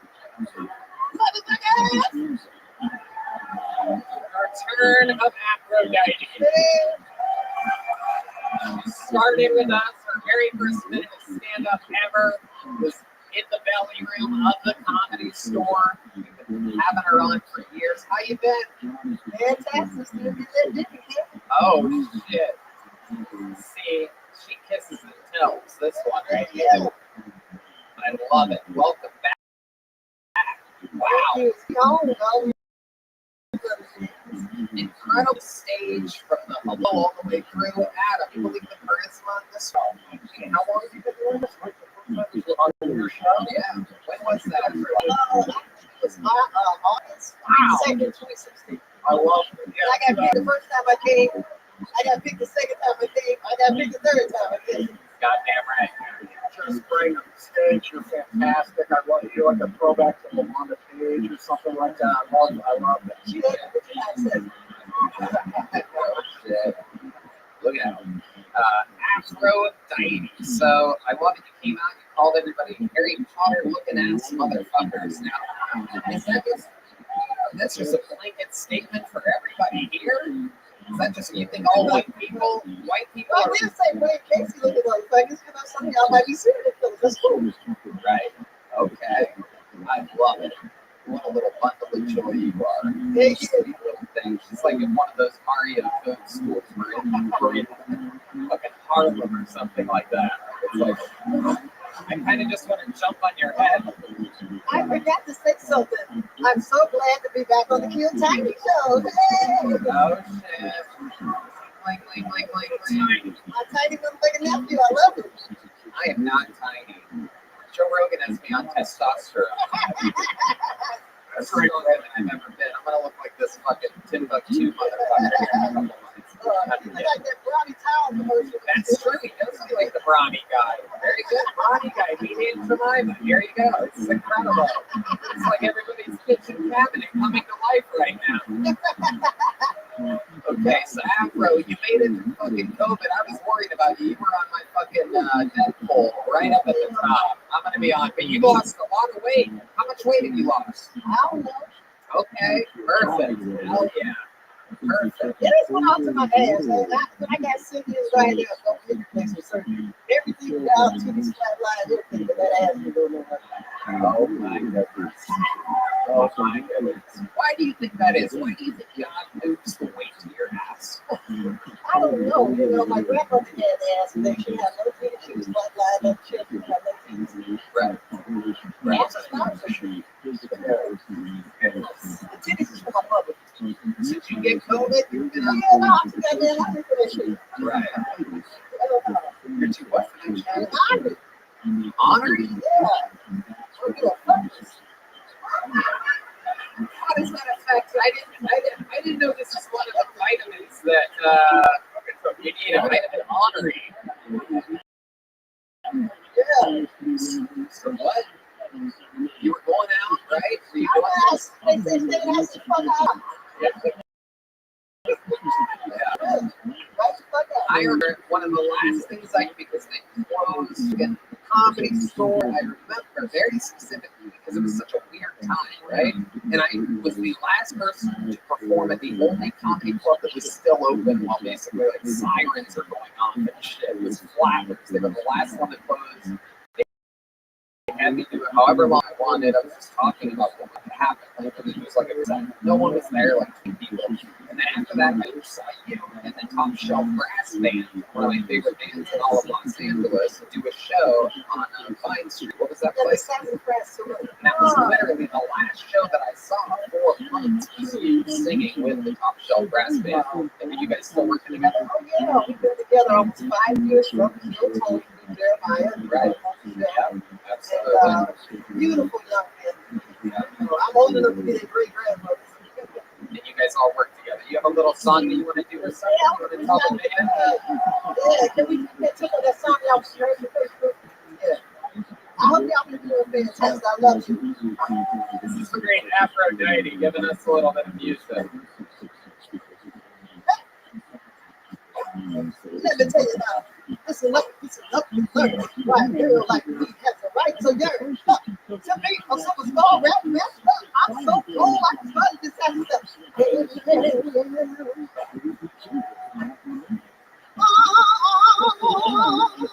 it's gonna be alright. Listen, listen, I'm feeling you. Oh, yeah. I like that love.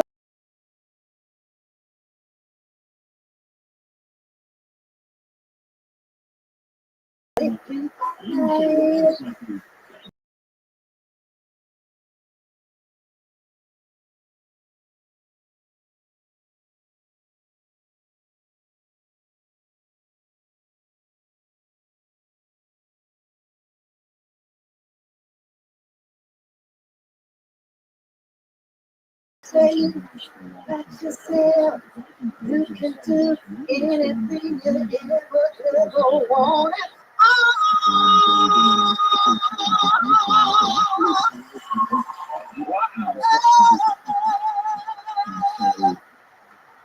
Thank you. Wow. Thank you. How old are you, Aphrodite? October 10th this year, I just made 67. 67 years old. Started on Kill Tony. Made a road trip to come here tonight. We absolutely love you, Aphrodite. This is your song coming out around Christmas time. Time for Love. Check it out. The Top Shelf Brass Band featuring Aphrodite. Princess Aphrodite. Princess Aphrodite. You told me before the show that you legally changed your name to Princess Aphrodite. Actually, my legal name is Aphrodite Love Johnson L. Okay, I think that's one of my favorite football players. Is that wide receiver for the New York Giants? Yeah, I smashed my ass around with my things. Oh, hell yeah. There will be no more football. You're looking at the Oh, oh my goodness. Never gets old. Never gets old. 67, but it never gets old. Well, my thing is, until kids stop hitting on me, I'm not officially fucked up. You know what I'm saying? Somebody good. Oh, shit. Someone's fucking pounding out Aphrodite tonight. I can feel it. I'm You just sure trying. to drink your tea vodka and small peanut butter whiskey. Only 7 shots until you fuck Aphrodite. That's all it takes. No, I'm kidding. I'm kidding. Shut up. I don't think I roll joints. Oh, shit. I roll drinks. All right. Aphrodite, we love you. You have the best guitar. We've always loved you. You're a legend. So good to see you again. Great performance. Great jokes. I love you. And we'll see you. Why don't you're going to hang out. You're going to be at the after party. You might sing or something, right? Goof around Yes, with I will. boys. All right. There you go. Oh, yeah. She's going to get, yeah. Oh, yeah. How about one more time for Aphrodite, everybody? Unbelievable.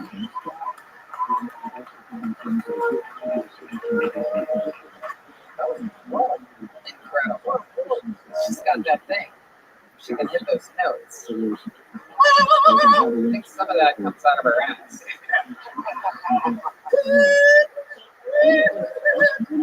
All right, I pulled another name out of the bucket. You guys ready for more of this shit, huh? Make some noise here. Next comedian, John Cheney, everyone. John Cheney.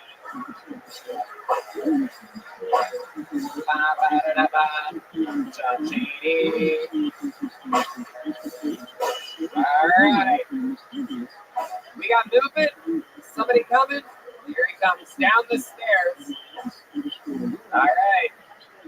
Ladies and gentlemen, fresh out of the bucket. Made a long moment to be here. Give it up for John Cheney, everyone.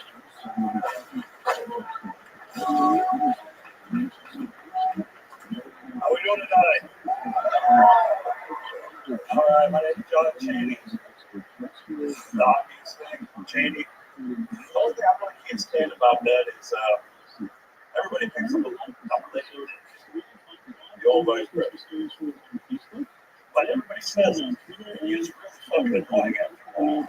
And it's the most obvious thing you can say. And it's like, at some point, you know, just say something back. So, for me, it's well, no, I'm not saying it, but my dad's good. My son's good. And most of them are the dick. Let's see. They're trying to lose weight recently. Keep the hostage this weekend. It's not a great place, of course. So I've been trying to stick to my diet, but I need to get that taken about 15 pounds.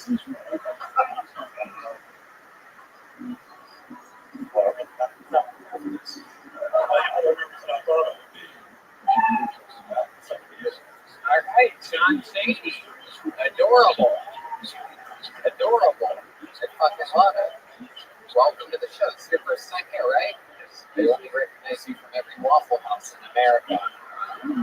Normally, if I want to see Red Band, I have to look this direction. So this is incredible. It's like I'm surrounded by Red Band. It feels good, doesn't it? I love it. I love it. It's a fucking Red Band sandwich. I'm in between two pieces of butter right now. Buttery. Yeah, absolutely.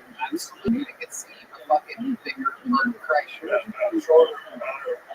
Stronger. Oh. Okay. Welcome to the show, John. I love it. Okay. Let's start your 18-wheeler first of all.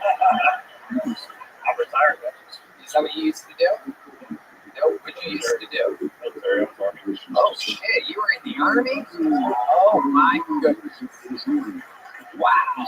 That was like Right. What were you doing in the army? What were you? artillery. Okay. Absolutely. Incredible. You served overseas. How about a hand for this guy? An American hero. This is what's happening. The people that keep the whole goddamn thing together. What'd you see over there? Anything crazy? I thought the go. Okay, hell yeah. All right.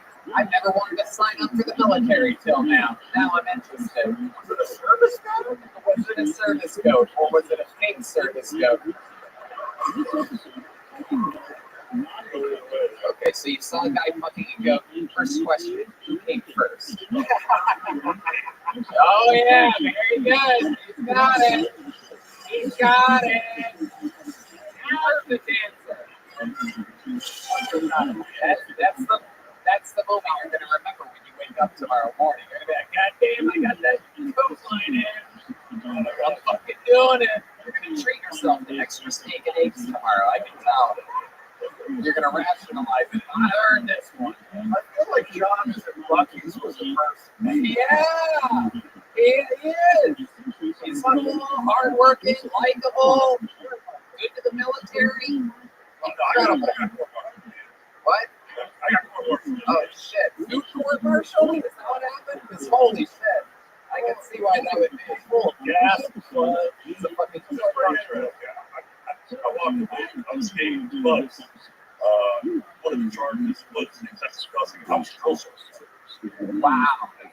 Oh my goodness. They got you for excessive cussing. That was one of the charges. Jesus. This is the American military you were fighting for, or fucking France? Holy, you cuss up some lunch, man. You already war. And got the court martial from the judge. One of the charges was referring to spouse and female soldiers as cock holsters, cock bumpers.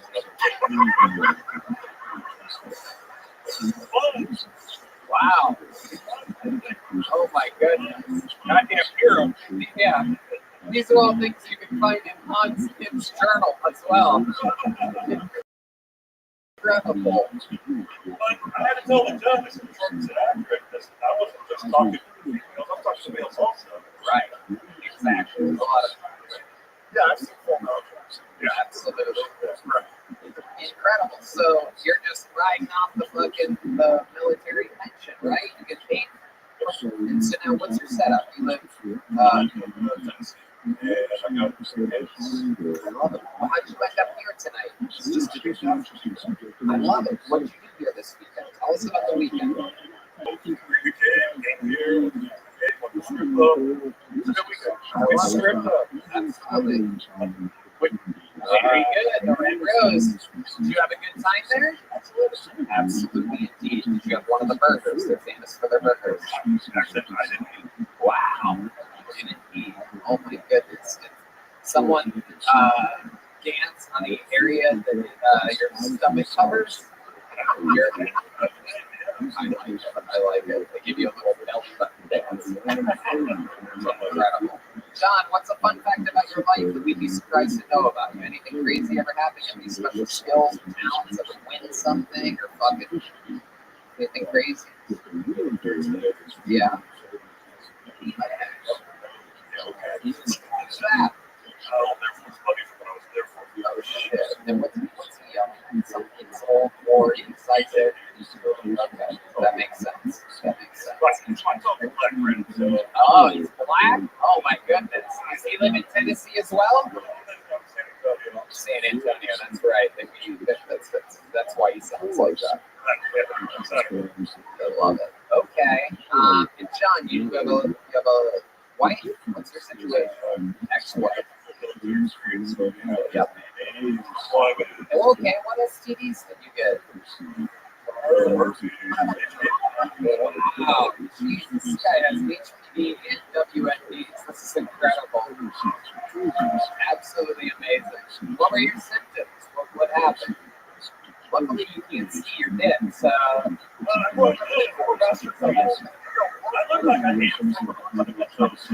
Court martial and more.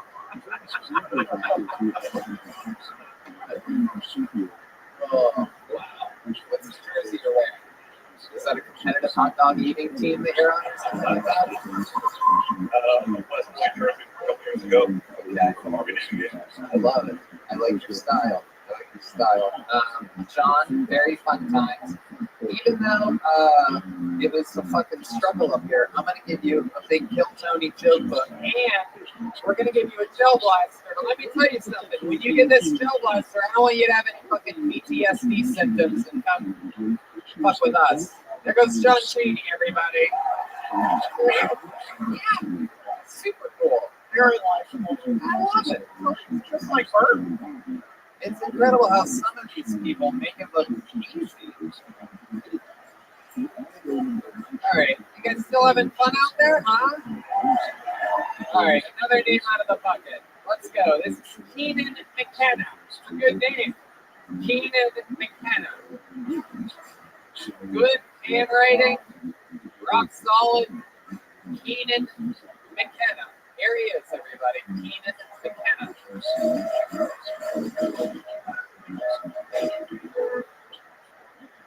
Anybody else is absolutely love guns? Somebody, thank you. Well, cowards, I don't only love guns, I love gun buttons. And where I'm going is what you remember, like Paul said, it's the bottom. It's the bottom. That protects my family. But the bottom, if you fuck on this car, that's not fun. But there is a strong line.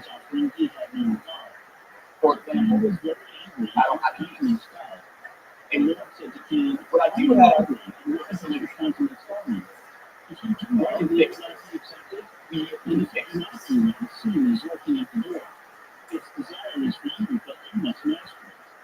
Think about it. Why have there ever been any shootings in the desert? Well, actually, there have. Just never hear about it. Holy shit. Keenan McKenna. Oh my god. Literally, dude, from the audience, without any fucking. Okay. I don't know where to begin, dude. That sounded like a fucking manifesto. I thought you were right. I don't want to be honest. You're the only person I'm not giving a gel blaster to after this. Jesus Christ.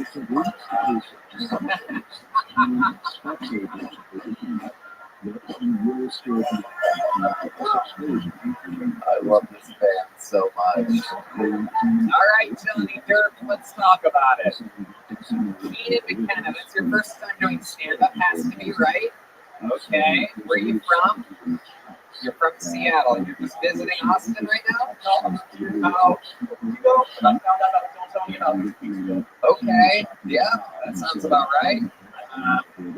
Found out about 2 weeks ago, and you're like, I'm gonna go there and fucking bomb the fuck out of it. Right. Oh, you're like, that choice. Yeah, exactly. Do you think this is the last time you're gonna do stand-up? Oh, God. Fuck. All right. Wait, what was your question? I was asking the last night. You're gonna keep doing this. Did it felt good for you out there? No. Right. What do you normally do? What do you tell us about the rest of your life? Seattle, very sad place. This is what people from Seattle are like, by the way. So actually, took my job in July. I came down to Texas in August. I saw Joe open. He went home and killed his fucking rent. Vibrations would shut the refuge to his house. All right, stop trying jokes. It's not working so far, Keenan McKenna. Just stick with the truth at this point. So something, blah, blah, blah, blah, August, September, what are we getting at here? Basically, I saw this stand-up show in my life. Goddamn right. Absolutely. That's what happens until you hear of me, then you hear of me, and then you see it, and then that happens, okay? We've all been there. And then what? I'm not right. It's not right. And my life is really tragic. I think it's more of a tragic fucking tragedy. Now, when you say you think you have writing, do you mean on bathroom walls with your own shit? Yeah. He saw the part of the Joker movie where he just goes crazy. He's like, this is what I have to do. This is like that version. This was like watching an origin story. Yeah, it really is. So, what was the job that you were doing before you decided to do this? Okay. Oh, okay. I would not have suspected. Right. So you love her. Right, Mona from earlier. Right now she's in the corner like, I heard that so many times. Anyway, so you were doing loans and a bunch of people were telling you that you're funny at the loan office. They're like, you're hilarious, Keenan. You should fucking go do that. Go get out of here. Go do that. And I got that loan. What? She said, I thank you. What? The fuck?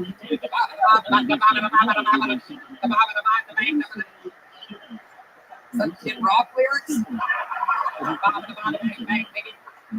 Jesus Christ Almighty. Fuck, I'm trying to fucking make this work. What's something cool? What's a redeeming quality about you? Right now, everybody hates you in this room. Give us something you weren't stuck in. Okay, don't fuck with D-Madness like that. D-Madness is the only one rooting for you for a second there. He's like, you think that's fine? Okay, so the most redeeming thing you've ever done in your life is to eat mushrooms? I want to tell a joke. You're still not telling jokes, you know. You're still not. However, you might still be tripping a little bit.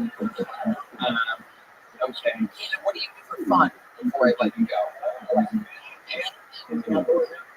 Okay, that checks out. I think that's a good place for you. I think outdoors is a good place for you. And I think we should start that process right now. Here's a little joke book for you. There he goes. No jail bullets here for Keenan McKenna. My whole squad listens to me. Oh, the fucking gold digger from Westlake is sad about it. This fucking lady. You shut your fucking lips. Should we go to this bucket one more time? Okay. Indeed. Nico Lapalusa. Oh, that's a good comedy. Lapalusa. This has got to be good. I'm positive of this one. I was way wrong about Keenan McKenna, but Nico Lapalusa. There he is. Make some noise for Nico Lapalusa.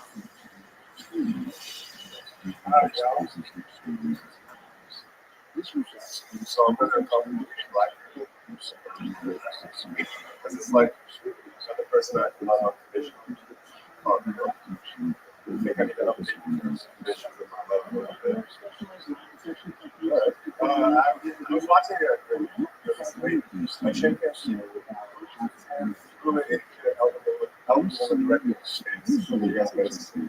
And I watched it. It's not because it's my brand or whatever. It's really funny. It was how to do somebody wind up like 3 to 5 steps. That made me follow. This happened in one motion, almost as graceful, just like with accuracy, moving directly in space. And I was just thinking, where am I hesitating? You know? Nico Lapalusa. Okay. The crowd loves you for some reason. I don't know what's going on here. I just think I think going up after Keenan McKenna is everybody's best friend. Everybody's like, oh, yeah, bravo. Oh, that was great. It was barely funny, but holy shit, it wasn't Keenan McKenna. Oh, my goodness. So, Nico, welcome. How long have you been on stand-up? Wow, incredible. Unbelievable. Okay, where have you been the whole time? What do you do? Where have you been? What's going on? From Chicago, I'm in San Diego right now. I was a chemist for a while. Let's see. Really? Softcore. Oh my goodness. So what happened? Is it like OnlyFans? So softcore porn. This is incredible. It's like a different version of Breaking Bad. Like you were a cat, and then you got a He's Breaking Bad. Wow. Unbelievable. So you're a chemist, you're out there, files, and you're like, I should be just fucking for a living. It's very much a chemist, you know. This is fun. I actually had this there, and then like, I gotta fuck it out. This is a plot to break. This is incredible. This is incredible. Hold on. And then you meet a young kid, yeah. Also like a fucking drug addict. Yeah. That's who he's doing the softcore porn with. Okay, so what kind of cancer? Testicular? Oh, that's you're right. That's not funny at all. Blood cancer is like not funny. I like a good body part to be able to make fun of, like your ass or your balls or something like that. Okay. All right. Nico Lapalusa. So you're originally when did you move to San Diego?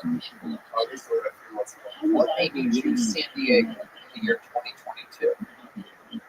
What was it? I could be vocal. And I've been meeting this just because I want to. You mean your street that gets you in? Yeah, I can work from anywhere. So you can work from anywhere. So it's like fucking. I mean, this is just so it's you and your girlfriend. I'm guessing. Are you finding? Are they booking you? Work with different people? Okay. So I made some videos that work when I can photograph it. What were you doing in the video? Just talking to the stage, trying to see what?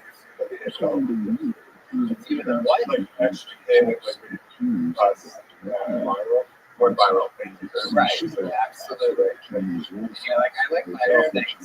I'm going to get into more. And as a result of that, people kept sending me victims. I'm like, how much money am I leaving at the table here? Because I don't, there's only so much I can do. You guys probably should know exactly what Is this your profile? Yes, sir. Wow. My goodness. I'm not paying $9 for the show. $9? Oh my God, we don't even charge $9. Wow. By the way, we're hardcore. Me and Tony take a shower every day on our OnlyFans $5 each. It's really cheap. Oh, shit, you got me down. Red band instead of that wacky improv of his. All right. So do your parents know that you're doing this? Oh, shit. Oh, no, they're mad about it. I can tell. I'm like, do your parents know about this? He's like, what do you know? You never taught me the right way now. Is that true? Yeah. Show all the time. You're in my fucking dojo, dude. You walked into my fucking, it's like being in the 10th stand-up Eddie Crawler right now. Oh, yeah. I fucking love it. Okay, so you and your dad don't get along that great. I know you love him, but this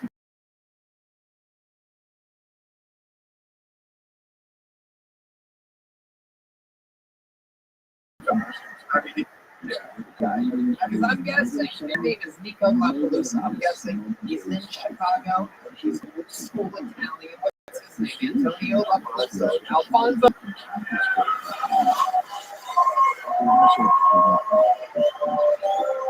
I'm guessing the right vowel. Antonio and Alfonso. If this was Wordle, we would have you like one more guess.